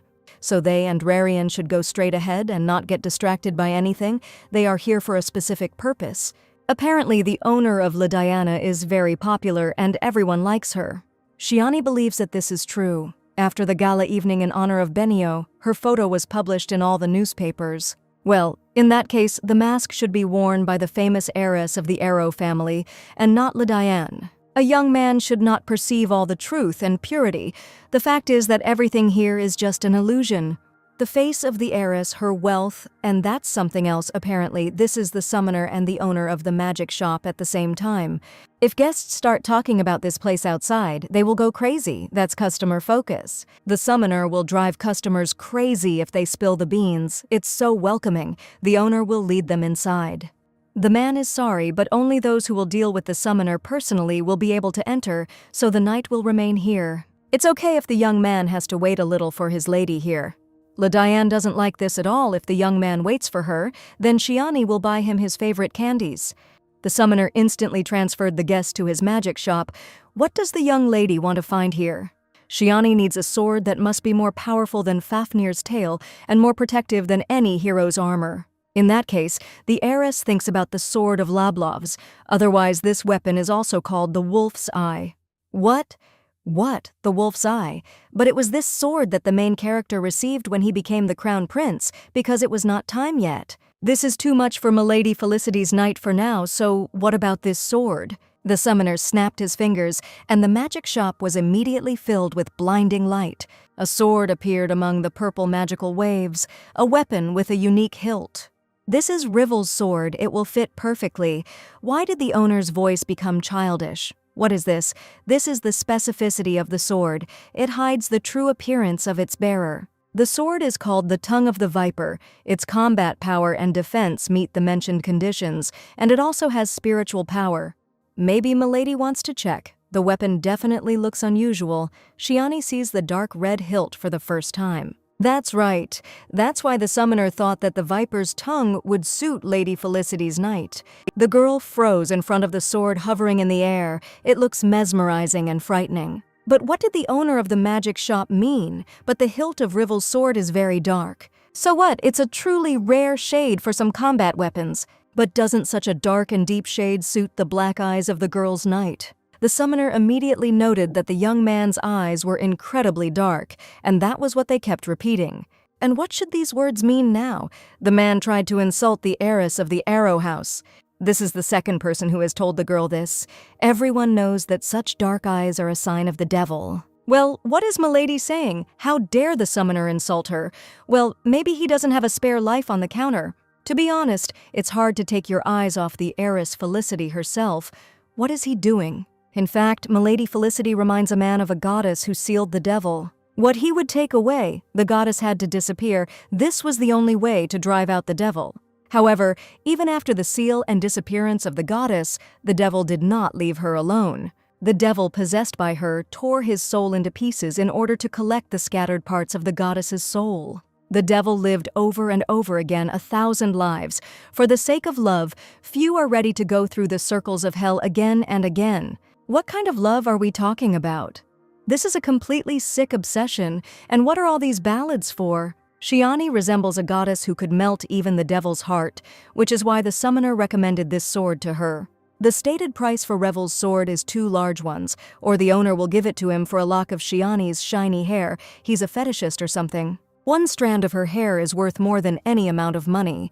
She shouldn't leave traces of herself in places like this. And in general, this is all suspicious. It is not very noble to put a price on a girl's body. Shiani would rather pay for a weapon. Why did this psycho need a lock of the villainess's hair? She doesn't like it. Rarian will have to wait a little. The heiress will give him the gift when he is brought to the mansion. The main character is so cute and confused. Apparently it's all because this is his first time out in public.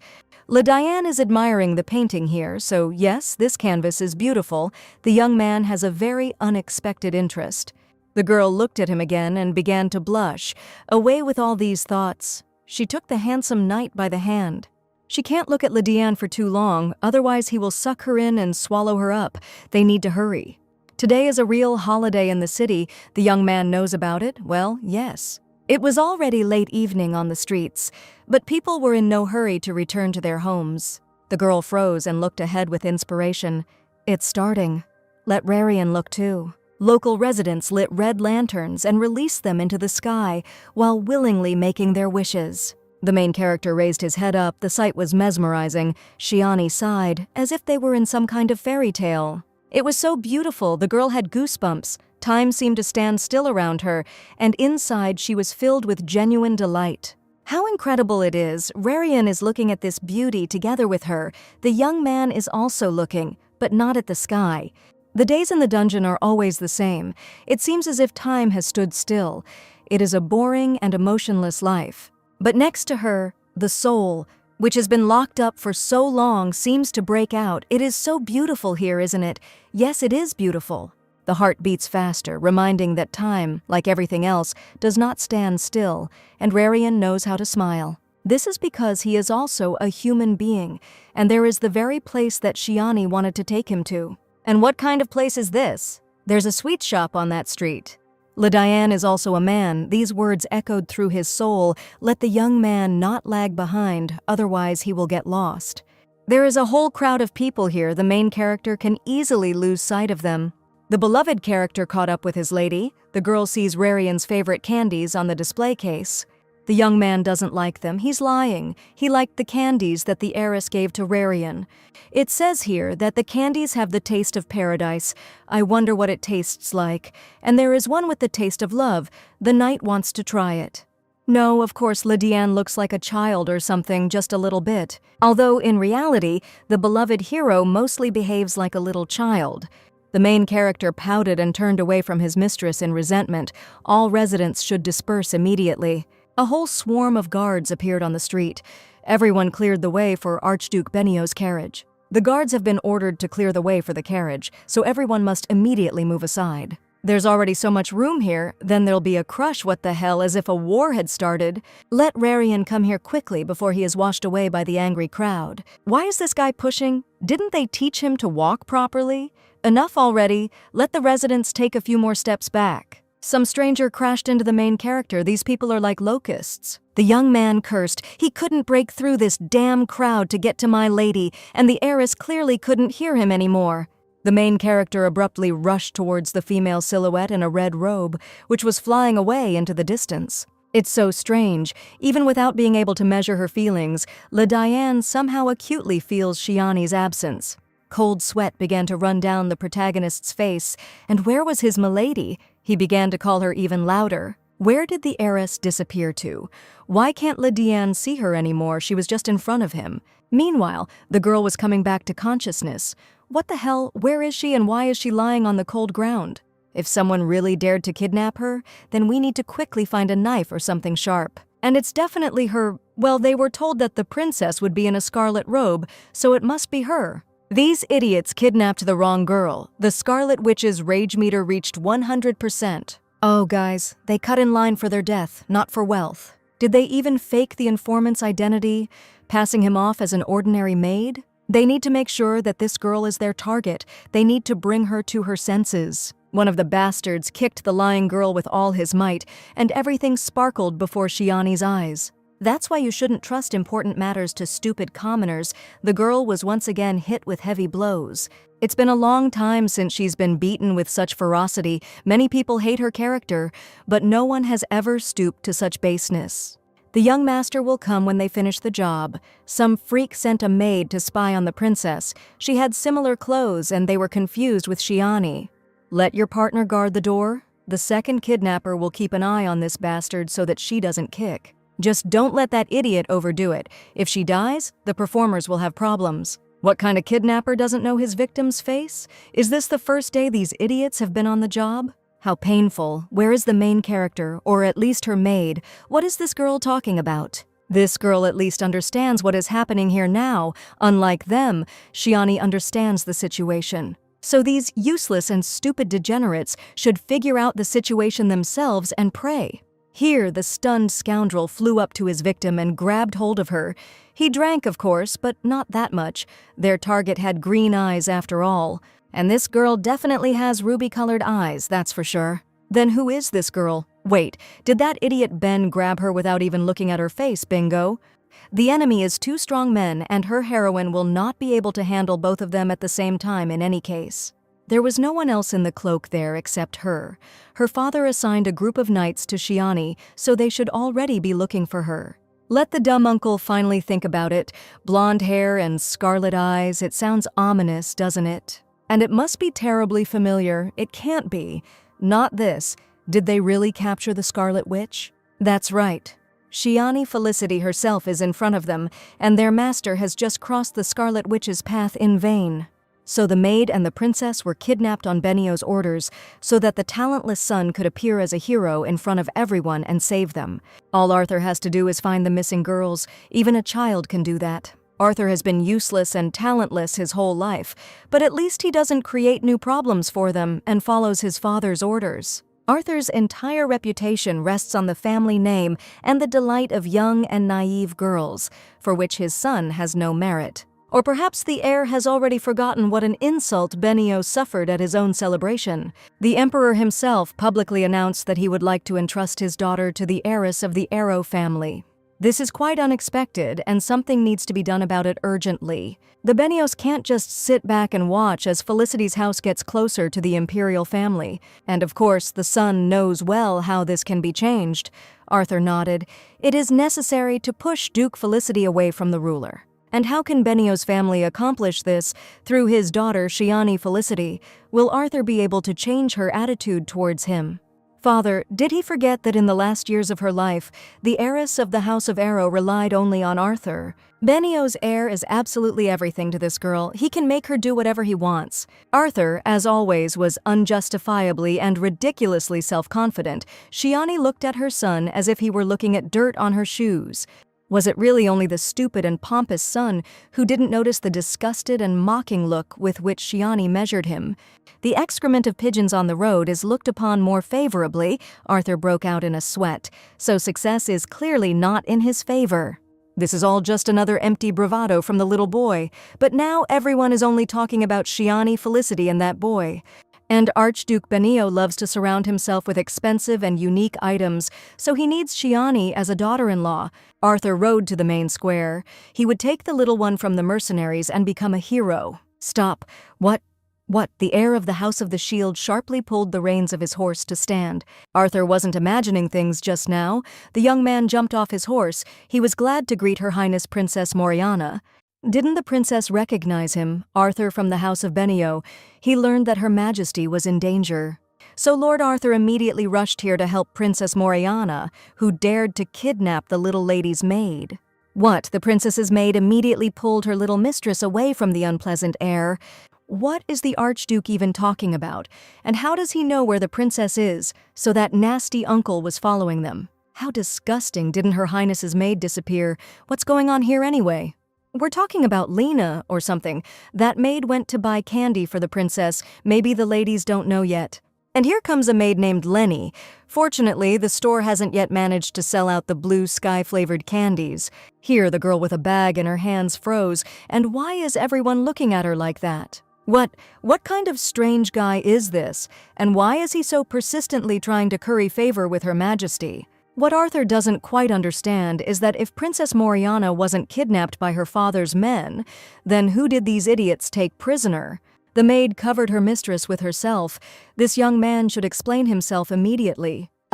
Well, Arthur's father was informed that Princess Moriana was in danger, and the Archduke ordered that guards be assigned. Well, this all sounds completely unconvincing. That's disgusting. And how can the Lord get out of this situation now? The princess looked at the vile heir with interest. That's how it was. Moriana walked up to Lord Arthur and took his hand, in which case she really wanted to look at these death row prisoners. The princess wants to see with her own eyes the kidnappers who dared to kidnap her and signed their own death warrant. Meanwhile, worried Arrow Clan guards were combing the streets and the main square everywhere. We cannot rule out the possibility of the kidnapping of Felicity's heiress. Send all people immediately to search for her. Let the soldiers take their guns and swords and go in search. All guards are better off moving along the street in groups of 4. Here, the main character stopped the running guard with one movement of his hand. What's the matter? Rage flashed in the beast's gloomy eyes. Let the soldier give him his gun. Very little time has passed since Milady's disappearance, and if LeDiane moves quickly, he will be able to catch up with the girl's kidnappers. Not far from the place where the young man last saw Milady, there is a narrow and deserted alley. But because it was a holiday, there could be many witnesses, so the kidnappers acted quickly and did not have time to eliminate evidence. These suicide bombers could not cover their tracks in time. This is where the trail ends. What does it mean that the kidnappers turned off the street at this point? What the hell? And why is his entire neck covered in blood? Did this idiot really kill that girl? Does he even understand what he did? They will have to answer for this to the master. They stole the wrong girl. This isn't Princess Rixen at all, but a psycho bitch with a sharp stiletto heel. Before the bastard could finish speaking, the whistle of a bullet flying out of a gun was heard in the air. The second kidnapper immediately fell heavily to the ground. What kind of psychopath shot him? A cold barrel was already flashing at the temple of the degenerate first bastard. Who exactly killed her? What is this monster talking about? Is the kidnapper really going to die today? And this whole theft went wrong from the very beginning, damn girl. The voice of the enraged beast was replaced by a roar that went straight to the bone. Who killed Shiani Felicity? And what should the kidnapper do now? It would be better to take this monster to that crazy girl. Let the psychos reunite. Of course, the employer will kill the performer for such liberties, but he fears this psycho much more. The gloomy eyes were already little like human ones, and this monster could tear off his skin and break all his bones with one platoon. That's it. The kidnapper has decided who he fears more. Let the psychopath with a gun follow inside. From the last door came women's screams and pleas for mercy. Here they come. The main character hit the bastard with the butt of his gun, after which, in one leap, he covered the distance to the door that separated him from the Villainess. While this monster is busy with the kidnapper's partner, he himself had better get out of here. Meanwhile, a woman's scream was heard in the room. How painful it was. LeDiane froze in the doorway, so it was not Milady who screamed. Heiress Felicity doesn't feel any regret or remorse in this blockhead's words. Let him try again. The kidnapper won't do it again. He's very ashamed. Let Milady not beat him anymore. The young man threw down his gun and rushed towards her. Oh, Rarian found his mistress. Her handsome knight must have been very surprised by the disappearance of the girl. She's alive, alive, alive. That's all that sounded in the protagonist's mind. LeDiane immediately grabbed her hand. And with one strong jerk, he pulled the heiress towards him. She is alive. The handsome hero grabbed the girl in his arms and hugged her tightly, his heart beating so hard. The cheeks of both heroes immediately turned red. Shiani did not expect such an impulse from him. She would go completely crazy. Rarian was probably very worried, that's true. The young man was very worried about Milady. The main character began to touch the girl's face and examine her carefully. Shiani was not injured. Rarian found the heiress sooner than she expected. Shiani knew her knight would find her. Well, that's enough of enslaving your mistress. She'll lose control over herself like that. The Villainess learned something interesting, by the way. They assigned a spy to the princess instead of her mistress. They were going to kidnap her on the orders of some freak. And these worthless people also have two masters. Families with two masters are not at all difficult to figure out. So, which of these families have enough influence to quietly send a spy into the imperial palace? The Beskers and Eclipso are very rich, but they have scores to settle with the emperor's family. Maybe it's the rotten Benios. No, the owners of the performers are the Beskers, which means this is Benio's order, because Shiani just invented the other families. What a relief that the bastard managed to escape while that psycho was distracted. I need to urgently inform the owner about everything. The gentleman will definitely understand that they had no choice because that Scarlet Witch is really crazy and dangerous.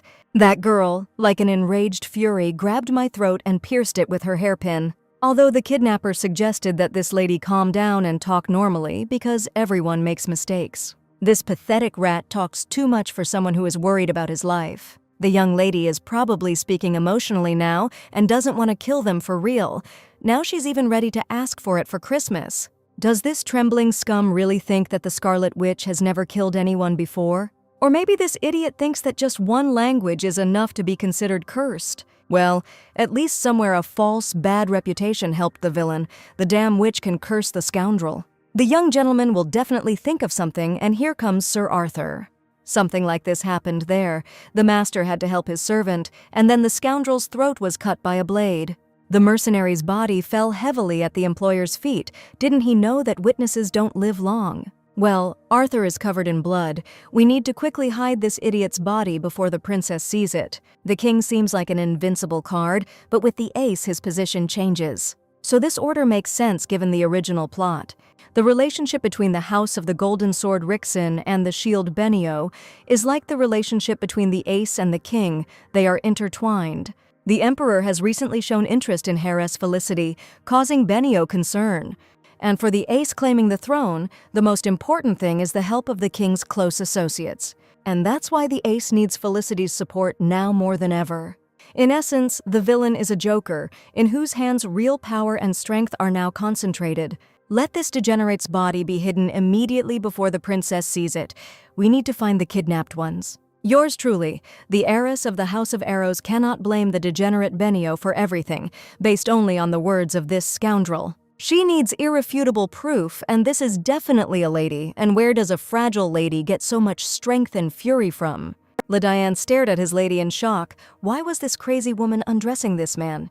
Enough of this twitching. She needs to examine this idiot's body, as expected, a black scorpion tattoo.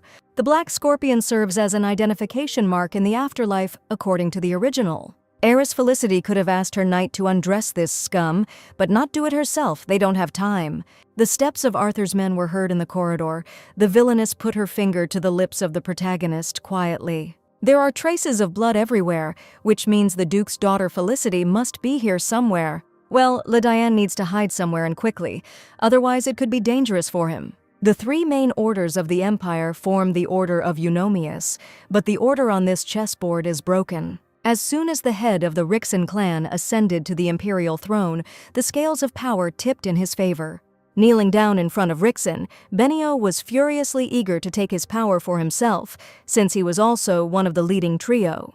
However, the Benios were always cowardly and low, acting on the sly, so Benio silently bowed his head to Rixen. Benio bet everything on Rixen having no heirs, then the next in line for the throne would be the House of the Shield. That's why Benio fears the union between Felicity and Rixen the most. Shiani can't reveal all her cards now. It is dangerous to do this prematurely, then people will say that Felicity's line is turning Norn into the crown prince. Any action by Shiani Felicity that could be perceived ambiguously would give the vile and greedy Benio a chance. The soldiers were able to find Milady with the help of the Imperial Army and Lord Benio's guards. How is heiress Felicity feeling? Judging by her bruises and wounds, these bastards treated her cruelly. Milady needs to be examined by a doctor urgently. By the way, the main goal of these scoundrels was not Shiani at all. Mistress Felicity was kidnapped by mistake, being mistaken for Princess Moriana, which means they wanted to kidnap the baby. Mori was being hunted by villains. It was horrible, but a goddess saved her. You can't call a lady a goddess. Princess Moriana is so glad to meet the goddess. Well, the heiress of the House of Arrows too, but why is she a goddess? Her Highness simply read newspapers with photographs of Milady. Let the goddess come to visit. Everyone wants to see her. Shiani will come, but for now they will have to pass each other. It is too dangerous for the young princess here. The prisoner's legs and back hurt a lot. Let the guards drive the carriage to the back entrance. So the main character is now hiding behind the beams near that door. And while the exhausted heiress is leaving, she will be able to quietly drag him along with her. Everyone heard. Bring a carriage here immediately for Milady. Let the Imperial Guard take the princess to safety. And it would be great if some of the Imperial Crown Guards inspected this place. The guard bowed politely, grateful to Heiress Felicity for her tip. No, let the soldiers of the Emperor and Felicity's house allow Benio's guards to finish everything here. After interrogation, the perpetrators will be handed over to the Emperor's guards along with the evidence. So the Imperial Guard better take care of Her Majesty the Princess, and Arthur's men will take care of this place. And let Benio's soldiers detain anyone who seems suspicious to them here. So the rotten degenerate decided to rewrite all the credit for saving the poor lady to himself, failing his mission. The Imperial Guard has personal motives or is poorly informed about the current situation. Shiani Felicity suffered the most. Despite this, she held off the kidnappers until the guards arrived. And after all this, the soldiers dare not consult with her. Nothing of the sort was meant. It was just that the Archduke had been so actively involved in the mission from the very beginning. Who would have doubted it? Since Lady Felicity is so concerned, why don't they both stay here and finish their business? Ugh. Let the guards quickly take the princess to the palace, and they will finish everything here themselves. The Archduke is so kind, but it's nothing. Lord Arthur is only doing his duty, a pathetic and empty poser. So this obliging fatherly stump doesn't even admit the thought that Shiani beat the truth out of his mercenaries. The conversation will be interesting. Arthur immediately turned to the girl. She met him with a contemptuous look. What a disgusting and rotten guy. Even garbage in a landfill causes less rejection. The bastard grabbed the girl's wounded shoulders. Shiani Felicity, how dare she put herself in such danger? And what was the girl going to do when she was left alone with her kidnappers? She couldn't decide anything on her own. Apparently, because of stress, she went crazy. Many people know that this worthless person clings to someone else's success because she doesn't have any of her own. This scum grabbed Shiani right where she was bleeding, but she didn't show it so as not to look weak. The villainess let out a painful breath and, as if nothing had happened, pushed Arthur away from her with all her strength. This garbage stinks badly. Let him not come near her. She finds it disgusting. What obvious and pathetic hypocrisy. Daddy will scold you very much. I still haven't managed to curry favor with him. This disgraceful fellow has so much baseness in reserve. Stop groveling and acting out. What is Shiani saying? This trash is absolutely worthless in everything. Even the game doesn't work for him. Stop convincing him of your importance and usefulness. Even his father considers Arthur useless ballast. He can only take advantage of everything that is ready. And once again, the non-entity is going to pretend to be a hero by spreading rumors. Let the worthless brat get out of here quickly. The heiress needs to finish her business. Why, how dare she who bowed before him wipe her feet on him? Shiani didn't seem to understand anything. Arthur doesn't need her permission to continue to present himself as a hero.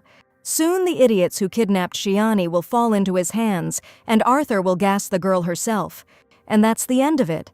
And in the end, Benio's heir will be the one who saved the Duke's daughter Felicity and defeated the mercenaries. The degenerate took out a bottle and took a sip from it, and the heiress knows what will happen next. Arthur will be rewarded by her father and his majesty. This offspring is much more cowardly and dishonest than was supposed. How can you fall any lower? This bastard really is the worst of them all. And in turn, as a reward, Arthur will request an engagement with Shiani. She will throw up now. If the princess wants it so much, they can get engaged right away. Of course, the only thing this scum can do right away is lose his hands. Nobody would want to marry a freak like him. This trash still has the last name Benio just to avoid public gossip. Neither money nor the power of the father, nothing in this world can compensate for the low quality and worthlessness of this degenerate. It's never too late to give old feelings a second chance, but you can't give severed limbs a second chance. Meanwhile, the vile air began to open the pin on the canister of sleeping gas. Would this brat really use sleeping gas? He was so desperate and dependent on the approval of others. The Villainess did not have to be reborn for so long and experience so much pain 1,000 times for that. This is her last chance for salvation, and the girl will fight for it until her last breath. Arthur threw the open cylinder on the floor. Gas immediately began to fill the room. Shiani rushed to the exit. This degenerate is a real psycho, and that potion is most likely an antidote. And what about her beloved Lydiane? Where is Shiani running off to? She will be much better off in Arthur's arms. The Duke's only daughter, Felicity, loves the Archduke's son, Benio, which he realized thanks to one incident when he was 6 years old. Where did they hide it? What is little Sir Arthur doing here? She came again. How annoying. It was an undeniable truth, so Arthur did not doubt Shiani's feelings for a second. How did this girl come in here? No one is allowed in here except for people from the Archduchy of Benio, but they haven't seen each other for several days. This was Shiani's punishment. She couldn't go out, which means the girl can't establish relations with the knights. Let Shiani then at least behave like her father's adopted children. Where is Arthur going? It's dangerous, and he should be more careful. What does Shiani want from Arthur?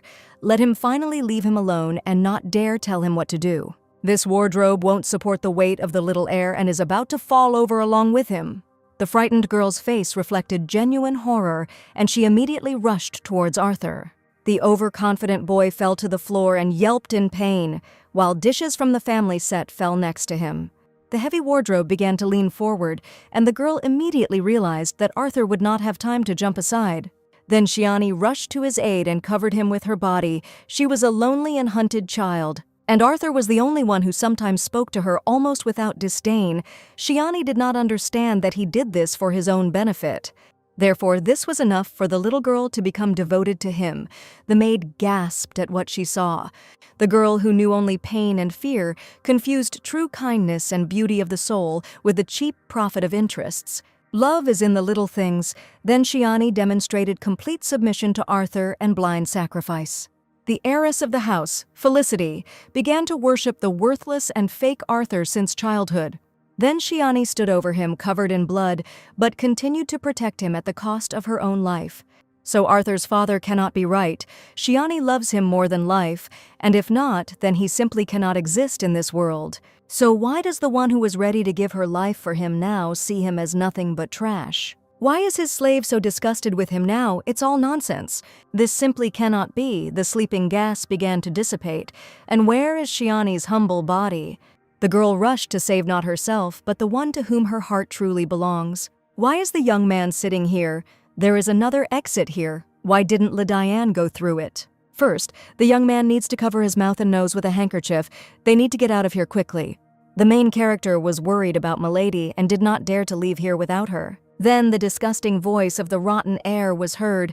Who is this guy, and why did Shiani rush to save him, risking herself? Why the hell is his faithful mongrel looking at this guy like that? Who the hell is this degenerate? Arthur was familiar with that look. How dare she? Could it really be the same one that Luna Levy mentioned at the banquet? Then the greedy and low-class relative of Shiani ordered her brother to maintain power in the dungeon at any cost. So it really isn't a rumor. Shiani is targeting the Felicity Duchy's dungeon. Apparently, this mysterious dungeon gives some kind of power and authority. Only for this reason could those village degenerates be interested in it. Apparently, owning a dungeon gives the right to inherit the Arrow family, which is why Eric is so greedy for it. Arthur can make the Duke's only daughter Felicity his wife, so he will prove his usefulness to his father. Shiani's happiness was only possible with Arthur, and he always used this to his advantage. Even when he humiliated Shiani and threw her away like trash, she continued to confess her love to him. The girl definitely said that she could not survive without him, that only he could save her. Arthur always loved to feed her fear of losing him, loved to see the despair in her eyes. It elevated him. And the meaning of his manipulations was this total worship and sacrifice on her part. When the Lord extends his hand to her, she will throw herself at his feet at any time. Whatever the vile heir did with this persecuted girl, no matter how he mocked and hurt her. If Arthur tells her to go to her feet, she should be there, but now everything is really different. If the vile heir of the Shield House fires now, the entire guard will come running to the sound. However, since Benio's men are stationed everywhere, they will be the first to burst into this room. The mercenaries also work for Arthur, who will suspect and accuse him of killing the guy in the mask. The sound of a gunshot rang out in the air and the smell of fresh gunpowder filled the room.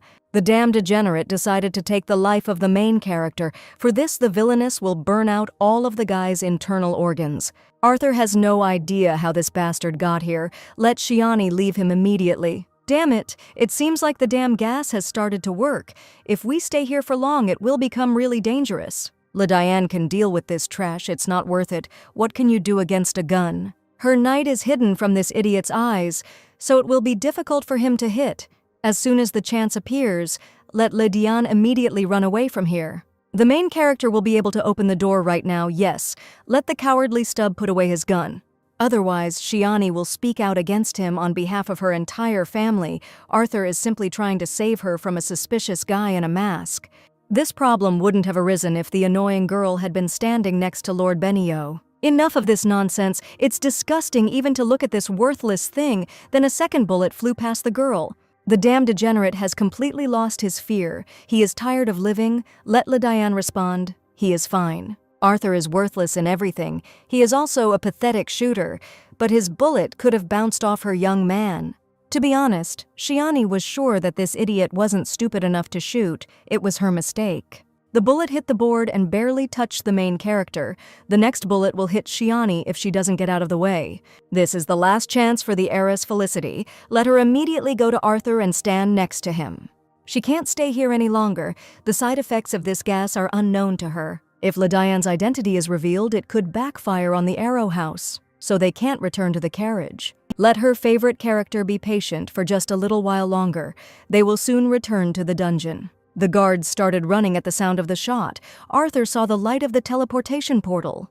What the hell? Why is Lord Arthur Benio holding a gun? Where is the smoke coming from, and where has Duchess Felicity gone? Why? How dare Shiani Felicity risk herself for another young man? How dare she just leave Arthur here and go away, while the villain and the protagonist were already far away? Apparently, the young man is in a lot of pain now. Shiani will immediately call a doctor to him. The Villainess immediately shouted Mads's name, and her guard hurried to the call of the entire mistress. "Milady didn't go to the festival today. What happened? Where did all this blood come from?" The girl immediately growled at the guard. Mads lost the ability to hear. The heiress of the Arrow House ordered that the Devil's Healer be brought to the dungeon immediately. The guard rushed in fear to run after the doctor. It will be done. The wood splinters did not penetrate deeply, but LeDiane's wounds were very painful. If the young man does not have a fever, then disinfecting the wounds will be enough, and he will recover quickly. Let Milady Felicity call the doctor immediately if complications arise. The girl was so scared for him. The feeling she had denied caught her off guard today, and she was angry. Why didn't LeDiane run away as soon as he realized that the situation was becoming dangerous for him? Why was Milady so angry? The young man was waiting for a signal from her, and how could he leave her there alone?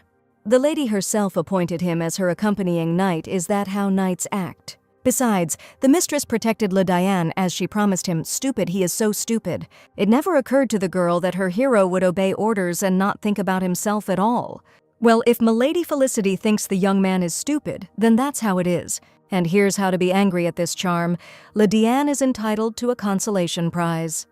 What he wants is for nothing like this to happen again. If Milady orders him to kill, he will kill. If the lady orders her knight to search, he will find even in hell. Therefore, if the heiress really wants to reward LeDiane, then let her be next to him like today. Well, that is, let Milady protect her knight like today. The main character immediately bit his lip. He hadn't just said anything strange, had he? The Villainess completely lost her mind. For a moment, it seemed to her that this guy felt the same way as she did towards him. The main character is a bit big for a child, of course, but you can play along with him once. Well, since this is LeDiane's choice, then her accompanying knight will receive his reward. Both characters had difficulty averting their embarrassed gazes from each other, forced to hide their true feelings. "It's not difficult at all," the girl stroked the young man's silver hair. "The heiress will do anything for her special night. Diane is interested in something. Since his mistress had the magic teleportation key all this time, why didn't she use it right away? Why would she needlessly make a fuss and disturb her father? Wait, her father doesn't know anything." The heiress urgently needs to find Duke Felicity and solve the problems hanging over them today. The girl immediately jumped up and went to the door. Let her beautiful hero recover. "Later, my lady will check how well he takes care of himself, so let him be an obedient boy."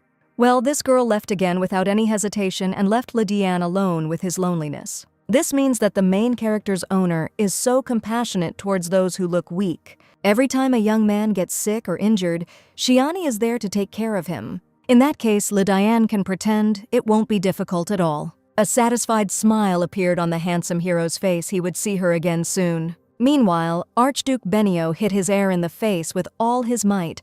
How could he be so stupid? Arthur has his own blood flowing through him, a brainless and useless piece of trash. Why does he always ruin everything? Why is he incapable of anything? His father did everything for him. He just had to act like a hero. How could he make their situation so much worse? The Archduke can't believe that his son has ruined absolutely everything his father worked for.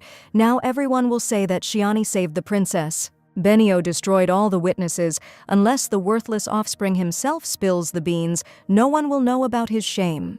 However, the father learned that the Duke's daughter, Felicity, was also nearby along with his stupid offspring. Let the pathetic brat immediately answer what he and Shiani talked about. She dared to say that no one would want to marry a freak like him. No last name could cover up his rotting stench. The occasion did not lend itself to conversation, so the heirs of the leading houses said nothing. The Archduke himself knows very well that Shiani despises Arthur and cannot even look at him. What's going on lately? Shiani went out in public wearing a hoodie. Why should she hide? Now that girl has become a stranger to Benio's heir, who also cares for another man. The material that guy's mask is made of is very expensive and you can't just find it on the market. So that man was definitely not a ragamuffin, but Arthur couldn't find another family connected to Shiani. The lord's cheek was so swollen. While the young master was away from the capital, a lot has changed. He needs information about that guy. The butler learned that this year knights under the personal command of Milady Shiani would take part in the monster hunt. But there is no information about a certain man. It is possible that the Duchess spent time with one of her knights. This can't be Shiani, whom Arthur knows. Stop. The heiress of the Felicity family that Arthur himself knew, that bowed down before him, no longer exists. So there may be some truth in the butler's words. Isn't it romantic? A knight who saved his lady. If this information could become her weakness, it would have been better to hide it from Arthur. All girls are waiting for a fairy tale with a romantic ending, but in reality, it is impossible. According to the Duchess, Felicity's family should buy all the land in the area, as well as the businesses. The composition of vassals changed by the heiress was the most correct decision. Now only the right questions are asked here. Then Eric spoke up, meaning Shiani went to the festive festival in the city. And who did Shiani decide to attend the event with? And why is Eric even asking about it? And why is the vassal interested in this? Let the vassals immediately answer who Shiani went with. Eric will now be taken out of the office. Let him calm down. A deafening clatter of dishes was heard in the corridor, and then something else happened. The maid's hands were shaking and were covered in red blisters. Maid Lays should be more careful. She is so ashamed. She will collect the broken pieces of dishes. Let the girl immediately get up from the floor and apologize to his lordship. And what's wrong with her hands? All the maid's hands were covered in a red rash. They itched and scratched terribly. Today, all the maids were covered in red spots and couldn't go to work. What the doctors say is that they are seeing something like this for the first time and cannot help the maids. Then the manager entered the room. He had recently noticed the same red spots on the hands of their gardener, and today the gardener is also absent from his workplace. Since all the staff at the estate have these rashes, it means it's a skin disease that's transmitted from person to person. All patients need to be isolated and kept under observation. The cause needs to be determined so that irreversible consequences do not occur. Cold sweat began to run down Eric's face. This was definitely an infectious disease. You can't leave everything to chance. And where is this girl? Who is she with now? Meanwhile, the Villainess was considering her next moves in the political arena. The degenerate Benio has crossed the line and will pay dearly for it come at last. A frightened maid ran into the heiress's private chambers. Her mistress was fine. Daisy heard that something terrible happened to Milady. Shiani needs a father, it's urgent. During the meeting, a messenger from the imperial palace arrived and conveyed gratitude for help in rescuing the princess. Because the head of the duchy is now very busy, they express gratitude so quickly. This is completely unnecessary. Either the imperial family is concerned about Benio's appointment, or they are trying to find out Shiani's plans to buy out the priceless lands. In that case, the heiress will meet with the duke tomorrow, and now she will take a hot bath. The maid has already prepared everything. The water is already heated. She will help her mistress. Daisy began to take off the dress from Milady and immediately gasped. Her entire body was covered in terrible bruises. There was not a single living spot on the young duchess's body. Everything was covered with deep abrasions and bruises. Daisy was shaking. Her face immediately turned pale. Her mistress's back, Shiani, is known. Her back looks terrible, but it's okay. She got off easy. She could have lost her last life. We need to call a doctor urgently. My lady is in pain. Everything will go away on its own. There is no need to call anyone. But the back of the heiress Felicity is one big wound. How can Daisy not worry? The Villainess doesn't want to make any unnecessary noise now. Too much has been happening lately. How's the water temperature? Could Milady at least bring some ice or some soothing herbs for the bath? All's well. Just in time, Shiani had to report everything to her father, so she was in a hurry. But the main character did not let her go until the very end. He becomes so soft and obedient.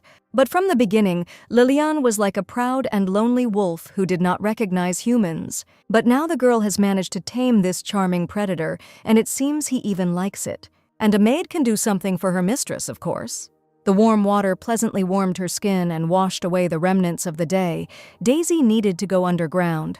Night had fallen in the Empire. Shiani walked along the corridor of the castle. He should have arrived by now. The heiress has already even ordered the servants to prepare a tea ceremony. Shiani also asked to prepare sweets because Lydiane loves them so much, and who is standing behind the column. What is Eric doing here, and what is wrong with his face? How did Shiani even come up with this? She is fine. Why can't the girl calm down? Why does she have to risk herself and get into trouble every time? Eric pressed on the most painful wound, and Shiani instinctively howled. Did those freaks really dare to hurt her? The young man was immediately confused. He didn't know what was hurting her, why Shiani didn't show up to the doctor, where it hurt. How did she get hurt? Did those bastards really dare to beat her? Where is the heiress's common sense? As girls grow older, they should become wiser. Let Eric speak directly about what is necessary. Eric's face immediately changed. Shiani left with that same Norna, he's right, what? What was this guy even doing around Shiani to let her get kidnapped and beaten? How tired the girl was of endless showdowns about what was going on with Eric, with Arthur. Wherever Shiani goes, it's none of Eric's business. Let him stay out of her way. She should be so kind to the wrong guy. And as for Eric, what is he even talking about? Why should she suddenly be kind to him? Everyone has gone crazy today. Here, the young man boiled with resentment. Why didn't she understand anything? What was wrong with his face? Nothing. Okay, Eric just wanted to make sure that the heiress was okay. He and his sister hadn't been bullying for years, so it wouldn't be that easy to break her. If something bothers the girl, let her tell Eric, but why would she do that at all? Something the villain does not understand at all. His behavior is different from usual. Eric looked worried. Well, maybe the heiress is suffering from some kind of infection. Her skin has started to itch, or a rash has appeared. No. What was that all about? What kind of strange questions and flow of emotions were these? The plot of the novella has long since departed from the original line, but not the essence of its characters. So why did some of the heroes become less like themselves? Meanwhile, Shiani's maid escorted her beloved hero to the tea room. The main character's attention was immediately drawn to a painting that hung on the stairs in the east wing of the castle. This painting has been hanging here for so long, even before Daisy began her service to the duchy. The gloomy eyes immediately sparkled with interest. It felt like he had already seen this painting. The picture seemed very familiar to the young man. A girl similar to Shiani stood at the deadly gap, he remembered. A similar painting hung in the shop. A blonde girl looking at the raging elements. However, in that picture, the heroine was looking at the waves and turned away from the audience, but here she is looking straight at Le Diane. Moreover, the heroine of this picture is exactly like the young man's mistress. The beautiful Norn's thoughts were interrupted by the maid's voice. The knight should hurry. The lady is waiting for him. It's so strange to hear this. Now, Le Diane is waiting for her mistress, and not the other way around, because it was he who always counted the moments until her return.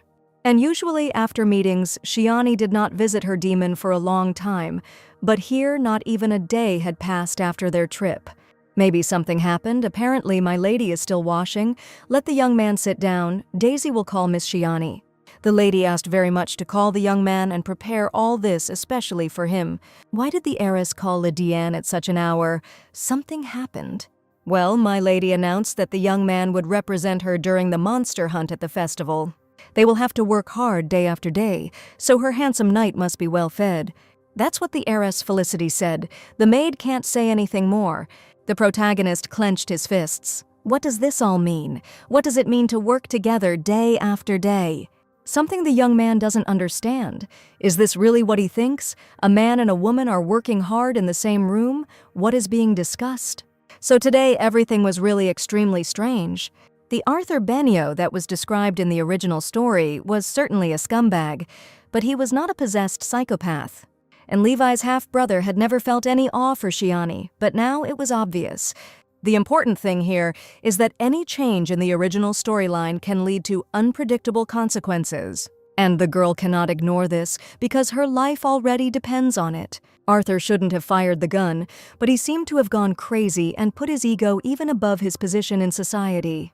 In the novel, this empty and cowardly non-entity remained with Shiani to fabricate his public image. We need to be more attentive and careful, but first we need to take care of Le Diane and how her wonderful hero is feeling. And what was the young man doing all this time?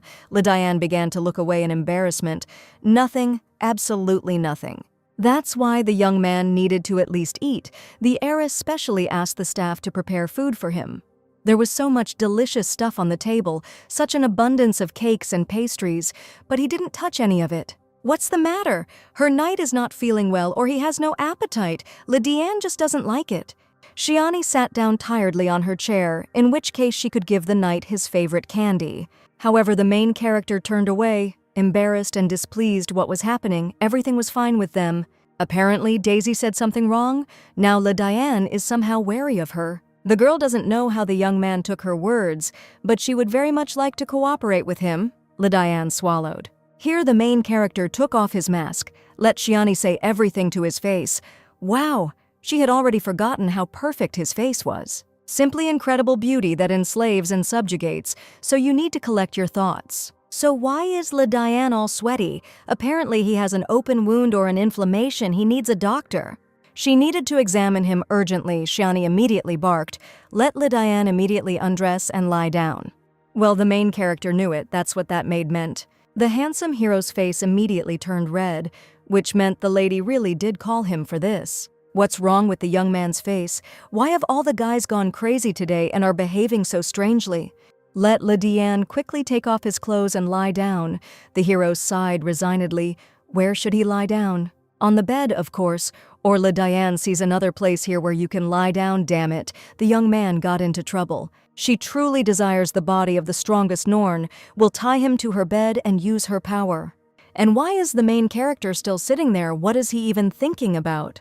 So the heiress of a rich family longed for the body of a young man from the very beginning, and what should he do now? After all, the main character doesn't even know if she likes him, but there is a way to find out right now. And why is the young man looking at Shiani like that? He is obviously very worried. But her handsome knight has absolutely nothing to worry about.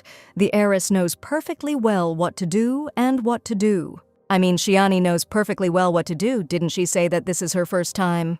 Well, in one of her lives, she made a name for herself as an imperial physician and pharmacist, but that cannot be talked about. The girl can't tell all the details, but that's how it is. Her wonderful hero is still such a child. When it comes to treatment, he shakes so much. So the remaining medications should have been in that dressing table over there. The Villainess began to sort out the pharmaceutical deposits, which could help with inflammation. Meanwhile, a muscular wall formed behind the girl. Where is this bottle of cornflower ointment? If you mix it with ginger, you get an antibiotic. And what strange sensations were inside the girl, Shiani immediately turned around. The main character immediately began to attack Shiani, and why Lidian pressed his stone torso against her. This is a sight, and such a dangerous closeness what the young man is doing. How can he resist her now at all? The main character leaned over the villainess. Even though Lidian was sitting in the dungeon, he knew everything. Somehow the girl loses the essence of their conversation, either because of the heat that has washed over her or because of Lidian's misunderstanding. There is a difference of a year or two between Shiani and Lidian, right? But why does the young man even ask about this? Wait a minute. The heiress immediately pushed the stone statue away from herself, and why did he switch to informal terms with her? As much as she would like to erase all boundaries between them, she can't, because then she would give him all control. And it is not known what exactly this situation will turn out to be for her heroine, what Lidian knows. And here their age difference, the girl feels his measured heartbeat with her fingertips. Her beloved gloomy eyes look impudent and demanding. For some reason there is no more respect in them. The handsome hero's lips are pressed together in annoyance. It seems the young man misunderstood something. Why did the villain only become happy about this? The proximity of the main character becomes more and more pleasant and familiar to her. However, Lidian cannot know about this. I wonder what he knows about all this. As much as the girl would like to take advantage of his submission and readiness now, she will not. Lidian is what she wants most, even more than her salvation, but it is not destined to happen. So there's no point in even trying. It's too early for a young man to do this. Let the beautiful hero turn his head and look in the mirror. Lidian's cheeks are so cutely flushed, and those embarrassed yet ready for action eyes. The main character looked at his reflection and froze. Yes, he is fantastically handsome, and Shiani has to put up with it. The villainess's cheeks blush treacherously after all. Isn't a knight still a boy? The handsome young man was still standing in front of her with his bare torso, which looked as if it had been carved from marble. Lidian misunderstood the maid's words, and the young man apparently immediately recoiled. Let her charming knight finally sit on the bed. She needs to apply the medicine. The wounds were not serious, but we still must not forget to disinfect them. It dawned on Lidian that the lady had called him here to administer the medicine. Well, of course. And what was this excited boy thinking about? He understood everything, right? A sparkle of excitement flashed in his ruby eyes, or perhaps the noble knight was thinking about something else. The main character blushed. He even had pictures in his head. Since they managed to resolve this misunderstanding, then let Lidian finally sit down. Anyone could misunderstand those words if you talk about it like that. However, something is wrong with the owner. She moves strangely and slowly. Moreover, when the young man approached Shiani's neck, she immediately recoiled from him. The heiress sighed wearily. She was already tired of repeating the same thing. The protagonist sat down on Milady's bed next to her. He noticed huge abrasions and bruises on her neck. Did the heiress really get injured when she was kidnapped by those freaks? Lidian doesn't have to worry about that. He got it just as bad as she did. However, the main character has already been examined by the family doctor Felicity and the heiress herself. Has the doctor not yet taken care of the lady's wounds? It would be better to say that she has already been examined. Nothing serious. Okay. The girl promised not to lie to the young man anymore. The doctor didn't examine her, but everything will pass on its own. This is stupid. Isn't Shiani in pain? Let the mistress lie down. Lidian will examine her himself. Now Shiani sees that the young man is fine. When he turned red, she thought he was getting worse. Yes, it's all because of the words of that maid. Let the mistress lie down on her side quickly. The girl burst into laughter. Lidian is so cute when he is embarrassed and angry. The patient should not talk during the examination. Let her turn sideways now. You can't toss and turn. The girl knows that her back looks terrible. Well, yes, that's right. What an accurate diagnosis. So Lidian is worried about her. This can't help but touch her. Today was a special night. At the moment when this girl disappeared, the main character was overcome by an unbearable feeling of loss, which Lidian was unable to cope with. It devoured him. And at that moment, the wonderful hero realized that he could not and did not want to lose her anymore. All the strange things that happened to him, they were all because of this girl. The main character does not want to miss a single moment, even the strangest and most unfamiliar to him.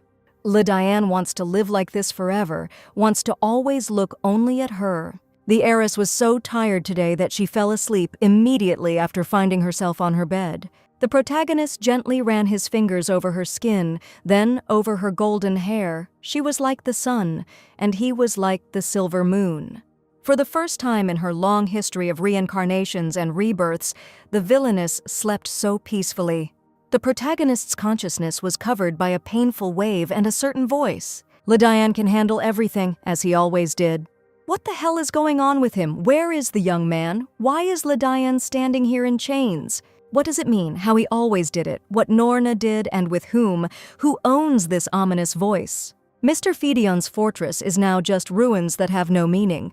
He doesn't need to be told again how to work. Let Diane bring everything that seems suspicious to him. It will be done. The main character followed the command of the commanding voice as if nothing had happened. The young man walked confidently and precisely, as if he had already done this 100 times. The castle was pitch dark, and the young man could only see through the light of the single candle in his hand. Diane hit a wall. This is where the path ends. How was this fortress designed at all? What is this all-consuming darkness? Even the light from a candle is not enough to get rid of it. Perhaps it was all the magic of illusion. Who did this voice belong to? To which the young man immediately obeyed. Diane should not have been born. Who is saying all this? The voice moved behind the hero.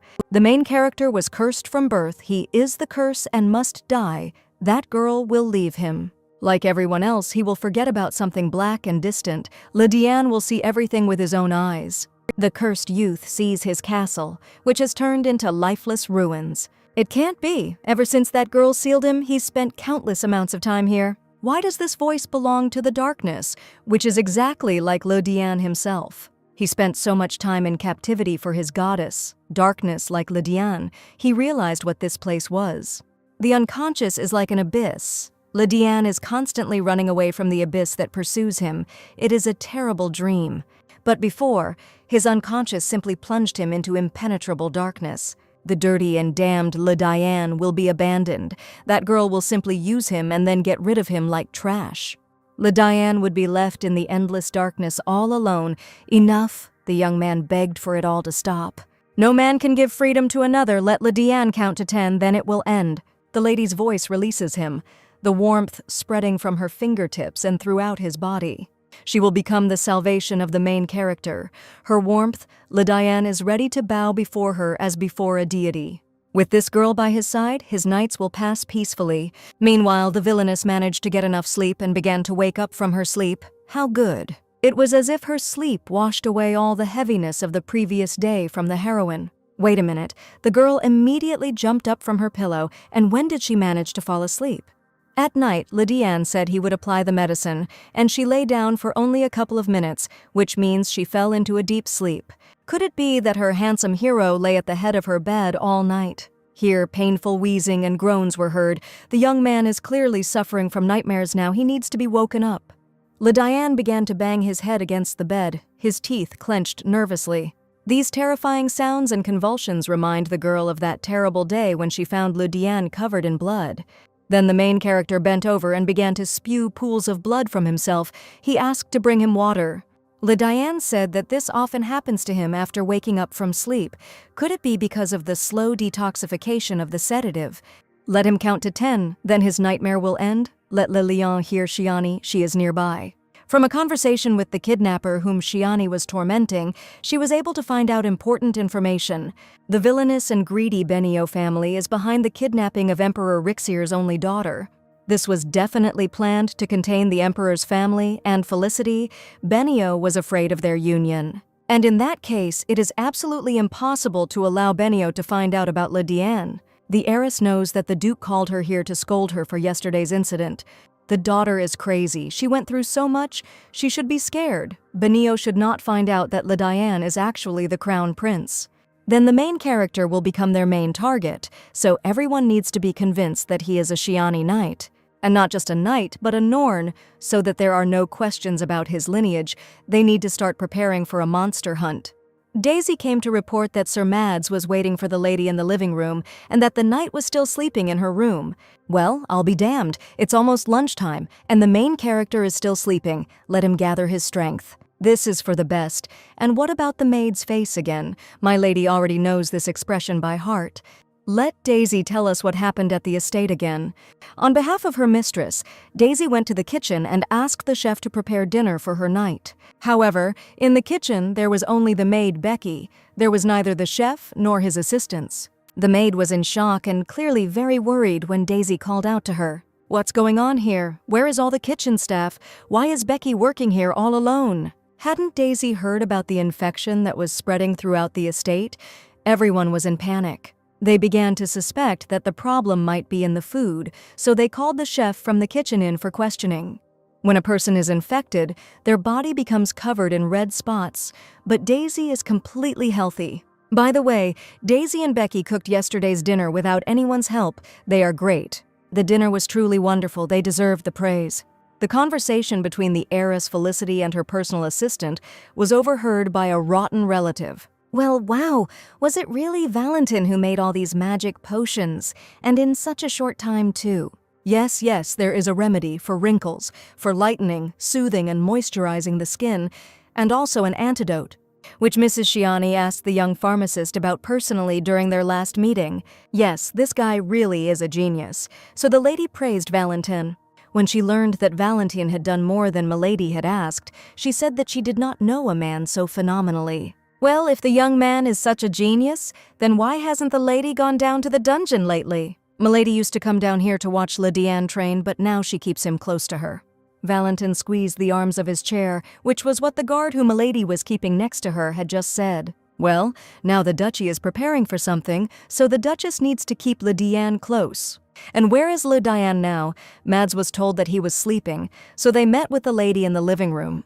The atmosphere in the laboratory immediately became oppressive and threatening. That is, Lydiane was sleeping in the heiress's room. Mads wants to say that Shiani doesn't pay attention to him because she's having a great time with Lydiane. Valentin clearly asked to be loved more. Favoritism is now clearly in his favor, something Mads wanted to leave. The lady is truly no less surprising than Norn, having tamed the strongest of them with a disgusting reputation. Lydiane has become so obedient next to Milady, and Miss Shiani also keeps Valentin, the second on the list of especially dangerous, on a leash. The power of her persuasion is, of course, amazing. This is the first time Mads has seen something like this. Who is even capable of making it so that the strongest Norns cannot take a step without permission? Or maybe the lady simply got these two hooked on love, since they are both young men with hot blood who have never seen women. The pictures started coming. How disgusting! And why does Mads have such a wild imagination? We need to quickly complete Milady Felicity's assignment and get out of this demon's laboratory. Heiress Felicity said that she would call Valentin to her very soon. That's how it is. They can't seem to find the cause. It's becoming a serious problem. Without the source, they can't stop the spread. How a skin disease that was common only among the lower classes found its way into their palace. The butler himself heard what the doctor said about this. The maid's words may seem careless, but a few days before the infection, the entire staff gathered in the kitchen to try the cake that Luna Levy made. If you think about it, the staff living in separate rooms are healthy. But if the cake was the cause, then Luna would have been infected too, isn't that right? Why are the servants so harsh with her? Luna had been eavesdropping on their conversation the whole time. They had upset her so much. Everyone knows that Luna loves to cook desserts, so what's wrong with her deciding to treat the staff? Besides, she ate the last cake herself and also her brother Eric. They are fine. This is just one of the versions that was voiced during the investigation of the epidemic. The infection has already reached the common bedrooms. Luna should go to her own, but she is so worried about the servants. She is especially worried about Susie, who was so exhausted after the attack at Archduke Benio's reception. In fact, only Luna Levi's maids were infected. This can't be a simple coincidence. Maybe Luna has some guesses about this. Well, she's not sure, but all her maids had recently been using some new ointment. So the ointment, well, yes, my sister was so worried about Susie, so she gave it to her after the appointment. This cream was said to have healing properties. It works wonderfully on the skin, moisturizes and protects against damage. Luna thinks it's the ointment. So it's a monster hunting festival. Well, yeah, the heiress decided that this time her personal knights would perform. Every day will require a lot of effort, so Shiani must take good care of each Norn. Now it became clear, this is what that maid was talking about. This is where we will need to try hard. Because of this maid, Lydian was so disgraced in front of his lady. It's good that her beloved knight eats with appetite. He eats away stress. Lydian should take part in the hunt. When talking about Norn's squad, the heiress also means the other guys from the dungeon, right? The rest are not as talented as Lydian, but they will be trained, and that, we need to lure 2 more Norns to our side. Nothing is impossible for the main character. They will pass this monster hunt. And my lady will also take part in this, of course, but as a spectator, not a knight. Of course, the girl promised to protect her dear hero, but not in situations like this. There is nothing to worry about. The boy's restraints will be connected to the girl's necklace. That is, the heiress will be able to immediately find her knight, wherever he is. They will be able to communicate further over a long distance. It remains to be done. It would be within Francis's power.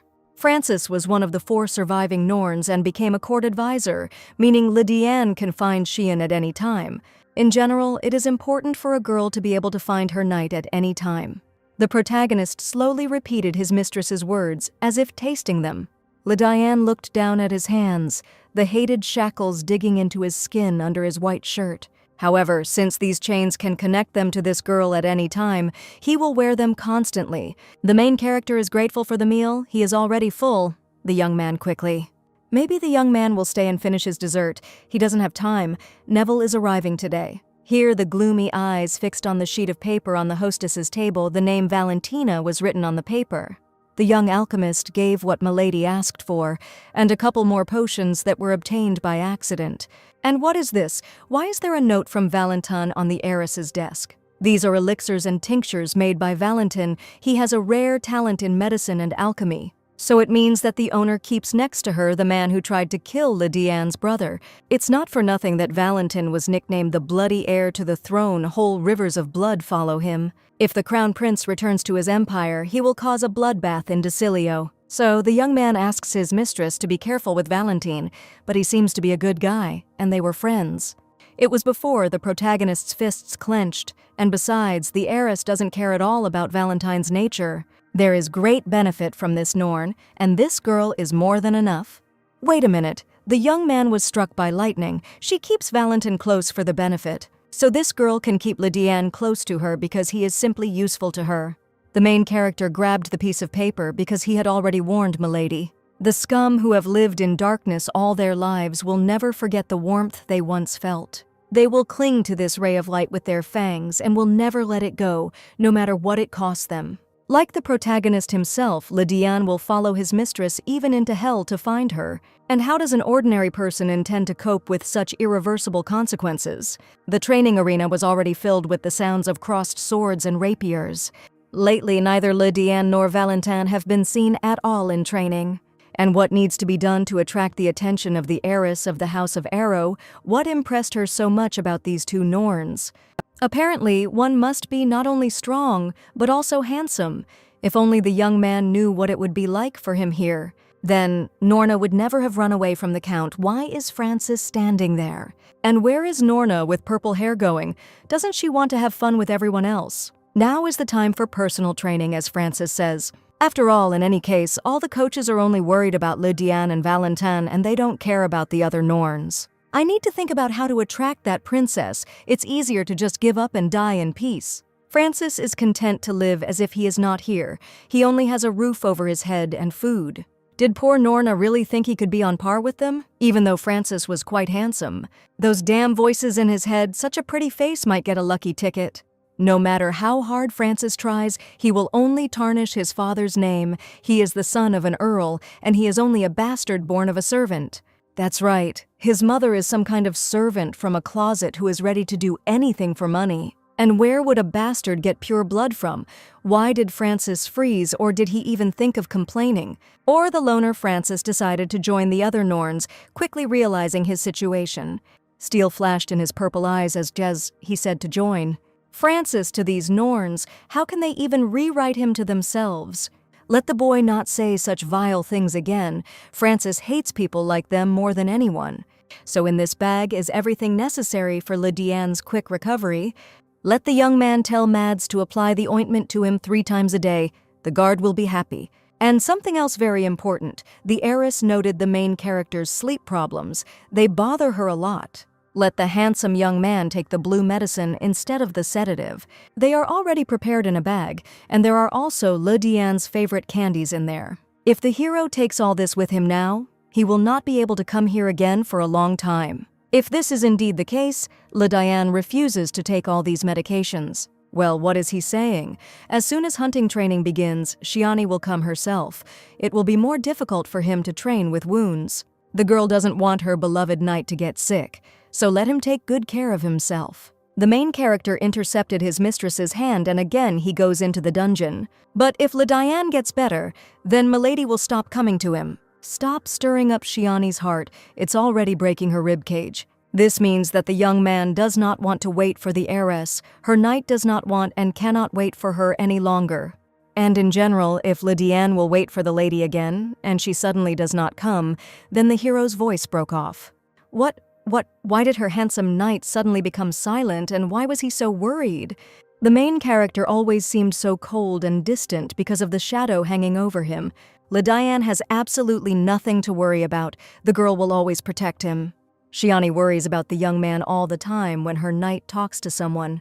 The heiress is worried about how Lydiane ate today, whether he slept well, what is bothering him. Therefore, almost all of the girl's thoughts are occupied only by the main character. She always thinks about him. It's clear to him. So the idea that the heiress would suddenly stop worrying about her knight is impossible. There was a pause between the 2 young people, letting the young man feel her words. Lydiane is glad to hear this and will always remember this, and what should this mean? Shiani needs to run to her room quickly. She will be back soon. So let her handsome knight wait for her in the corridor for a little while. But Lydiane must cover his perfect face, and here is the treasure of the moon, her main trophy. It's a good thing Shiani left this phenomenon completely alone in this corridor. Luna is so happy to see the much-talked-of Lydiane. She is irresistible today. He will definitely notice it. However, the main character only snorted with disgust towards Shiani's vile relative. Surprisingly, it only communicates well with her. But Luna doesn't care about this. All men are the same anyway. All Luna has to do is play on their feelings. This is the most aggressive and strongest Norn. If Shiani managed to tame it, then Luna can too. There is nothing special about the sister, but Luna is a dream for anyone. In fact, she came to see Shiani. Luna heard what happened to her sister and her knight in the main square. She was beside herself. She was so worried, it was gratifying to see the brave knight safe and sound. The moon began to move towards the young man. The vile girl stretched into a poisonous smile. Sometimes Shiani does such reckless things. The gloomy eyes immediately flashed with rage, and a growl was heard in the protagonist's voice. Next to Lydiane, this slippery snake should not speak ill of his mistress if she values her poisonous tongue. After which the beautiful beast disgustedly pushed the moon away from himself and walked past her.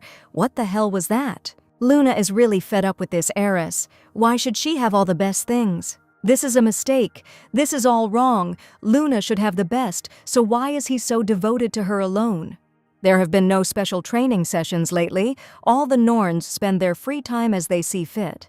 How about the list of trainers and research workers that my Lady Felicity asked for? Of course, Mads had already managed to fulfill his mistress's order and prepared everything. Miss Shiani would take a look at the list right now. Mads wanted to clarify why my lady needed this list. There is no point in keeping those who are useless.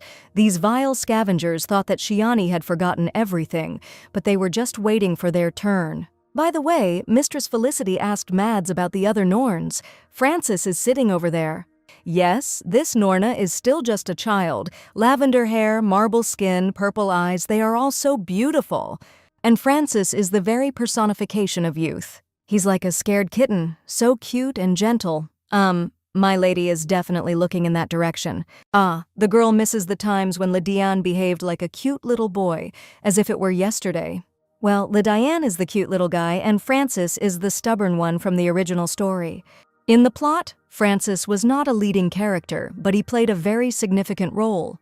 So the greedy and rotten main character took the place of the Crown Prince's wife instead of Shiani. One of the characters in the novel had an uncontrollable and destructive feeling of hatred and disgust towards the aristocracy.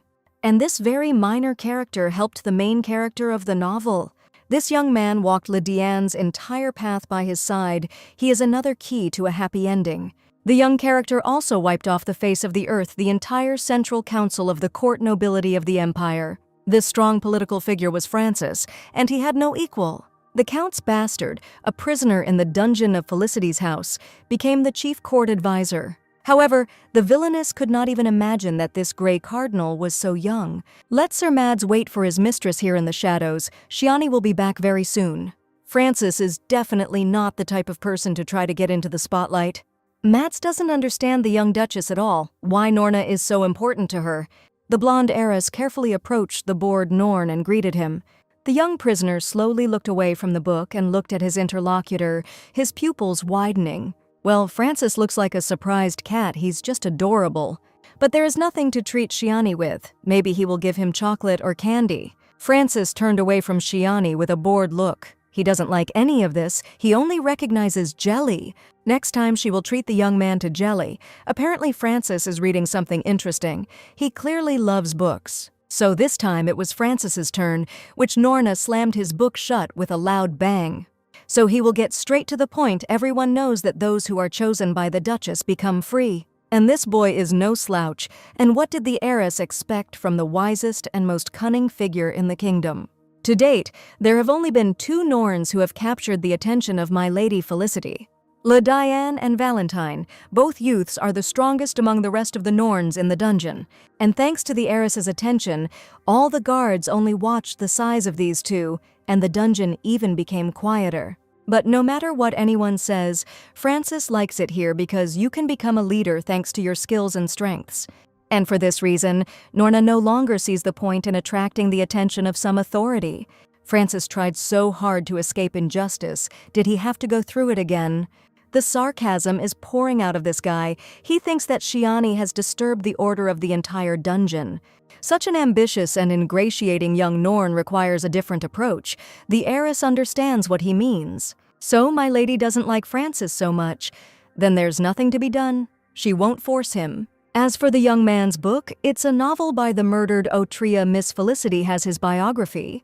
Francis's face immediately showed interest, but even his father couldn't find it from where. Of course, since this biography is the only one, the knowledge-hungry Norn can only be attracted by a new portion of it. After all, it is in this knowledge that Francis draws his strength. The only copy is in the possession of the heiress of the House of Arrows. Well, it's time for the girl to say goodbye, so as not to bother the young man even more with her presence. Now let's see how many seconds Francis has the patience and will to hold back his curiosity. 1, 2, 3. Let Milady Felicity linger a little. The boy did not resist for long. What is it? Dear Norna looks so worried. Francis wanted something from the lady.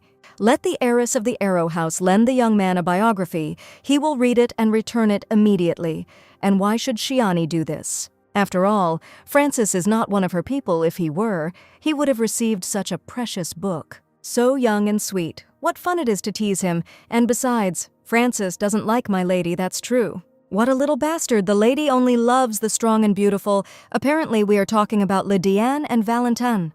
Of course, looking at those 2, you would certainly come to the conclusion that Francis does not consider himself their competitor. Now Francis is a sweet and neat boy, but in the future he will become an influential politician, before whom all the aristocrats will bow. So the young man said that he was already tired of attracting someone's attention. Strength is not only about physical qualities. Hard work is also a talent, and sometimes hard work surpasses natural abilities. This is in case the young man thinks that he is lacking something in comparison with the other 2. If Francis completes one task for Milady Shiani, he will receive Otria's biography and jelly as a reward. The young man will try. This is the right decision. Later the heiress will contact him herself. So everything went well with Francis. 3 out of 4 are already in the hands of the villain. The last Norn remains, Lee Nain. Nothing is known about his past life. Absolutely nothing. The Duke found him on the road. There are also notes in the library that this guy was almost sold at the slave market. So Lee Nain was found on the road, and in the original, the origin of this Norn was difficult to establish. The novel only said that Linnane was one of Norn's survivors, not a word about his character or injuries. And how to influence a person about whom absolutely nothing is known, especially with overwhelming force. Perhaps Duke Felicity was interested in something about Linnane's appearance, as Mads might describe him. Milady will soon understand everything herself. This young man is very calm. There is no point in even putting him in shackles. Let Linnane get up, and also don't forget to greet the heiress of the Arrow House. The prisoner immediately opened his eyes. I wonder how far Shiani has already moved away from the original plot. Prisoner Norna began to rise, so now there are no more questions. It was quite obvious to the girl why Duke Felicity had noticed Linnane. The girl stared at the fourth Norn in shock. Wow, what a machine! Linnane seems to have been designed by military scientists. He has an incredibly strong build and is of enormous height. Yes, this machine can destroy an entire village with one sneeze. My lady is glad to welcome Linnane. The girl swallowed. She even felt somehow confused next to this atlas. So we need to get together and find out if the reason really lies in Norn's dimensions. What is this that Mads brought? This truck needs meat, not a bun with milk. Linnane's diet is terrible. With such a diet, you will not be able to maintain muscle tone and frame and gain strength. Linnane looked at his guest questioningly, so Mads would need to put everything in order. Starting from the conditions of food and accommodation, it will be performed in the best possible way.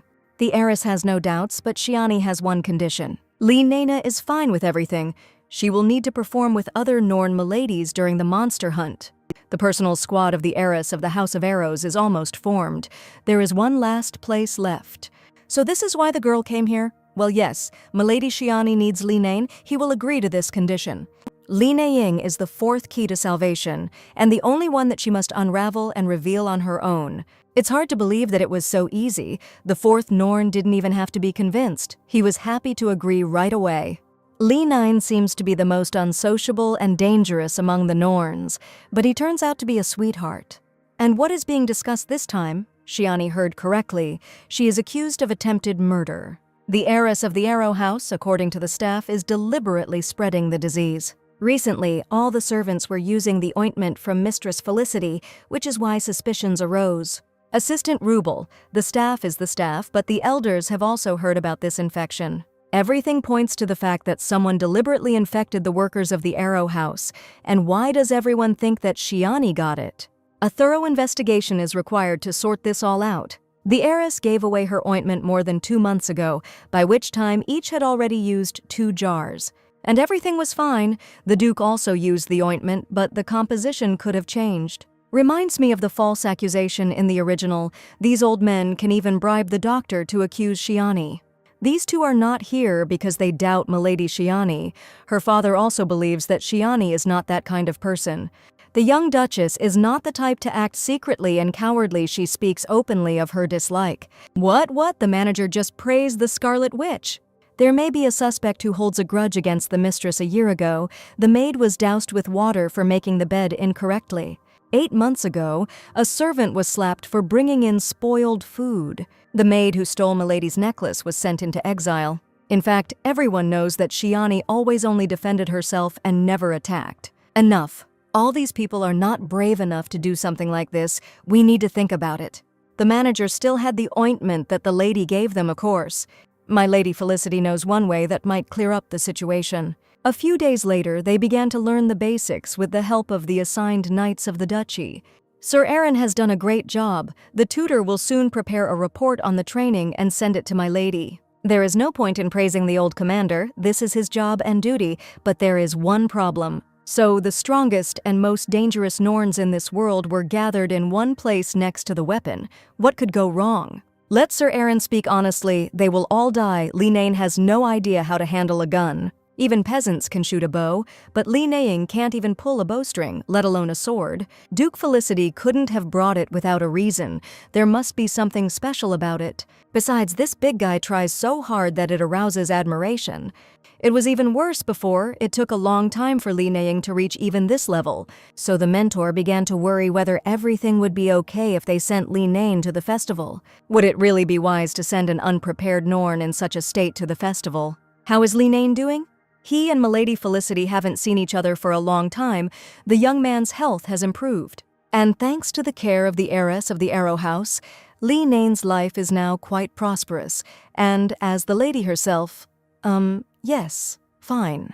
This guy is so polite. The only one among all the Norns, poor Li Nain has already rubbed his hands raw trying to tame his bow. Perhaps the weapon itself is not suitable for the young man, in which case all his efforts will be meaningless. Heiress Felicity asks Li Nain to take his bow and arrows back. It will be done. The big guy immediately pulled the bowstring of his weapon and took aim. Li Nain is trying so hard, but it's clear that he's having trouble with the bow. However, this atlas has an incredible amount of innate strength, even a bow cracked from just one press of it. So they have, Li Nain is not suitable for a sword and bow. In that case, maybe he is a magician? Let Sir Aaron provide the magical astra for the young man. This weapon is in the form of a pistol. Instead of regular cartridges, it contains charges of magical energy. Only those with enough power to control magic can wield astra. Or is he a magician? The lady believes that Li Nain has magical abilities, but then it would show. The young man is not even capable of using ordinary weapons. Let the mentor not argue and just bring astra. As it pleases my lady Felicity, have the guards bring astra to Li Nain. So this is a magical weapon, it's called astra. It resembles a pistol. It's not difficult to operate a weapon like this, you just need to pull the trigger here. Not everyone can use it. Only a natural-born magician, Li Nain, will try it. Norna gripped the handle of the magical weapon and took aim. Now he needed to pull the trigger. Li Nain fired the astra without much effort, as if the magic weapon was an extension of himself. What the hell? A bullet from a pistol flew out with incredible power, which is capable of destroying an entire city. Discharges of devastating force began to spread through the air. It can't be. This is incredible power. So this whole time, Li Nain had been suppressing an unimaginable power within himself. Norna looked at the hot barrel of the gun, from which smoke was coming. He was doing everything right. The Villainess swallowed. With such strength, one could destroy an entire village with just one sneeze. Li Nain is simply magnificent. From now on, let the mentor make sure that Li Nain only trains with magic weapons. Now all the Empire's mages are in service exclusively to the ruling Rixen family. That is why all noble houses dream of having their own magician. There were already so few magicians born in the Empire, so each of them was so valuable.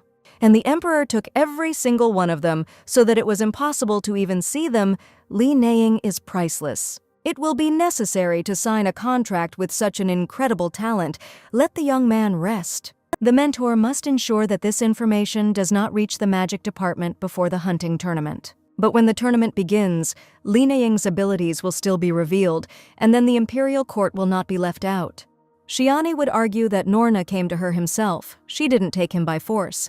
A mage not under the control of the imperial family is an unprecedented case. That's right. But it's not forbidden. Whoever finds it first, it belongs to him. And where are the rest of the heiress's knights right now? All three of them are at an away training session in the eastern forest. Where is this? It's on the left banks of the duchy. There are a lot of monsters there. Squads are often sent there for control. The distance is not too great. There are few people around, so no one will detect Norn. In that case, let Mentor Aaron accompany the heiress there. Now the boy's training should be coming to an end, but how is Francis lately? He's a very smart guy. His basic skills are top-notch. Let them assign Francis a personal tutor. Let them pay special attention to political science. In this case, Francis will achieve even more than in the original. I wonder if Le Diane understands that this is a plan for the sake of the future villain. How does Francis feel on the battlefield in real conditions? What a sight. On such a sweet and charming face, there are stains of someone else's blood, but at the same time there is no sense of danger in it. What brought Lady Shiani here? She came to observe the training of her knights. Francis has already read all the books that my lady recommended to him. He is so pleased. The library in the Duchy's castle is truly impressive. There are so many amazing publications there. And where did Francis get the blood on his face, by the way?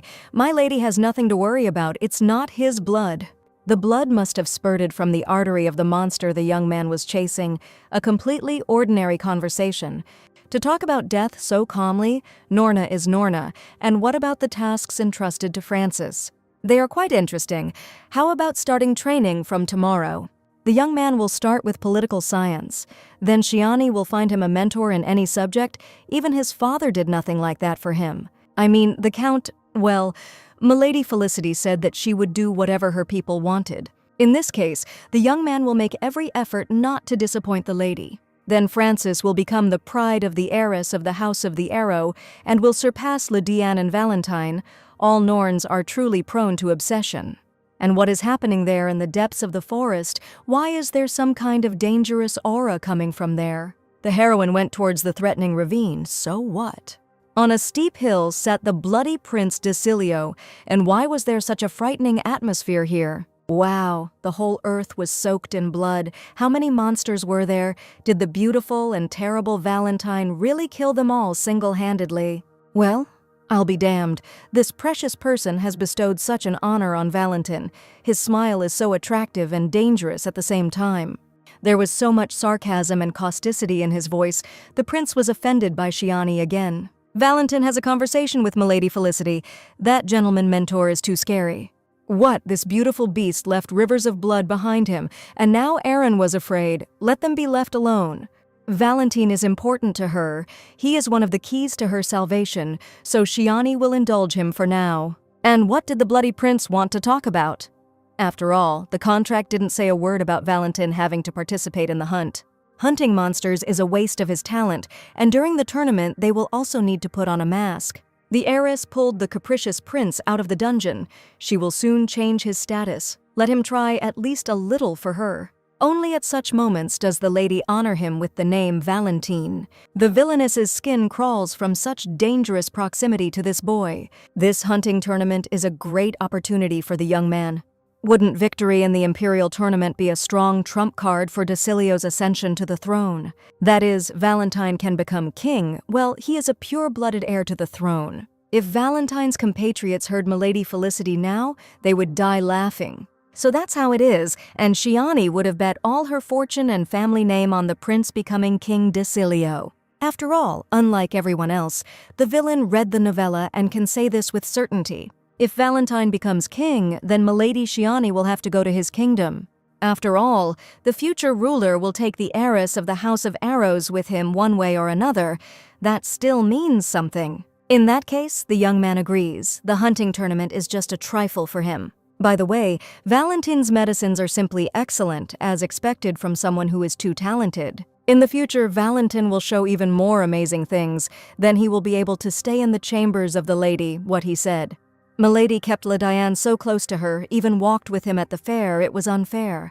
Why does Shiani make Lydiane exceptional? Valentine clearly made it clear that he should be loved more. Isn't the heiress taking care of the prince enough? She even now spends time and monitors his training. Every day he worries about the capricious alchemist eating well and having everything he needs. Just a second ago, Valentin was so impudent and self-confident, but now he was confused like a child. If the prince is so offended, then the girl will pay more attention to him. Valentin has long fingers, which makes it uncomfortable for him to hold the gun when he pulls the trigger. He feels pain.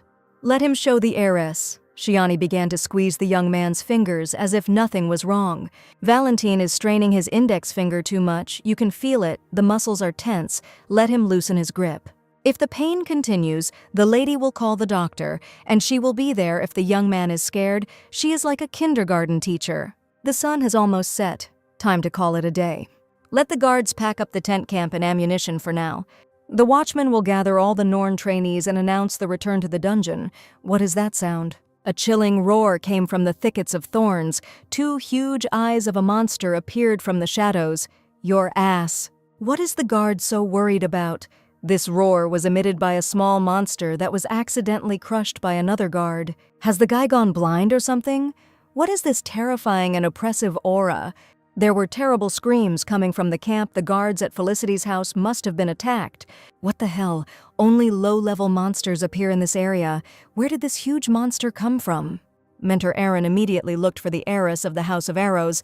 My lady urgently needs to hide in a safe place.